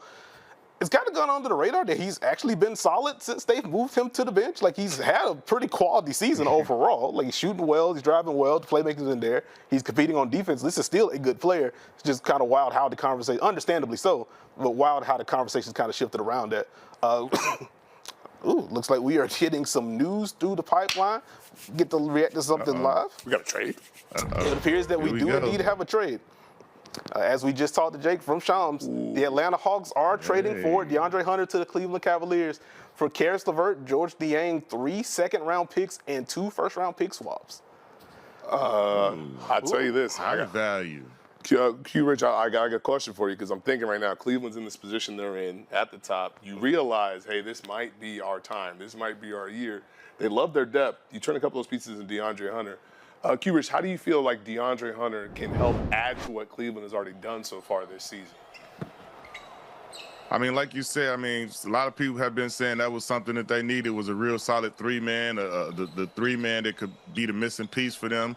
And I like DeAndre Hunter. He's obviously shown that he can make that 3 very consistently now. He's always been a great, two-way player as far as being able to defend and do things on the rebounding side. But look at his average this year, averaging 19, shooting the ball almost 40% from the field.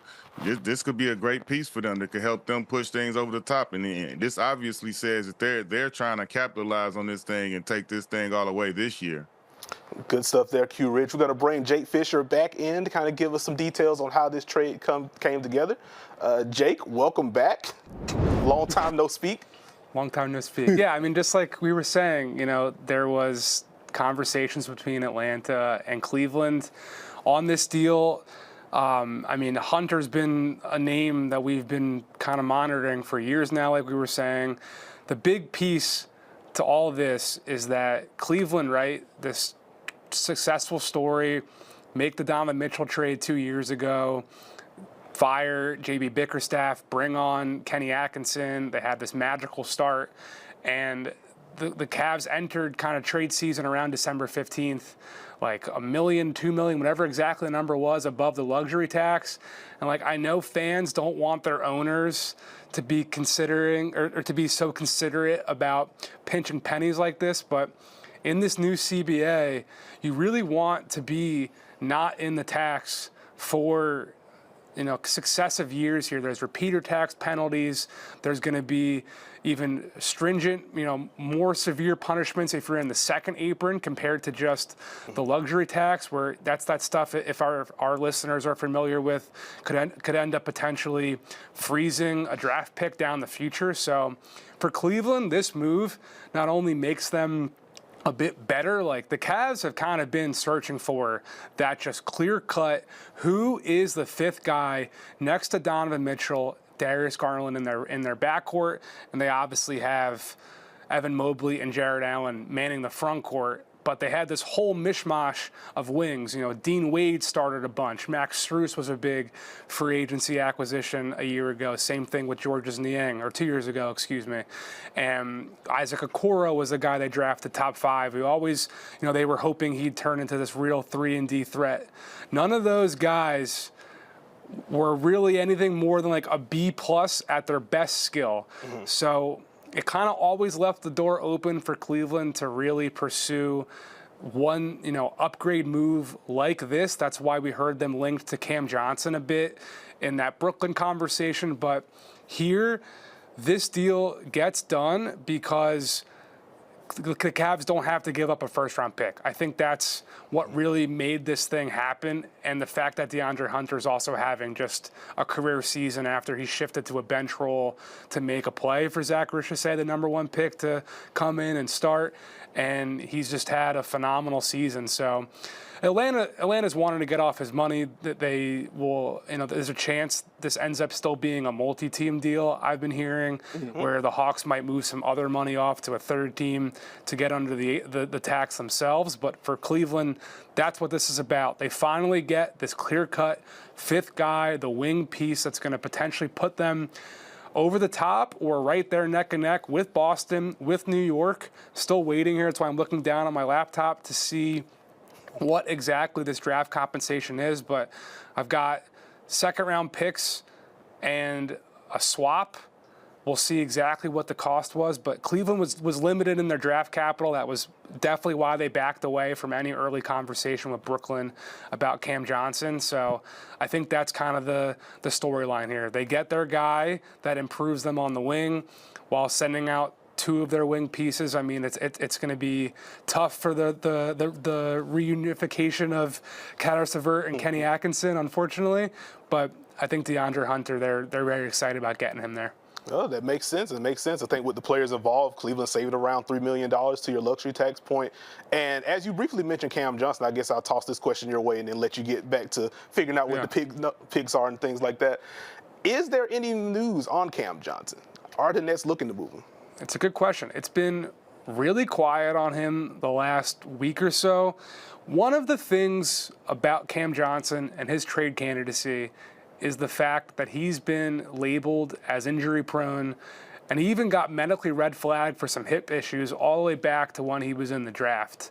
So I think the fact that he has been in and out of Brooklyn's lineup this season with some ankle stuff has given some teams even further pause about meeting Brooklyn's high asking price. From my understanding, the Nets have asked for as much as 2 first-round picks and a young player for Cam Johnson.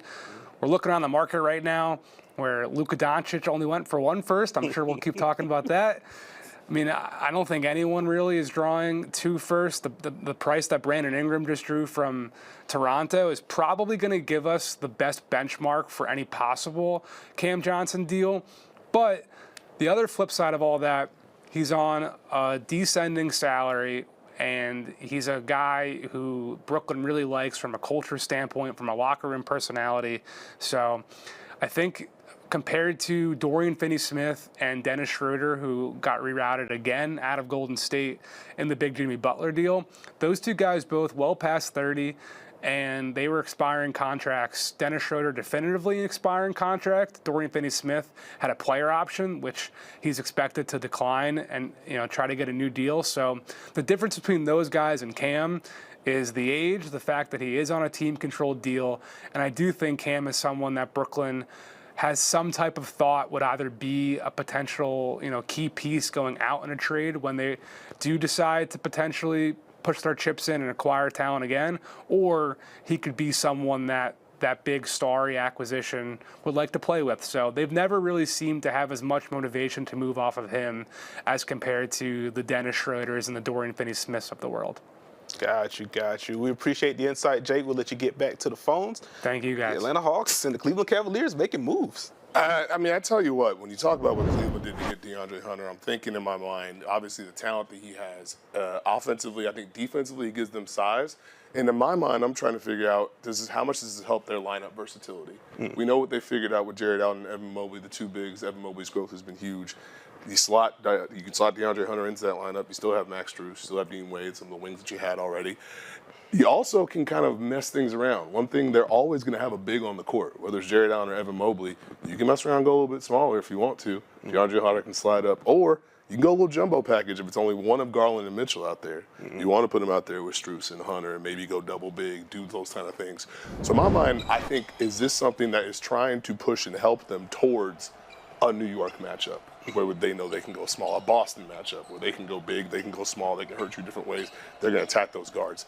How much do we see DeAndre Hunter kind of fit into the transition style of what Cleveland does, and how does that help elevate them?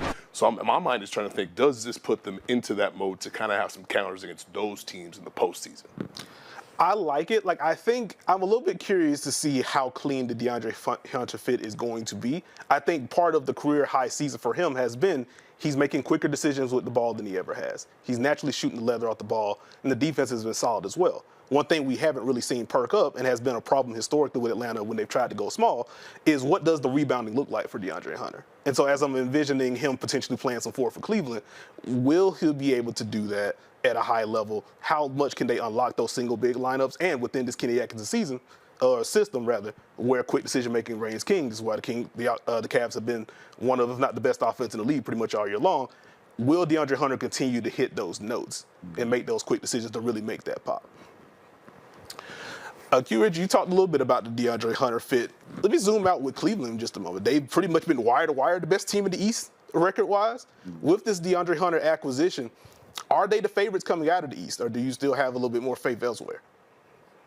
I'm still rolling with Boston right now. Listen, I get it. I know how it looks. I know what Cleveland is doing.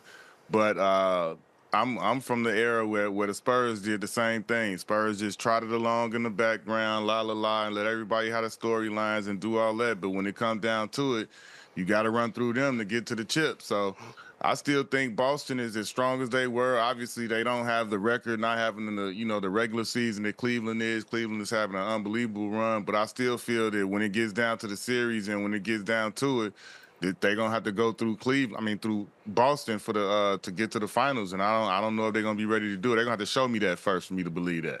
Show not prove. That's what this league is about. Now, when you mentioned Boston, they are the champs. They earned that right. Which side of the ball do you think you have to try and attack Boston on to try and get this done? Is it trying to poke a hole in that defense, which we know is elite, or is it trying to slow down that offense, Q-Rich? I think the way that they play, the way that Cleveland plays, it'll be going at them offensively. But they still have size in the paint. So I think they can do a little bit of both. I think like you say, if anybody was to be able to knock them off, they are as equipped as you can be. And now adding DeAndre Hunter, who's a solid 3-and-D guy, who's shown that he can score the ball at a 19-point clip, and he's shooting, and he can space the floor for those guys too. I think they are equipped the right way to be able to do it. But like I say, they're the champs. Until you knock them off, I'm gonna give them that respect. Understood. Flipping to the Atlanta side very quickly. Karis LeVert going there, George Niang going there. You add some shooting with George Niang, a little bit of shot creation with Karis LeVert. How do you see those two guys sliding in alongside Trae Young? Good, man. I mean, those are guys that could shoot the ball, score the ball, slash, and Trae is leading the league in assists right now. He's doing an unbelievable job of getting his teammates involved, but still being able to do his thing and close out games. So, I mean, I think Karis LeVert, he's one of those guys, though. Karis LeVert, whether it was Brooklyn, wherever, the Pacers before, he's always been able to come in when he's healthy and score the ball, shoot the ball well, and get double figures for the teams that he's played with. Well, Steve, how do you feel about the Karis and George Niang fits in Atlanta? Well, I think if you're Atlanta, you lose Jalen Johnson, you need some more pieces, you get some more depth. I think, as Q-Rich mentioned, Karis LeVert is someone whose play style can pretty much go anywhere, and I think he'll be a good partner with Trae Young.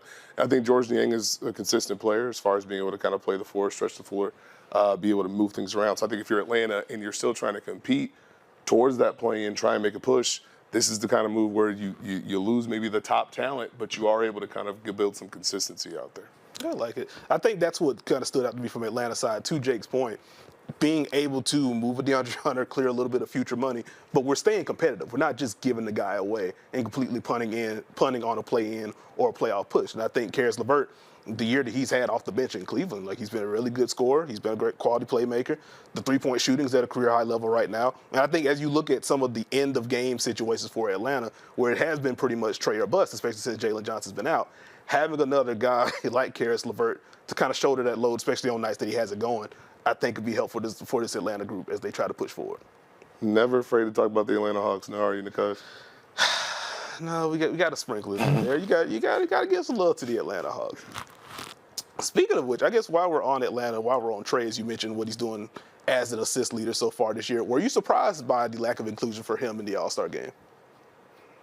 Extremely. I'm with Trae right now. He said it's not even getting snubbed anymore. It's getting traded. I feel like he should have a lot more All-Stars under his belt. I don't, know the reasons exactly why he hasn't gotten them, but this was another year I thought he absolutely deserved to be an All-Star.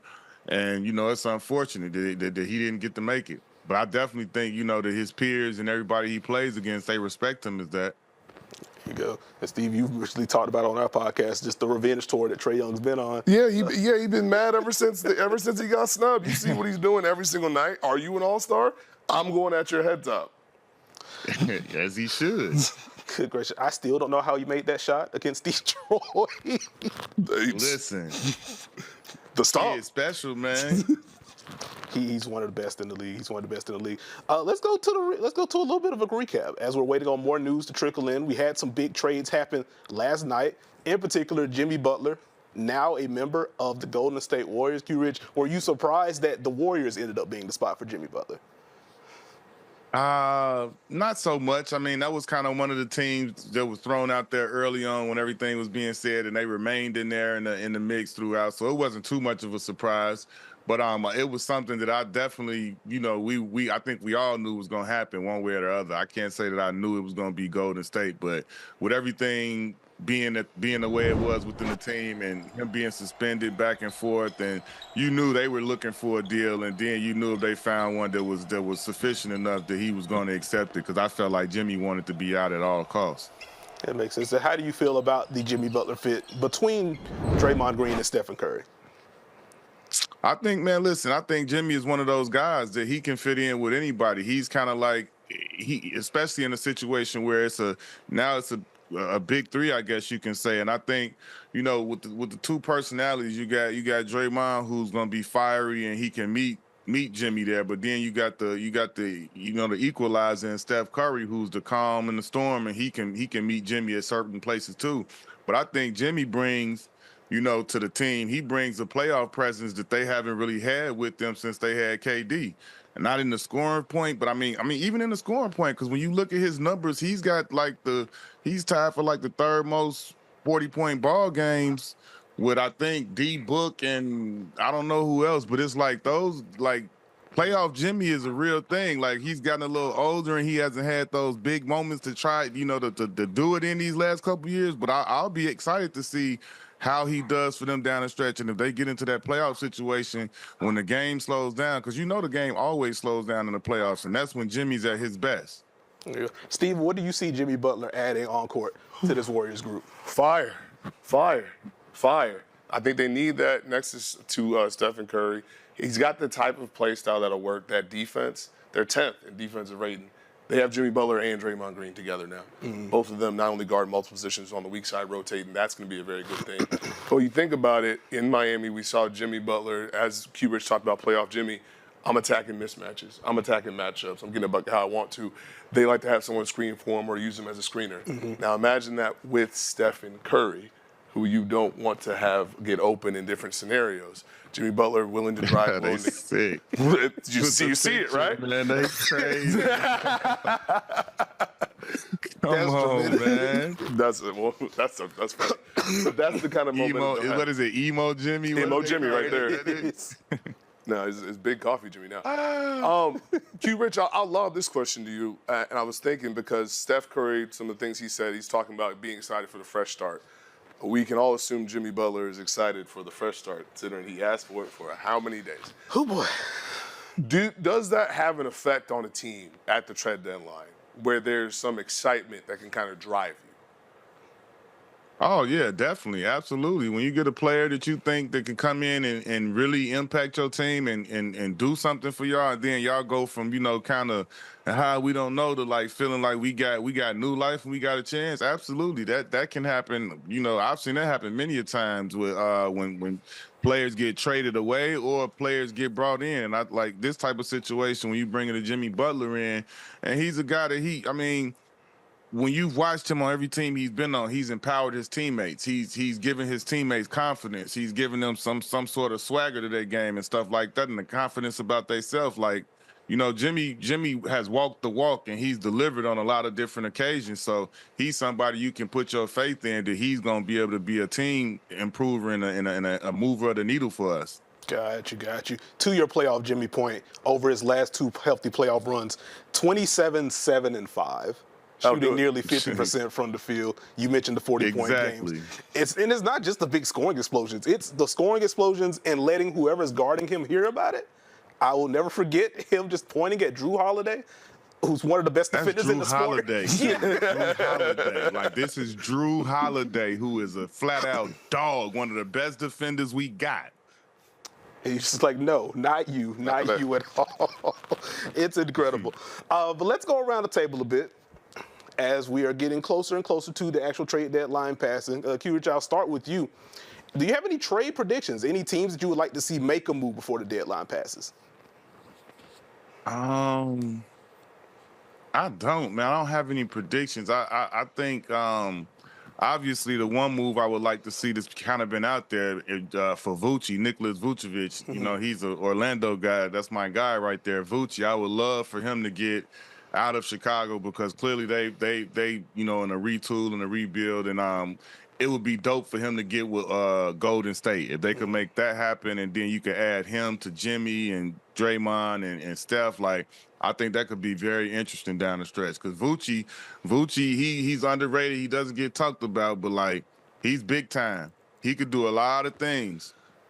I'm so glad that you said that. I was about to say, you were talking to someone. I'm so glad that you said that because my follow-up was going to be, what can we tell the people, because they don't want to listen to me about it, what can you tell the people about Nikola Vucevic to help them understand how good he is at the game of basketball? Like, he does 19-10, handoff, rebound, three shoots, and we don't talk about him enough.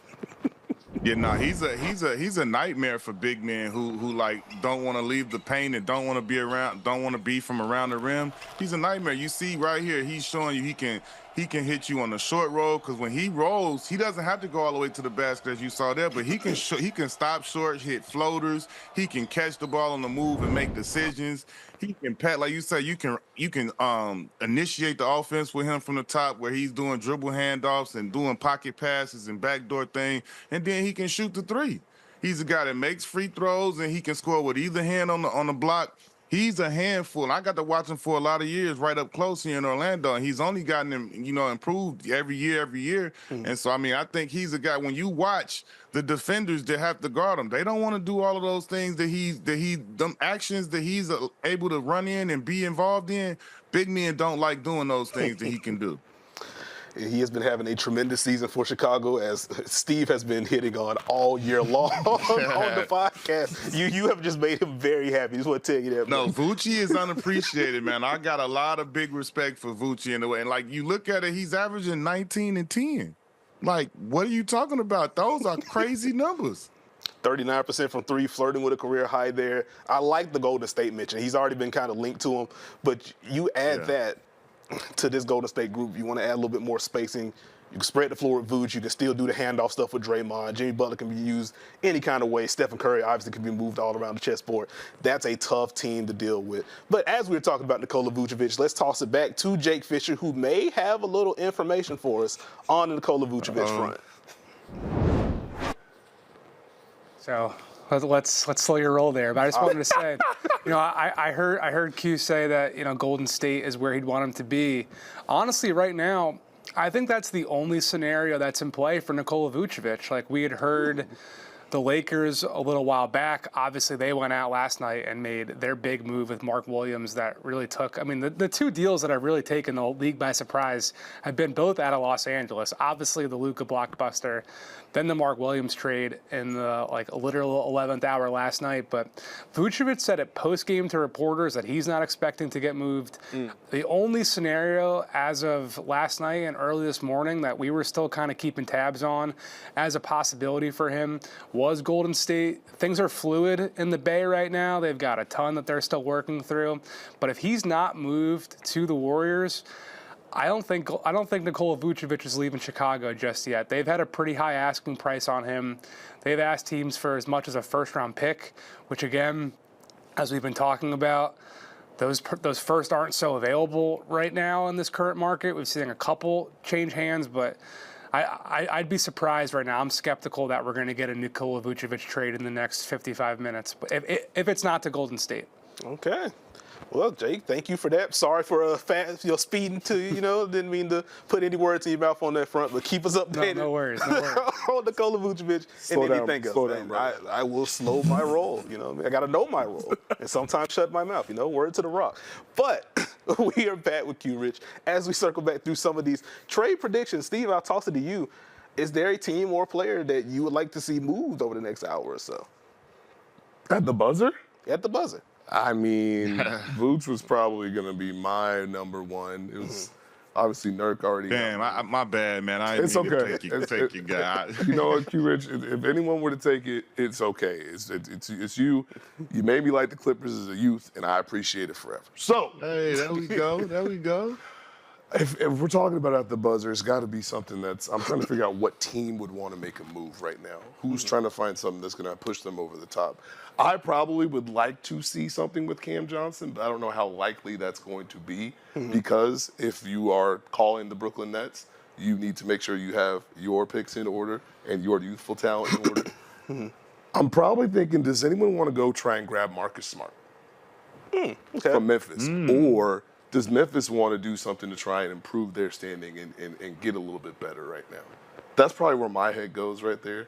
Who else is out there I could think of? Memphis is probably number one. What about New Orleans? What you thinking, Q Rich? Because they moved. I don't know. They were acting like there was about to be a fire sale, and then they finally moved Bi last night. He went to Toronto. So clearly you weren't gonna move Zion like everybody was thinking. I didn't think that would have been the blockbuster if he went somewhere. But like CJ, you think they're gonna stay pat with everybody they got?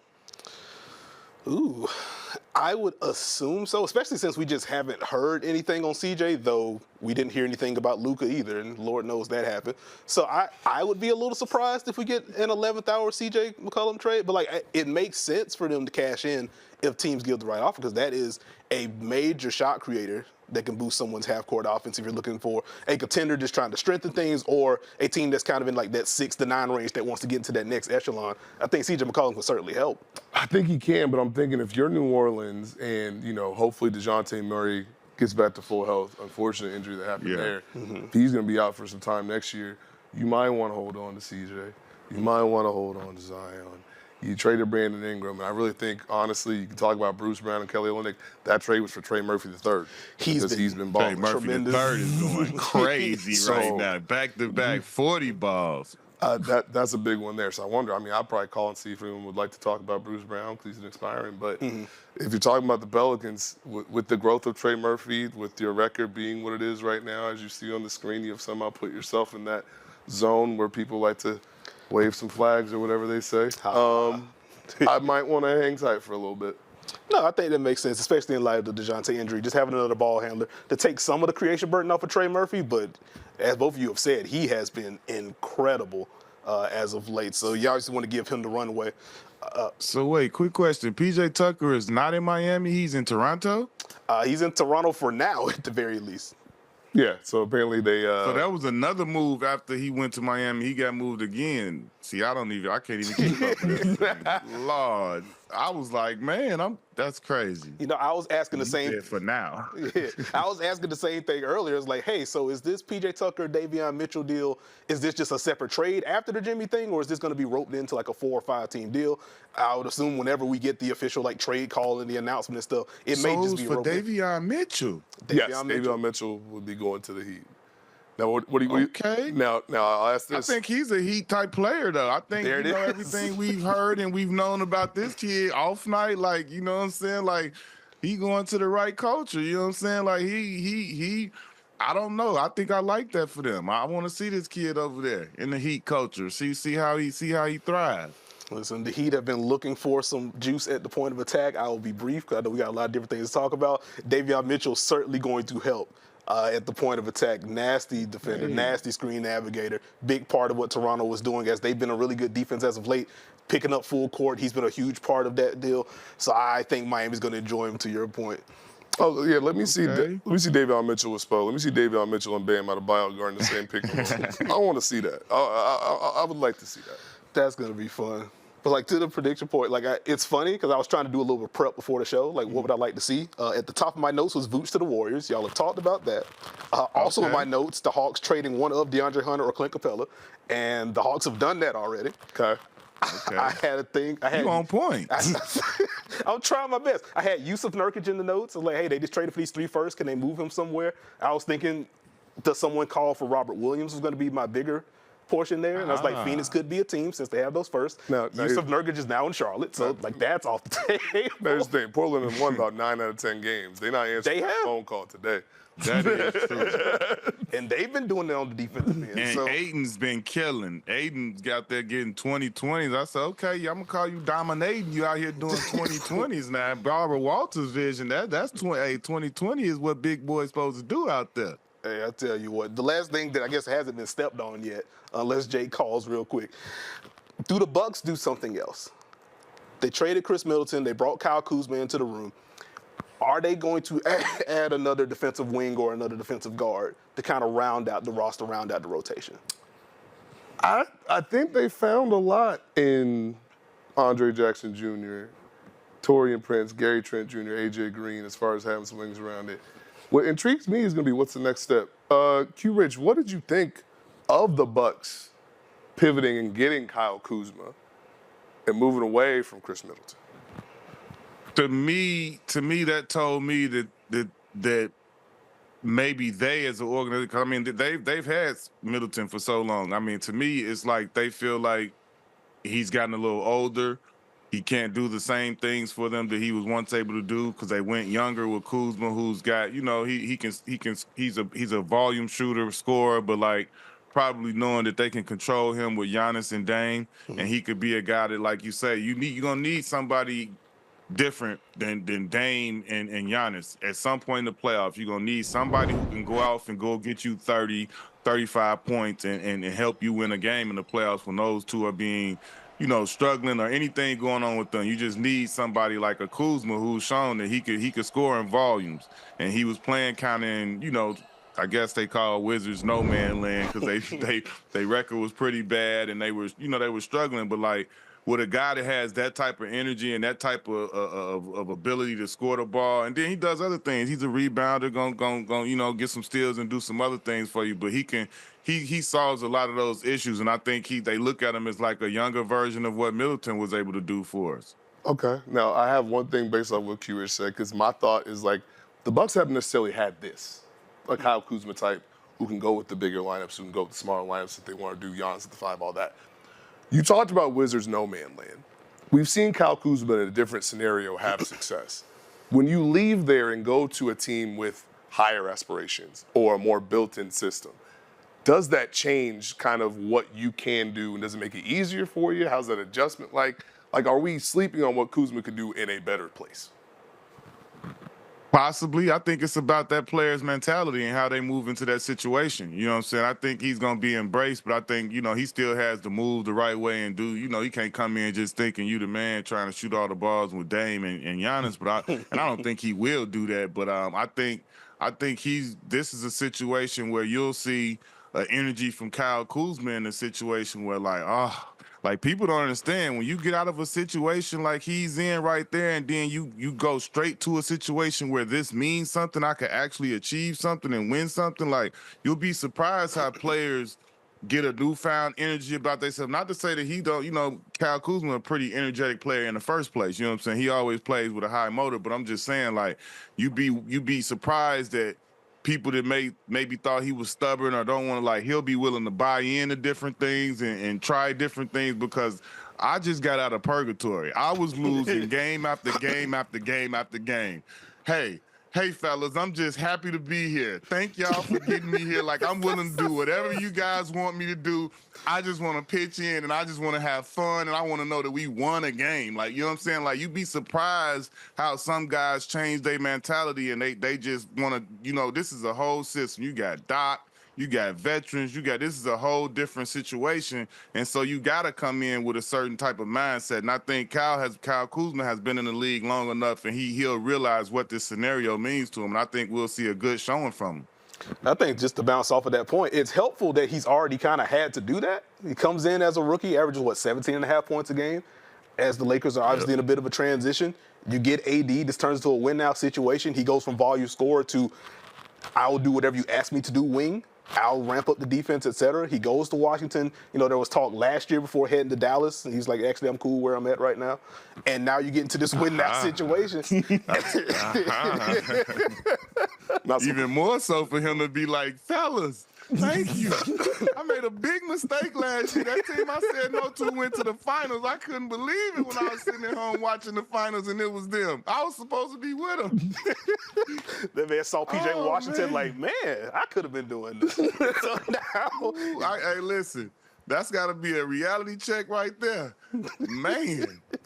And so now Milwaukee hoping that Kyle Kuzma will be their version of PJ Washington, big forward. Steve, as you mentioned, can unlock some more of those smaller lineups. Q, you mentioned how good of a rebounder Kyle Kuzma is, so that helps the viability of those smaller lineups, as the Bucks have tried to go small this year around Giannis at the 5. The wings add that spacing, or you can get some of the driving. The rebounding hasn't quite been there. There might be a reason why Doc hasn't wanted to lean into it super heavily, at least during the regular season. So Kyle should help on that front. I just like the element that he could do lineup-wise. If you want to go Brook, Giannis, Kuzma, you get Andre Jackson, now you got Dame. You got size around Dame. That's a positive.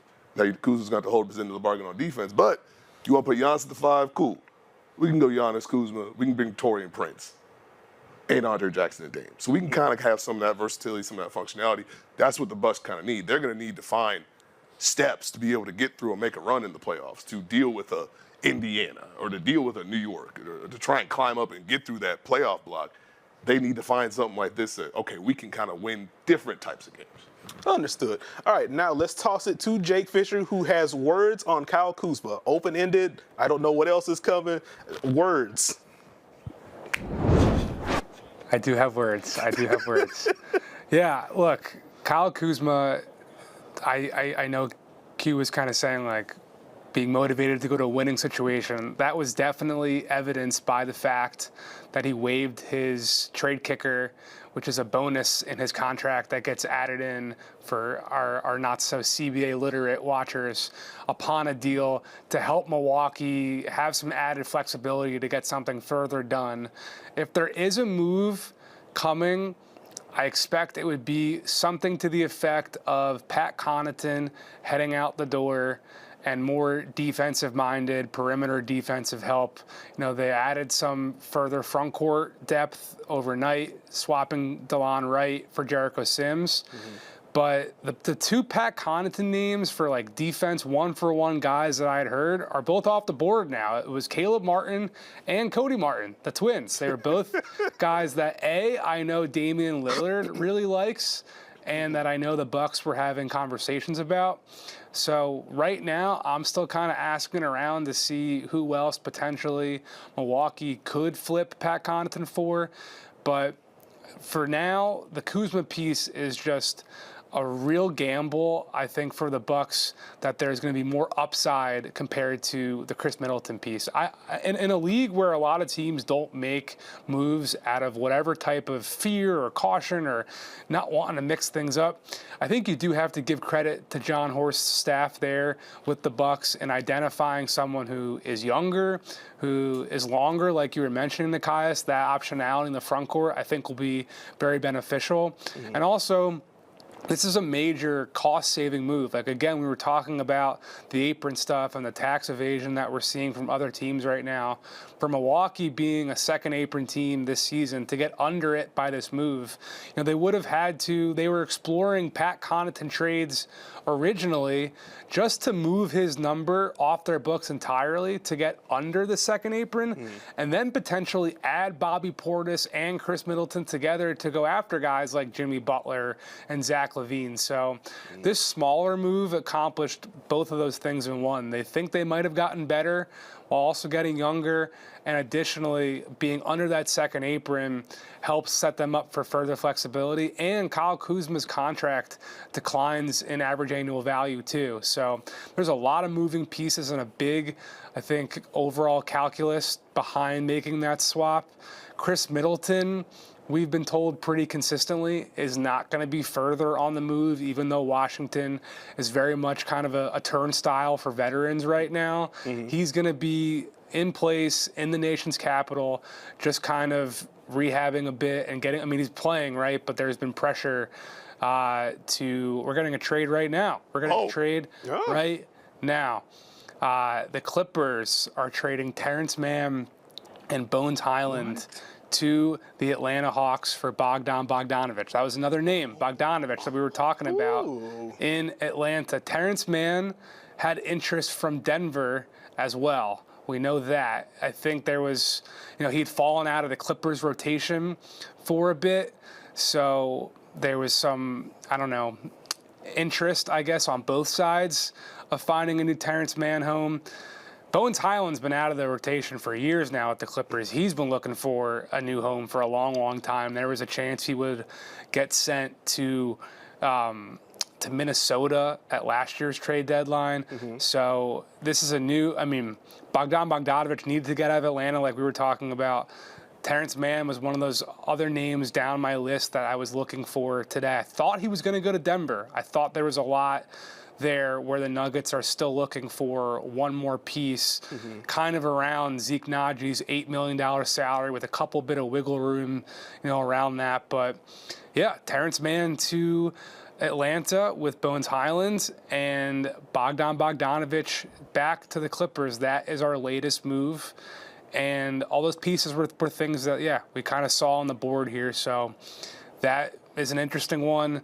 And before I send it back to you guys, just one other further word I'm getting here. Contrary to what I was saying earlier, we're getting word right now that Phoenix is done at this moment. They do not see themselves making any further moves. I know we're giving you a lot of information right now, but it's all coming in.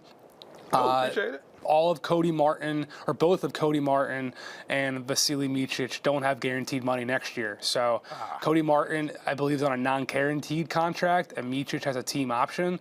So there's some flexibility there for Phoenix. to potentially get under the second apron next season. And yeah, for now, still almost a half hour left to go. For now, we're not expecting a Kevin Durant trade or anything else out of Phoenix. That's the current word after we saw the Clippers just make this move, swapping Terrence Mann and Bones Highland, for Bogdan Bogdanovic, who finally gets out of Atlanta. So now it's just Clint Capella. Clint Capella is the only trade candidate that's been dangling on a branch for the Hawks, out of the Hawks nest for the last couple of years now. So that's what we got the latest over here, guys. Take it away. All right, we appreciate you, Jake. That's so funny. I was literally going to mention Terrence Mann as like one of the Pat Connaughton things, and he gets traded a lot. That's amazing. Didn't get it. You didn't say that. Ooh, Terrence Mann, Bones Highland to Atlanta for Bogdan Bogdanovic. Q Rich, I toss it to you. How do you feel about Bogdan Bogdanovic in LA? I'm not. I don't like this trade for LA. I like what Terrence Mann was doing there. I like the player he had become and the identity he had on that team. I like Bogdan Bogdanovic and what he brings to the table. I wouldn't have wanted to give up Terrence Mann to acquire it. That's my only problem with it. I like Bogdan's game. Volume shooter, can shoot the ball, can score it. But I think what Terrence Mann was doing for them, because they got James, they got Norman, they got some scorers already. I felt like they needed that defensive presence that he was able to bring, and he was able to guard 1 through 3 and some 4s. You know, like I felt like his defensive presence and that hustle aspect that he brought was contagious for their team. But I do like Bogdan Bogdanovic offensively, but I just felt like what T-Man brought defensively will be missed for them. I think it's a key point because the Clippers are so good at defense, and we've seen Terrence Mann have that kind of impact for them, not just in the regular season, but in the playoffs when they've had success. So I totally understand where Q Rich is coming from. But we get to do my favorite thing when I'm here, which is I get to try and sell someone on the other side of a deal. I failed with Vince Carter. Let's see if Q Rich rocks with me. So here's the thing, right? Okay. Bogdanovic, we know he can score. We know he's a willing shooter. We know he's fearless. That fits into a Clippers team that they have defense. They have defense. We know they have defense. Then no defense will improve. If you're telling me at some point in this lineup, they could put James out there with Norm Powell, with Bogdan Bogdanovic, Kawhi Leonard, and Ivica Zubac, that's not an easy group to guard. That's going to help them find some points. In that second unit, I think they have needed some help to find some offense, to manufacture some things. You can always stagger one of those big three of James, of Kawhi, of Norm Powell. You got Bogdan that can elevate some things. I just think it gives them more firepower, which I think they're going to need, especially as Kawhi is trying to get back to this level. Norm Powell's been lights out all year. James Harden has been the system, as he said he was. Agreed. Give him his flowers. Put some respect on Harden's name, please and thank you. Because no matter what they ever said about James Harden, you ain't heard them say that my boy don't show up to the hoop wherever it's at. That's true. Wherever it's at in the world, that boy is a hooper. Like, that's the one thing where I always sat back and laughed, because they say this, they say that, but you can't ever say that he ain't in the gym hooping somewhere. Mm-hmm. And it shows when he get out there on the court. Like, you know what I'm saying? Like, James Harden is a bad boy. People need to put some respect on his name. For real, what he do is incredible.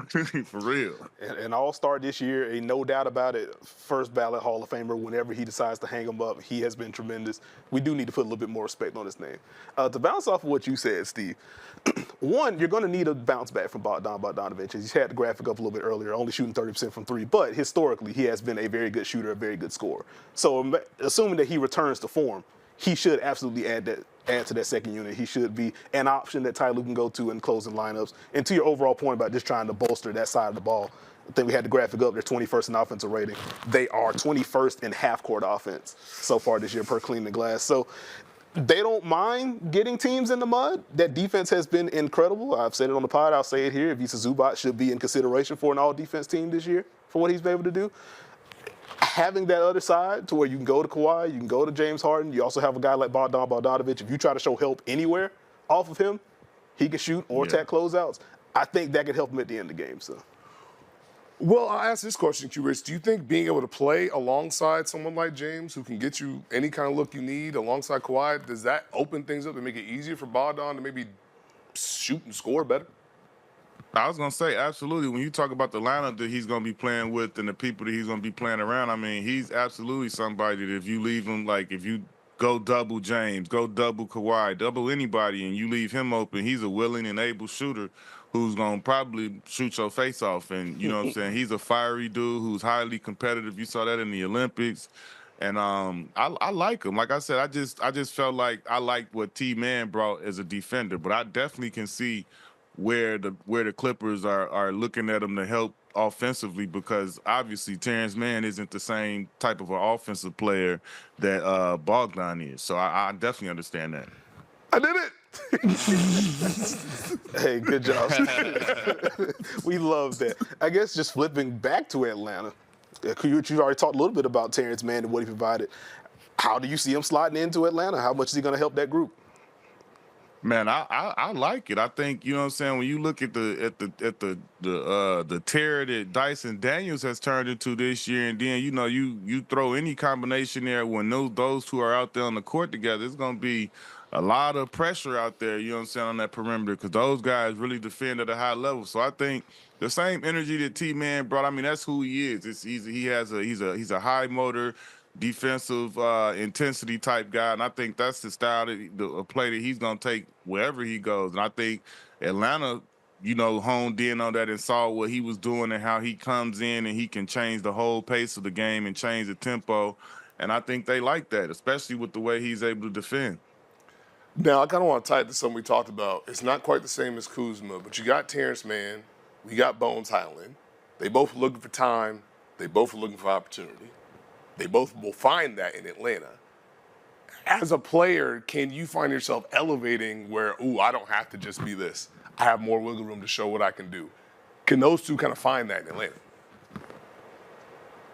I can't say they will or won't. I mean, I can't say I thought Dyson Daniels was going to take the huge leap that he took. I mean, I'm extremely excited for him, but I'm not going to lie and say this is what I thought he was going to do when he got traded from New Orleans. So, I mean, I hope the best for T-Man. Like, he's a Florida State guy, played for my boy D. Gates, who coached him there. And so I'm always rooting for him and hoping for the best. So I hope he does get to Atlanta and figure out, like, hey, I could do a little bit more than I was being allowed to do out in L.A. and take his game to another level. But I love the guy he's been throughout his whole career so far. He's gotten better. He's figured out a way. He's always came in and worked, and he's improved his game. And I hope he continues to do that. That's good stuff. That's good stuff. Well, Q-Rich, thank you for rocking with us. Thank you for also tag teaming with Steve on the Vooch take. You got a friend in him for sure. But we appreciate you rocking with us, man. Thank you. I appreciate y'all having me, man. I had a great time. Appreciate y'all. That was Quentin Richardson. Now we're going to quickly toss it to Jake Fisher, who has more words for us, just words. Well, this is actual original reporting right here. We now know the second round picks. I just put it out on Twitter. The Clippers are getting picks back in this trade from Atlanta. They're getting a 2025 Minnesota second round pick, the Clippers' own 2027 second round pick back from the Hawks, and then a 2026 second round pick from Memphis, which is protected 43 to 60. So that deal is, that pick is almost certainly not going to be conveying, because the Grizzlies, when healthy over the last, 3-4 years now, have essentially been a top 10 team in the league. So you would expect that pick won't exactly convey. But it's interesting because, when I was keeping tabs on that Terrence Mann Denver piece that we were talking about earlier, I had heard from the Nuggets side that the Clippers' asking price was pretty high, that they wanted, a first-round pick and young players. Obviously, Denver's got this stash of young dudes from Julian Strawther to Jalen Pickett, who haven't exactly had the runway under Michael Malone to really flourish and develop there. But this is an interesting concept, being that Terrence Mann has 4 years left on this contract, including this season, and Bogdan Bogdanović only has 2 years left. This is kind of like two teams swapping money that they both didn't exactly love. But I don't know, like, what the valuation is. I'll be curious to ask around my Cap friends around the league, like, what they think of this deal from that standpoint, because the Hawks, in their talks with potentially getting Brandon Ingram from New Orleans, to my understanding, the Pelicans wanted further draft compensation in addition to Brandon Ingram's talent to take back Bogdan Bogdanovic. So for Atlanta to only send a couple of seconds, but also get back someone who's younger that they probably like if they're willing to take on his 4 years of money. That's the thing. Right now, early impressions I'm gathering from people I'm talking around the league. I just talked to a former GM on the phone who's not currently running a front office right before we went live here today.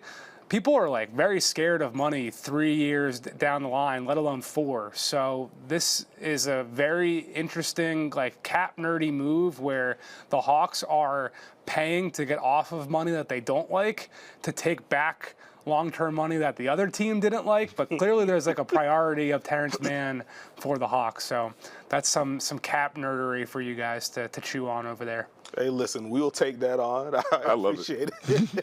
That's good stuff. Well, thank you, Jake. We'll be back to you. And now we can bring in our second guest of the show, 15-year NBA veteran, 3-time champion, Danny Green, joining us. Danny, welcome. How you doing? What's up, fellas? I'm doing good. How you guys doing? Appreciate you having me. Of course. Thanks for rocking with us. Having a good time. Still trying to wrap our minds around everything that's happened over the past, let's just call it 18 hours, I guess, as we've gotten Jimmy Butler traded, Mark Williams traded. We just got the Nurk trade. We've gotten the DeAndre Hunter trade. We just got a Terrence Mann trade. It's just a lot happening right now. So we're just trying to soak all of that in. Aren't we all? I tell you what, I guess we can start with the most recent move, if that's cool with you. We have Terrence Mann going to Atlanta. We have Bogdan Bogdanovic going to the Clippers. How do you feel about that deal for both sides? I think it's a good deal for both sides. Both guys probably need a change of scenery more so than anything. Terrence Mann didn't look like the normal himself as of late anyway. But ultimately, they traded DeAndre Hunter away, so they needed that 3. Terrence Mann gives them that 3-4 since it's small ball now.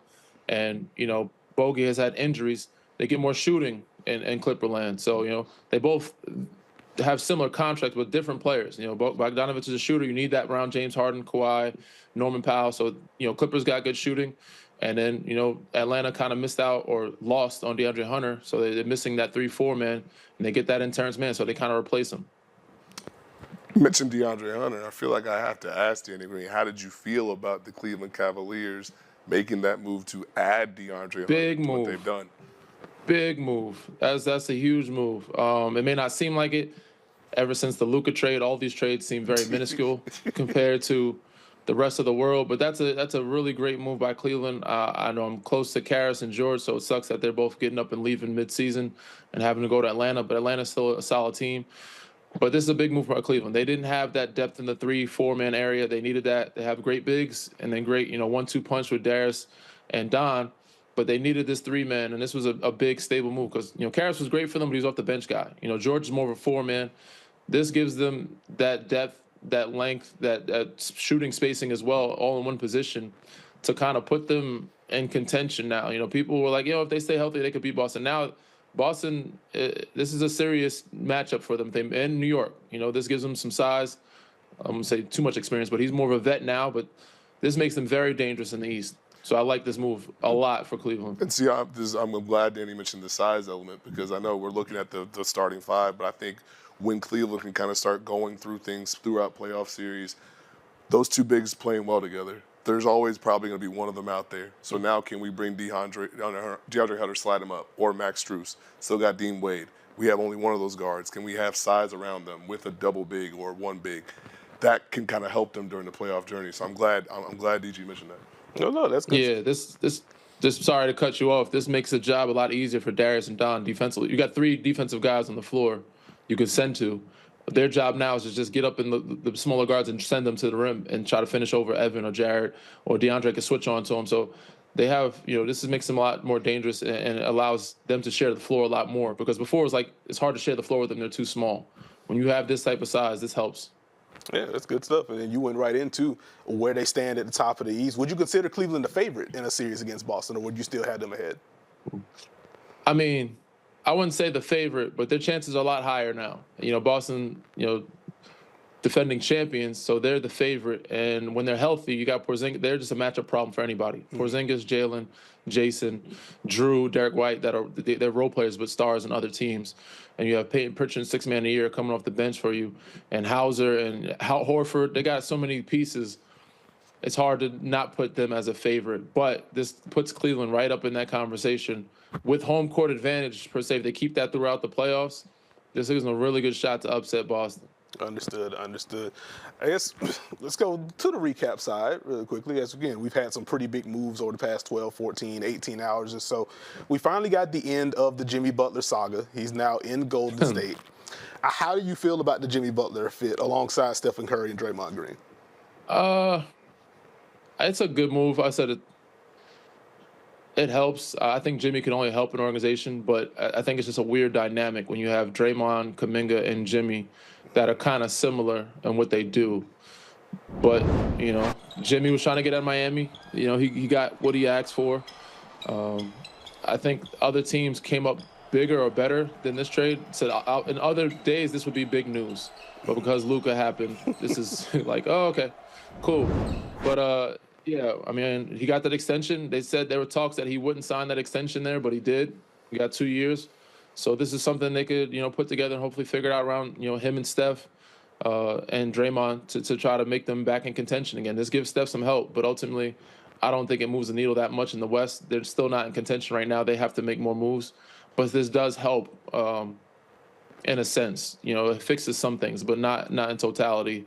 You're still gonna be a play-in bottom half a playoff team type of in the West. They're going to be fighting to try to get – they need to make some more moves to get into contention, honestly.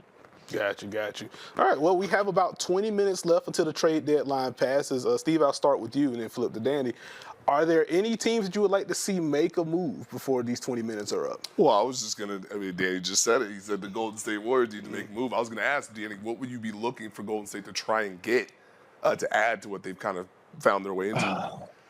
I think they just need more their style of play. They need more consistent shooting. Buddy Hield's been great for them, but he's kind of been up and down some. So they're going to look for obviously 3-and-D guys if they can find them. It's going to be tough to do. There's a lot of teams making moves that I didn't expect to make moves, and moves or teams that made moves, big moves that you thought were done, still making those moves. So this is a big move by Golden State. You see, Lakers made a big move, but they're not done. They went and got Mark Williams, if I'm not mistaken. They needed the big. I'm sure that they're probably still trying to find some more depth and help from the big space. Golden State as well. I feel like they need to make some more moves. It may not happen right now, but you got probably one more year of Steph and Jimmy after this year to try to get it done. After that, it's a wrap. So they're gonna have to make moves now or in the summertime. All right. I think we got a minor move coming in. The Hawks trading Cody Zeller to Houston, clearing up some things at the bottom of the rotation. Okay. Atlanta. So we'll sprinkle that in there. I guess they are a team that counts. Wants to make another move. There's this tweet from Shams. The Hawks trading Cody Zeller and Houston's 2028 second round pick back to the Houston Rockets. So a little bit of cap stuff there. Get a free pick. Okay. I like Cody. Oh, no, Cody's been good for a very long time. Solid backup big. You can have him when Steven Adams, him and Steven Adams are backup bigs when, Sinjin, that's the proper way to pronounce his last name, right? If I'm not mistaken. When he needs a break, so. I'm thinking. What about the Memphis Grizzlies? Do they need to make a move, or are they closer to a team that could make a move? They should. I don't think they need to, but they should. They're in a good spot, but to put them in contention, they are like the Cleveland. If they could find a 3 spot, like a DeAndre Hunter, somehow, to put in that lineup would make them very dangerous. So I don't know if they will. I think they should. I think they could.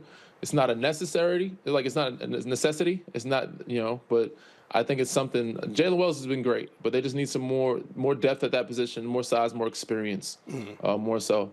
But that is a good lineup, and they're in a good spot, but they're just lacking some, perimeter length, I should say. Okay. Question for the panel, similar to Memphis. Do we think OKC should do something in the next 20 minutes? I'll go very quickly. In my opinion, no. Okay. If it ain't broke, yeah, I don't think so. Okay. I don't think so. The only team that I thought would make more moves was New Orleans. And, Zion's been a talk. I was waiting for that splash to happen. It hasn't made yet. Phoenix, the same. They made small splashes, but I'm assuming they're trying to work to make some other moves. But those two teams are the only teams OKC is good right now. They're in a good space. Understood. Like OKC is always brought up as they have 74 picks and a bunch of young guys they can move around if necessary. So they always be in these conversations. So figured I'd take the temperature on that front. You mentioned New Orleans. They have made a move. How do you feel about the Brandon Ingram fit in Toronto? I like it. I think they have a lot of length, I will say, but I just don't know how they fit well. Him, Scotty, RJ Barrett, I think they need more shooting around them. I like Abaji. Ochai is good for them. Grady's been coming along, but, I think they need more shooting. But those are some really good pieces to be, front-loaded or with a lot of size and length. I think when you look at Toronto, they have to build it the right way. But if you have Scotty Barnes, B.I., R.J. Barrett, Quick, with Ochai, with Grady, Jakob, you can move the ball, you can move pieces around. You should be able to go side to side. Now, will they be able to do that consistently is going to be the question. But at some point, you need to kind of get this talent and try and move this thing in the next direction. If you can turn what you turned into Brandon Ingram, that kind of talent, he wants to be there, I understand it. Well, it makes sense. Like, I think this was a move. One, if you could just turn Bruce Brown, who doesn't have a long-term future with your team, Kelly Olynyk, who's a quality big, held space the floor, can be used as a hub, but probably not a long-term fixture of your team. Turn it into that kind of talent play for Brandon Ingram. Like, that feels like a smart bit of business. And I also feel like this is a move with Scotty Barnes very much in mind. Like we talked a little bit about earlier, Toronto's defense has really perked up over the last couple of weeks, really this month. You could say. And Scotty Barnes has been a big part of that, what he's doing on the weak side, what he's just doing in the front court in general. Adding a scorer like Brandon Ingram should take some of that creation burden off of him offensively. And I think that gives you a higher chance for Scotty to stay locked in, to stay engaged on that front. So I am intrigued. As Danny said, we're going to see if he stays there. But I like the talent play for Toronto. So very quickly, we will toss it to Jake Fisher, who has more words for us on the trade front. Let's see what's going on with Jake. Have some breaking news. Dennis Schroeder, who was originally out the door from Golden State, as part of the massive multi-team deal with Miami to bring Jimmy Butler to the Warriors. He was originally rehomed to Utah. Being told now he is going to the Detroit Pistons. The Pistons want another ball handler off the bench next to Cade Cunningham. I'm waiting to see exactly what's going back. I think at this juncture, there's potential for Michael Beasley and Simone Fontecchio to go back to Utah. That detail don't have confirmed, but we have confirmed Dennis Schroeder is actually going to the Detroit Pistons, which is further interesting because last night was a mess. We got word very reliably across the board that Kyle Anderson was actually going to Toronto, and then the Raptors said, actually, no, we're not taking him. And he went back to Miami. So there's still some further pieces all getting figured out here with the massive 4-team deal. But the Pistons and the Jazz were, still originally part of that trade. So I'm waiting to get what salary is going back to Utah, but Dennis Schroeder is on the way from Utah to Detroit by way of Golden State, by way of Miami. So he's been moved around a bunch of spots now, but yeah, he's a Piston. Wow, that is tremendous work. Thank you for the update. We needed that. And now we get to process that in real time. So a lot of moving pieces. Dennis Schroeder going to Detroit. Interesting, as we got from Pistons PR literally earlier today, we got an update on Jaden Ivey as he's continued to progress in his return from a broken left fibula. He's transitioned to a walking boot, has begun light weight-bearing activity. So still not back yet, but at least progressing on that front. So the Pistons are really going for it, it would appear. Let's add some veteran guard play in the room, get a guy that can pressure the rim, that can pressure the ball defensively. Makes sense. I'm curious to see what the price is going to be, as Detroit still has a little bit of cap space to work with. Jake mentioned a couple of names that may end up being in this deal, but I'm intrigued. Danny, how do you feel about the Dennis Schroeder fit in Detroit? I mean, I feel for Schroeder being shipped around so much, but this is a good spot for him. Jaden Ivey being out. I just said Detroit's been doing some great things, man, and they need another ball handler. I like this move for Detroit. only if they don't have to give up Malik Beasley, because he's been absolutely balling for them this year. It wouldn't make sense to let him go. He's been your spark off the bench. He's been your shooting, and you need that. So yes, I'm interested to see what they have to give up for him, but I like the spot for Schroeder. Hopefully, he can find his rhythm again, because in Brooklyn he was playing really well, and then in Golden State it kind of was a different system for him. This probably better for him to get back to his normal stuff that we've seen in the summertime when he's playing for his country. That's when he's playing his best basketball. But yeah, this is a good move for Detroit. I like this. Hopefully don't give up too much for it though. I think the point about Beasley is huge. Part of Detroit's success, I felt like, is not just Cade, not just the defensive mindset, shooting, spacing, being able to move the ball and have, if it's not Tim, it's Malik. If it's not Malik, it's Fontecchio. Someone is going to make shots for them. That helps elevate them. To the Schroeder point, obviously getting moved midseason, always not an easy thing. How does going from playing well to I have to be in a context where I have to do this to now kind of being free, how does that help a player? What's that change like? What's the impact overall? Helps a ton. I mean, especially, being in a different franchise. Golden State, there's a lot of eyes on you. There's a lot of pressure. Being around Steph and having to help him.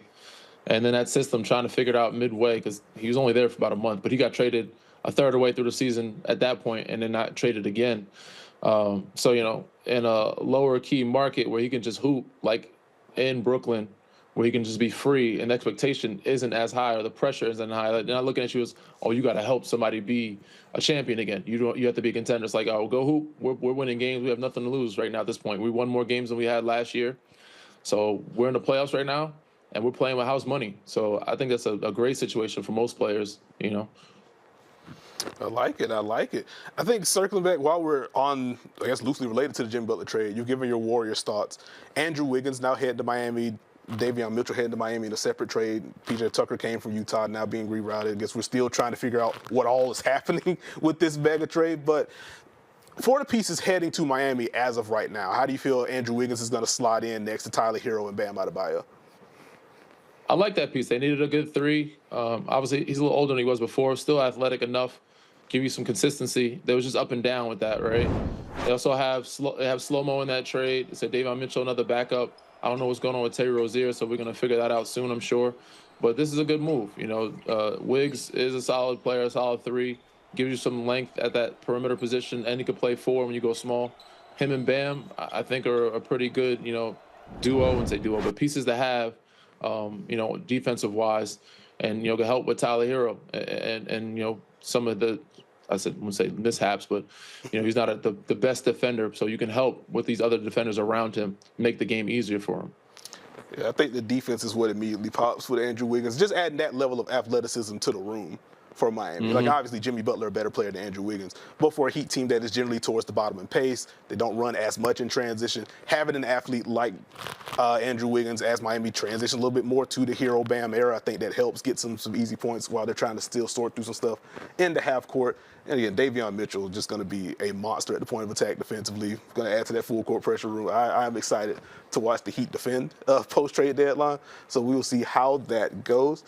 We are, about 9 minutes away from the trade deadline passing? Danny, same question I asked Quentin Richardson a little bit earlier. Is there a team that you would like to see, outside of Golden State, that you'd like to see make a move in these next 10 minutes?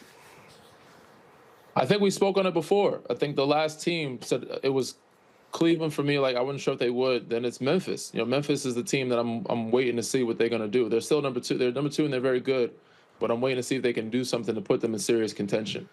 I don't see Houston making many moves. They might make some small moves on the bottom half of their roster to clear up space or to add some depth from the wing, but they're very good. Lakers made some really good moves.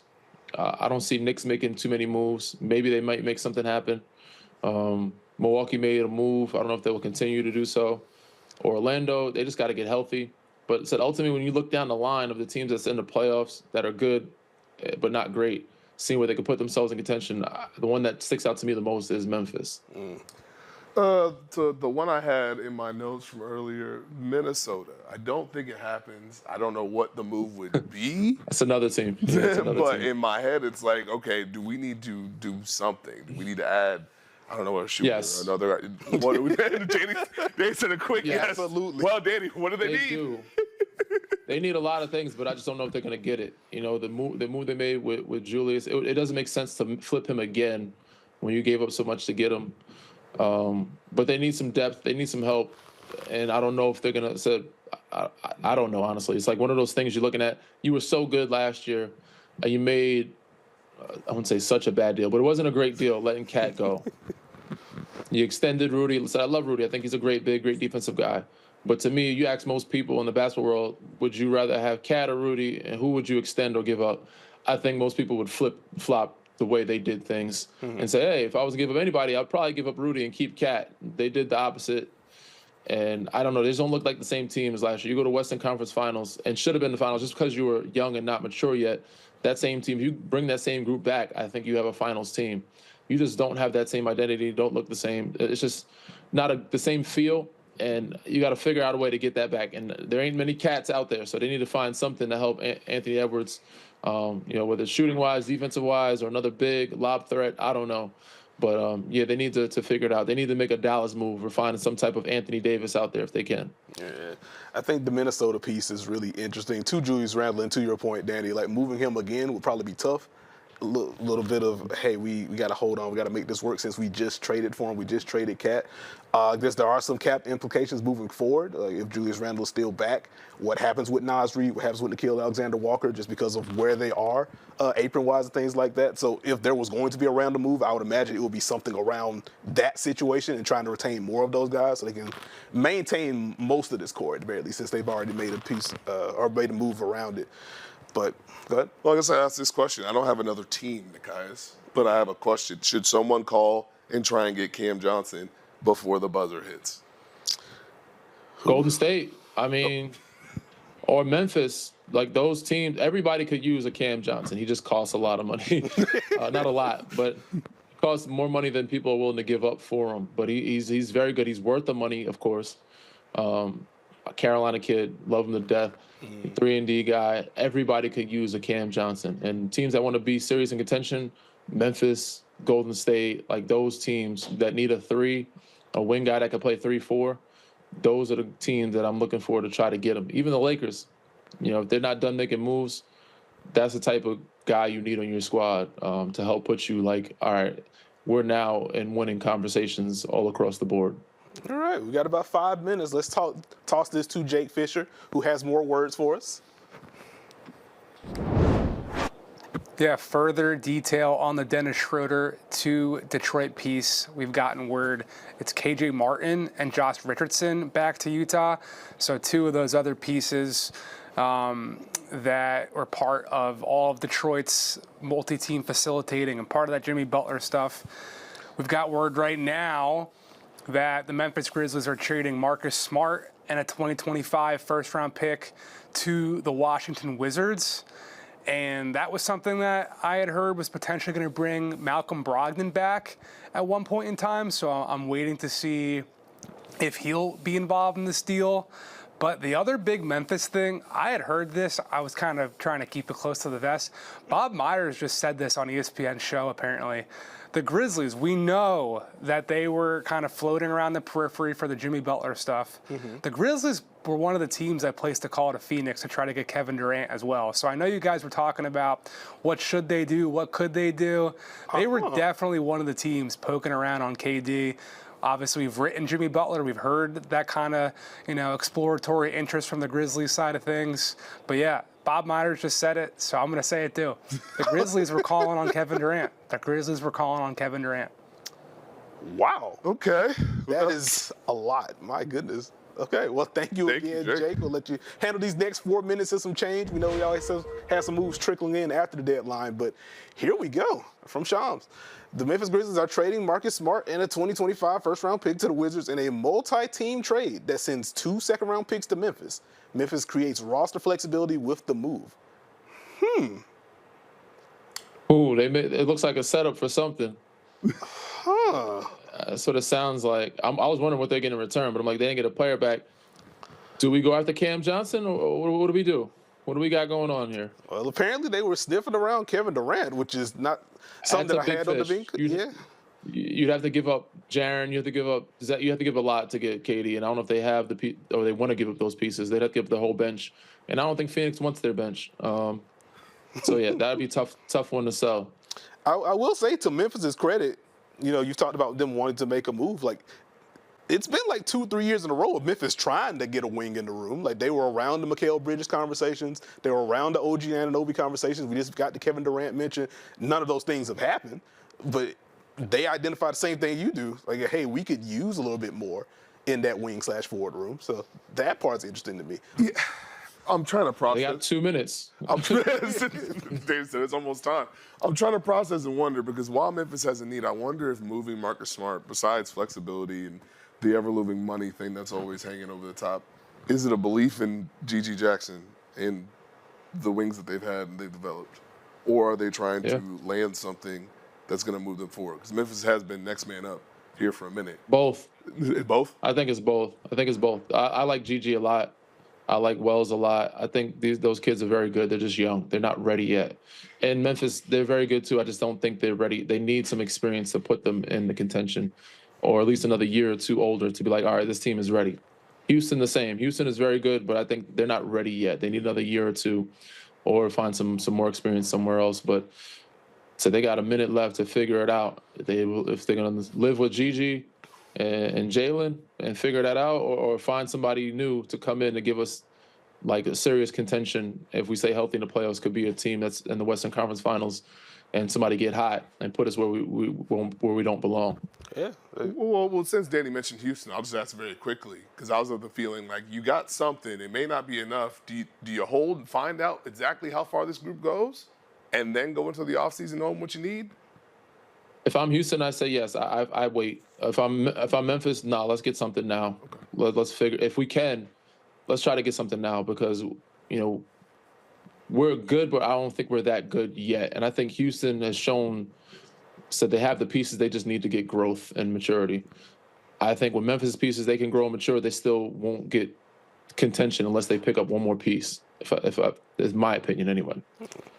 Got a couple other deals trickling in. The Clippers acquiring Kevin Porter Jr. or trading Kevin Porter Jr. To the Milwaukee Bucks for Marjon Beauchamp. So we have that coming. Wow, in. That's an interesting swing for the Milwaukee Bucks. So that is interesting. So the Clippers. Wow, very interesting. Clippers. Terrence Mann is gone. Get Bogdan. Get Marjon Beauchamp. So you still get some defense. Milwaukee looks to add. What do you think of this one? It's one of those. It's one of those that I feel like there's something there, but I don't know exactly what it is. What you got, Dan? There's something there, but not a lot. I mean, it's just both sides want something different. That's what it looks like to me. Swapping different types of contracts for a different look, and it's like, all right. Milwaukee's like, we need another guy that can handle the ball or do something off the dribble in that second unit maybe. And then Clips are like, we just need to surround with better shooting. We don't need a bunch of slashing guys or guys that can do, so we got rid of T-Man to get Bogey. We need shooting. And Beauchamp can do a little bit of, everything, but ultimately pretty solid shooter, athletic wing that still gives us some depth in that second unit. And they also got, Amari over there. He's been playing really well. I like Coffee a lot. So it's going to be interesting. I don't know. There's a lot of movement. This is probably the wildest trade deadline we've had in a while. It's going to take a week. It's going to take a week, all of All-Star break, for it to settle in. To be like, all right, these guys in these uniforms, it's going to take that. It's going to take 2 weeks for us to be like, all right, we know where these guys are at and what they look like somewhat. But people just were scared to take the risk during this time, because it takes time to incorporate new pieces. I don't think teams care anymore. They're just like, all right, we're just going to go for it. Yeah, I think taking us back to, what was it, the 2014 deadline or 2015 deadline, where all those moves came in right after the deadline, and Woj just tweets, good Lord, or whatever it was. It's been a whole lot of stuff. But as it is now 3:02 Eastern, trade deadline's here.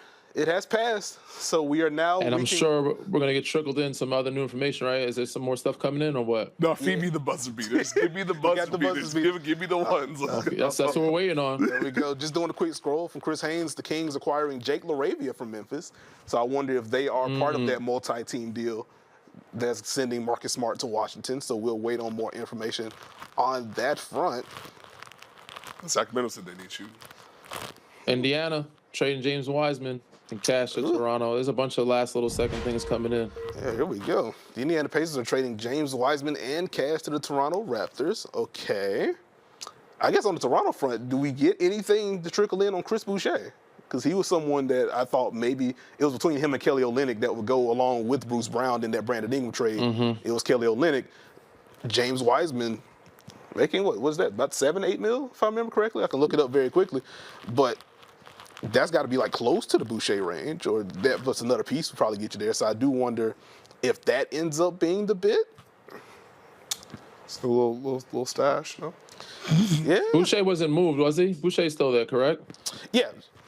Still there for now. Yeah. I'm trying to figure out, would this be the Boucher portion?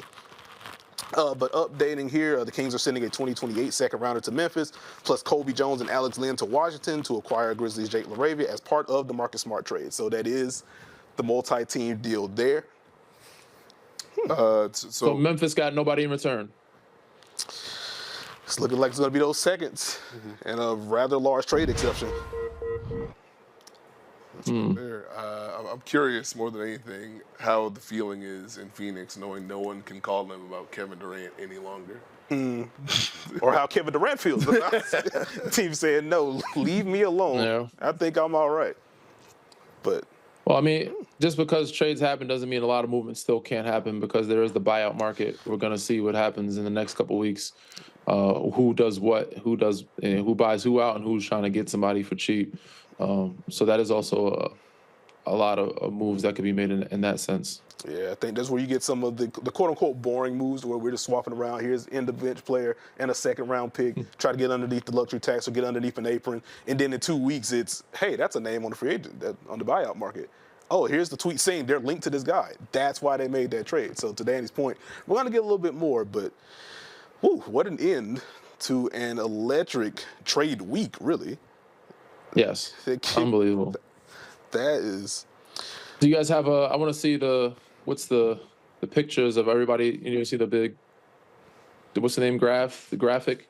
The graphic of everyone, their new jerseys? Yeah, of all the guys in New Jerseys, you look at it now, you think it's crazy. If you went to sleep or in a coma for about 2 weeks, you'd be like, what the hell happened to the NBA? Yeah, so working overtime with New Jersey swaps. Now, Danny, if someone had showed that to you last week, what would you have thought of it? Yeah. I'm like, this looks nuts. No, there's no way. Like, Luka and a Lakers jersey, that would have stood out the most. AD in a Dallas jersey. Then you got Kuz in Milwaukee.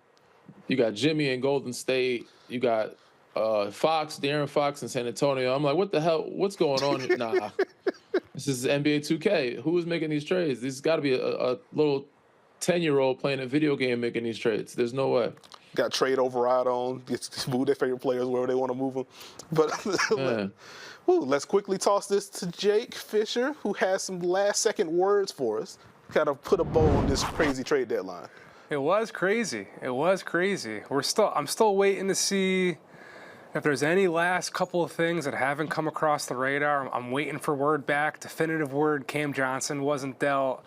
Still waiting to see if there's anything coming back player-wise from Washington to Memphis. But yeah, I think let's keep it with the Grizzlies for now. Like, a lot of the conversation with the Grizzlies, particularly with Jimmy Butler, I mean, the Kevin Durant stuff would have been not applicable to what I'm about to say. They are going to have a massive payroll coming up here with Jaren Jackson Jr. being extension eligible this summer. He already made the All-Star team, right? That'll be coming up next weekend. If he becomes an All-NBA candidate, or not candidate, selection, he's going to be Supermax eligible, which is going to get things very expensive very quickly, being that the Grizzlies already extended Ja Morant, they already extended Desmond Bane. So a lot of the accounting here for the Grizzlies has been all about getting that money lined up to be able to pay Jaren Jackson. So that was part of this Marcus Smart stuff. Like, he just, unfortunately, never became the player that Memphis was hoping he would be when they, flashback, they sent those 2 second-round picks to Boston as part of that 3-team deal that brought Kristaps Porzingis from Washington to Boston. So there's some synergy there between the Wizards and Grizzlies. Front office is right. They collaborated on that deal. But Smart, health-wise, never really got going with the Grizzlies. And this is kind of a very quick about-face from – look, the Grizzlies at that point in time, they were offering 4 first-round picks for Franz Wagner and Mikal Bridges. They were looking for their version almost sort of what Cleveland just did with DeAndre Hunter, right? They never really got this, clear-cut additional perimeter defense 3-and-D piece next to that big 3 there. And I know they were calling around for deals like this. Right, we talked about that Brogdon concept. I'm being told Patrick Baldwin Jr. being waived by San Antonio. There's some latest news for you guys. But on the Smart piece, there was another interesting deal. They offered Smart and the same first-round pick that they ended up going to the Wizards to Chicago for Lonzo Ball. So that would have been really interesting to me, both from a fit standpoint, both from a contractual standpoint where Lonzo would have been an expiring deal. Again, that flexibility. I'm being told definitively no trade for Chris Boucher. That's coming in right now. Yeah, there you go. But yeah, no Cam Johnson trade. I haven't gotten definitive word yet, but it's 3:08. So, I have the tweet in drafts ready to go. No trade for Cam Johnson per source. Haven't gotten the confirmation I need yet. But yeah, I think ultimately, the big dominoes got done mostly through last night. We said at the top of this show, top of this hour, we were waiting for the DeAndre Hunter move. We said if it wasn't going to be Golden State for Nikola Vucevic, didn't think there'd be a deal, and that came to fruition. Most of the stuff at the end here really was salary motivated, luxury tax motivated. Memphis moving Jake LaRavia to Sacramento. That's a thing, too, where, they declined his rookie scale option. It didn't seem like he was going to have a long future with Memphis beyond this season, even though he's had a pretty strong year with that new coaching staff that came in and out underneath Taylor Jenkins there. So that's kind of my initial thoughts and intel to provide. I'm scrolling around. I'm looking at the iMessages. Yeah, a lot of moves that, look, I will be definitely making more calls and trying to write about it on our Substack, the Stein line, markstein.substack.com if you guys aren't already subscribed. But I'll be talking about it on more BR video lives between now and definitely as we set up things for the summer. The second apron did not curtail the trade market by any stretch. Everyone was kind of beating on the new CBA this past summer. That was the number one top talking point amongst front office folks, amongst agents when we got to the ground in Las Vegas at Summer League last summer. And it was the early word around the G League showcase in Orlando where, I went down there for BR. We did a couple of video live streams from there. Everyone was kind of buzzing about, man, the salary matching rules are just so hard with the apron stuff. And the second apron allows, prevents you from combining salaries, aggregating deals, and there's not going to be, much activity. Well, I think the advent of the play-in tournament, number one, a couple years ago, has really just pushed a full-on mad dash in the midseason for teams to just make moves. And even if it's just a little thing here and there, or even turning 2 rotation guys like the Cavs did for one, super rotation guy in DeAndre Hunter, we're seeing teams move smaller pieces, bigger pieces, because the play-in tournament makes everyone think from the 11 seed up to the teams that are out of it that you can both get into the playoffs. And right now, as good as OKC is, as dominant Boston was, the dunker spot guys know all about just the historic numbers about Boston's offense a year ago. Teams are still considering the championship wide open. So the trade math rules, the restrictions, they're difficult. They're going to, continue to influence teams saving money and getting under the tax and getting under the aprons like we've seen today. But we've definitely seen it is not going to prevent activity that the league wanted this. That was so much of the motivations to make it harder to ultimately keep your teams long term. That's why we saw Karl Anthony Towns get traded back to New York in the beginning of this whole season, where, I mean, the Wolves, to my understanding, very, very clearly moved on from Karl Anthony Towns, not just because they were happy with the package back. They liked Dante DiVincenzo before he signed with New York in free agency, but they wanted to clear their books for potential extensions for Naz Reid and for Nickeil Alexander-Walker upcoming. We're seeing, like we talked about, Memphis move some money around to extend Jaren Jackson Jr. Yeah, I'm getting a text right now that Malcolm Brogdon has to be in this Memphis deal. I haven't gotten it confirmed from anyone primarily involved, but yeah, I think that's what's going to be a part of this here. Could be Marvin Bagley and Johnny Davis. That's also salary, but there has to be some type of salary going back to Memphis. So money is important, but to sum this all up, like we were saying, it's not going to stop action, and the league wants this. The league wants teams changing hands. I'm skeptical about how that long term will play in terms of like fan loyalty with your team. I mean, ask Dallas Mavericks fans about that right now, but we're seeing activity. And we're seeing that, like, these trade rules, you know, the difficulty's been turned up, kind of like an all Madden version of this video game, but it's not stopping action. So there you guys go. Yeah, we appreciate you, Jake. Thank you for all of your words. Thank you. And we are back with Danny Green as Memphis looking, if it is Malcolm Brogdon, would not a three, but adding some shooting, add a little bit of playmaking to the room. That's not moving the needle for you. Not moved. I like Malcolm Brogdon a lot, but I just don't think there's not. You got Ja, you got Desmond there. They're all similar guards. They handle the ball a lot. He's not like a spot up shooter. He's a guy that does a lot of pick and roll stuff. I just don't think you'll be able to maximize him as much. Maybe in that second unit, he's gonna give you some bench scoring, but you needed a three. So it's a good move, but it's not the move that you needed to, like, the move that would put you in serious contention. But yeah, ultimately, a lot of wise words from Jake there. It was letting us know that Minnesota made a dumb trade. 1, 2, our CBA needs to probably restructured to where it's better, because it's madhouse all over the league with how people are scared of that second apron. So we got to figure something out the next time we renegotiate that CBA. Okay, all right. Our first trade deadline winner and loser. Our loser is the CBA as a concept. We got that on the board. Very cool. That's Nekias Duncan that said that. Any other winners from the trade deadline? No, in all seriousness, we can start right there. Steve, while we're here, who would be some of your trade deadline winners? I think you have to start with the Lakers. I mean, I think getting Luka Doncic, ... I could probably stop there. Yeah. But I do like the addition of Mark Williams.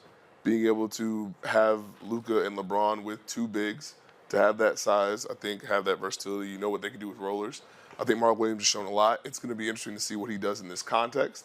Defensively, you're going to have to give a different level of effort, and you are going to have to be able to show up in a different way. But I like that they were able to add that size after they got Luka, and they can still go small. And they have a lot of different ways they can. Rui at the 5, Dorian at the 5, however you want to slice it. They can keep size on the court. So I think the Lakers have obviously changed a whole bunch. So I'm going to go with the obvious and start with them. Okay, I think it's fair. Tell me more. Let's go. I just don't think it's for me. I have to see him and Bron on the court at the same time. They made really great moves. I have them more in the upper middle of the pack of winners. Ooh, my biggest winners. I think Dallas is more in a win now situation than anybody. They are before it was the Clippers that were like my dark horse out of the West. It's now the Dallas Mavericks. I think Cleveland is one of my bigger winners, and then San Antonio Spurs. Them getting De'Aaron Fox without having to give up Castle or Vassell was huge. Cleveland adding DeAndre Hunter was huge. Dallas adding Anthony Davis. Those three teams are really good. Lakers probably right underneath that. You get Lakers. You get Luka. You have a future and like for him for 10 years, and Mark Williams, who's younger than Dalton Knecht, which is kind of crazy to think about. You have a future. You have the big.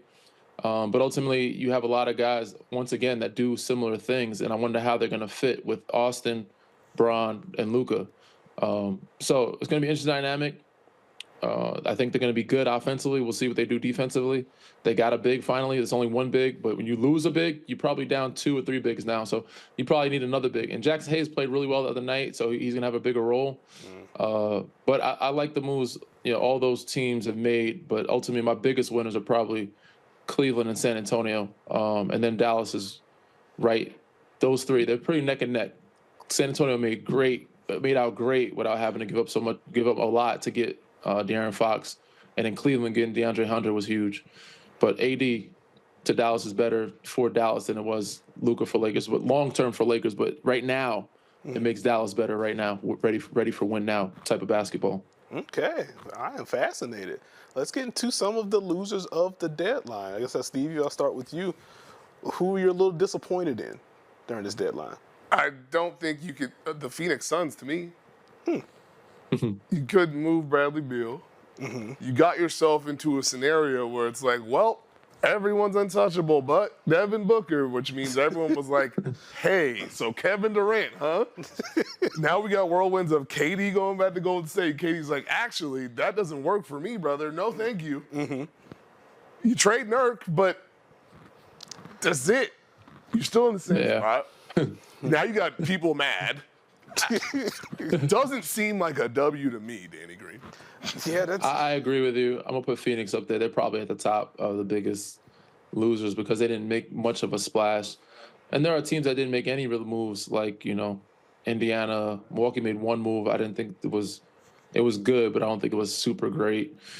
I'm trying to think of who my biggest loser outside of Phoenix might be. I thought Memphis could have capitalized on something.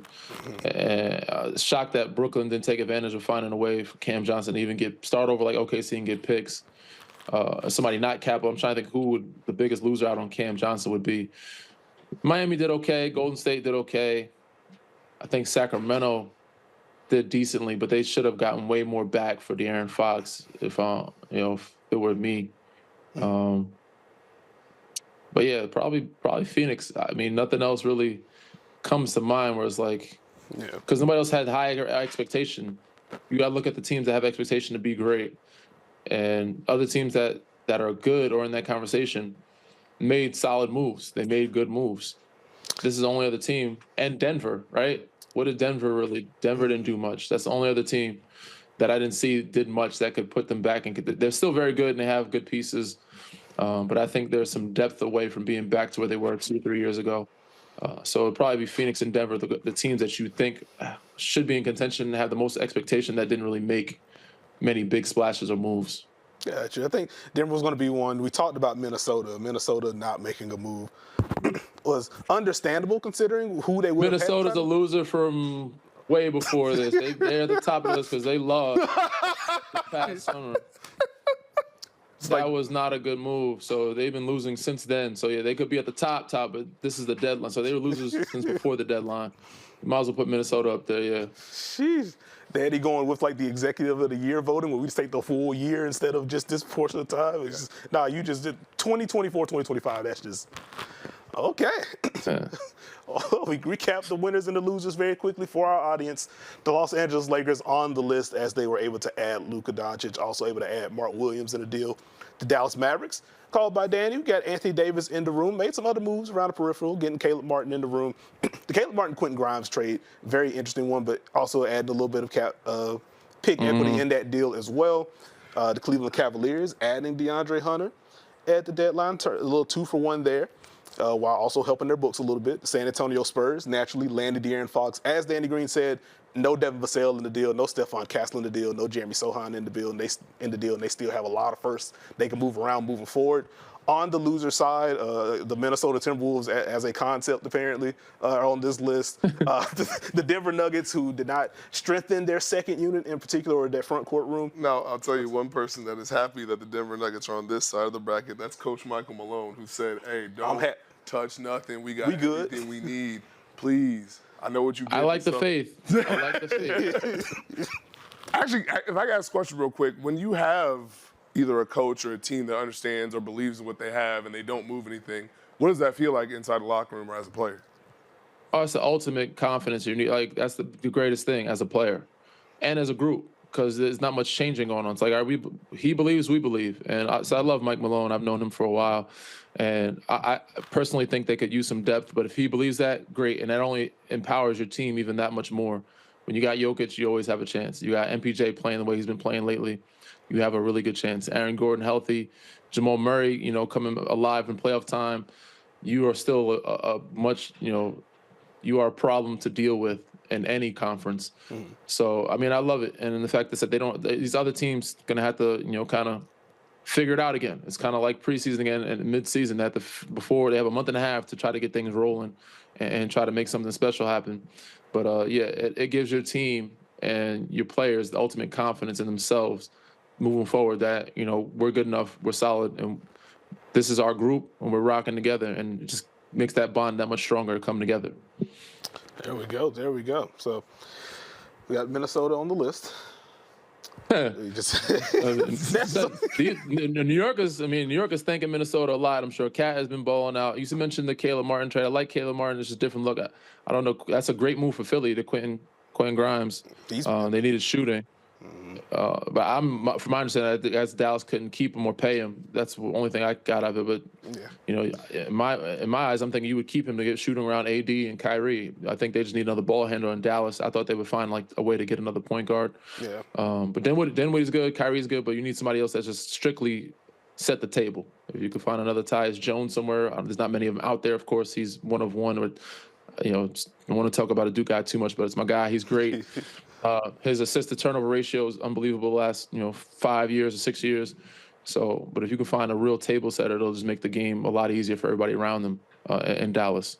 Got you. And then the Phoenix Suns mentioned at the top, a team that maybe not the cleanest trade deadline for them, just to conclude the list. And then one last update here as we were waiting on more details on that multi-team deal involving Memphis. Jake floated it out there. It is indeed Marvin Bagley and Johnny Davis heading to the Memphis Grizzlies, not Malcolm Brogdon. So very much a salary move, it would appear, on the Memphis front to help set up Jaren Jackson Jr. Because unless he gets hurt and he gets the games played thing, he's just making an All-NBA team and an All-Defense team for that matter. He's just been that good this year. But definitive. He's been tremendous. You had the Jaren take. Danny had I'm not going to say the Minnesota one, but he said he reminded people that the Dallas move is a win-now move. Mm-hmm. Now you have to have a West take. I called the Suns losers. Oh, well, there you go. Okay. There's they did a lot. They dropped the ball in this deadline to make something happen. But we'll see what they do moving forward. They're going to figure it out. If those guys stay healthy, we can finally see what it looks like in the playoffs with this group having some time together. There's no excuses now for them. So this postseason, they better tighten up. They better make some wins happen somehow. Got to do it. Now we're just waiting on the buyout market to heat up. Let's get some more roster rounding on that front. Were you about to say something? I was going to ask Danny one question. He gave us the best deals that he felt happened, the big winners. Is there an underrated move that happened during this wild trade deadline that you think people should keep an eye on or is going to pay off down the line? I don't think any of them underrated. Obviously, Lakers are in the spotlight. That Mark Williams move was big. That Cleveland move was big. Atlanta's made some solid moves as well. They have to get Jalen Johnson back healthy. Him, Dyson Daniels, and the pieces you got, Terrence Mann, you got some good defense. And an all-star, Trey always gets snubbed from every year. Mm-hmm. They're going to be good. There's nothing that quietly is like sneaking up on. I was waiting to see what New Orleans did. They didn't make many moves without Brandon Ingram. Toronto, they got a good foundation, but nothing that I think was underrated. But the moves that were big that people weren't seeing as big moves was DeAndre Hunter was a big deal, and then San Antonio made some other small moves around that De'Aaron Fox move, which was a big move. It was huge. Okay. Steve, can I give you a standard answer and also a Nekias answer to your question? Sure. I think standard question, the JV trade is probably going to go under the radar for folks. Yeah, 48 minutes rebounding in Sacramento. That's fair. He's going to hit people in the chest. That's fair. As for the Nekias. We got him and Sabonis, right? Him and Sabonis together. Yeah. Okay, he's a good backup big for Sabonis. Yeah. They will both hit you in the chest, and you're not going to feel good or whether you win or lose against Sacramento. The Nekias take, as the Sixers have dealt with a bunch of injuries and stuff, don't be surprised if we get a random stretch of play where Jared Butler plays well in that guard room. Jared Butler. I will toss that out there. I think Philly made some solid moves, man. They just got to get healthy. If they were healthier throughout the regular season, the first half of it, they would be in one of the winner or loser conversations at this deadline. I think they're just waiting to see what it looks like. As am I. So I'm interested to see how healthy they can get, the pieces they picked up, how it adds. I like Quentin Grimes for them. But ultimately, they need Joel just being out there consistently. Okay. Well, last general question I have for you, as we are now past the trade deadline, obviously we may get some buyout things moving forward. But if you had to tab the NBA Finals matchup as of today, who do you think is going to be? Oh, can I do Eastern Conference Finals and Western Conference Finals? Yeah, we'll let you do that. That's fine. Cleveland, Boston in the East, and the West, OKC, Dallas. Okay. A lot of faith in Dallas. Tell you what. Leave it open-ended. I like that. Okay. I like it. But Danny, we appreciate you rocking with us, lending us your time and your expertise. Guys, of course. Anytime. This was a pleasure, man. A lot of fun. Thank you. Appreciate it. We will hold you to that. But we appreciate it. And from Steve and I, thank you for rocking with us for this trade deadline show. Catch us on NBA Daily every Wednesday at 6 Eastern. Beyond that, catch Steve and I for the Dunker Spot podcast. Plenty of NBA and WNBA talk. So if you're a W fan, you can rock with us on that front as well. But we'll keep talking hoop. We're going to have a bunch of fun. Enjoy the rest of your day, friends. Y'all be easy. That man said Jared Butler.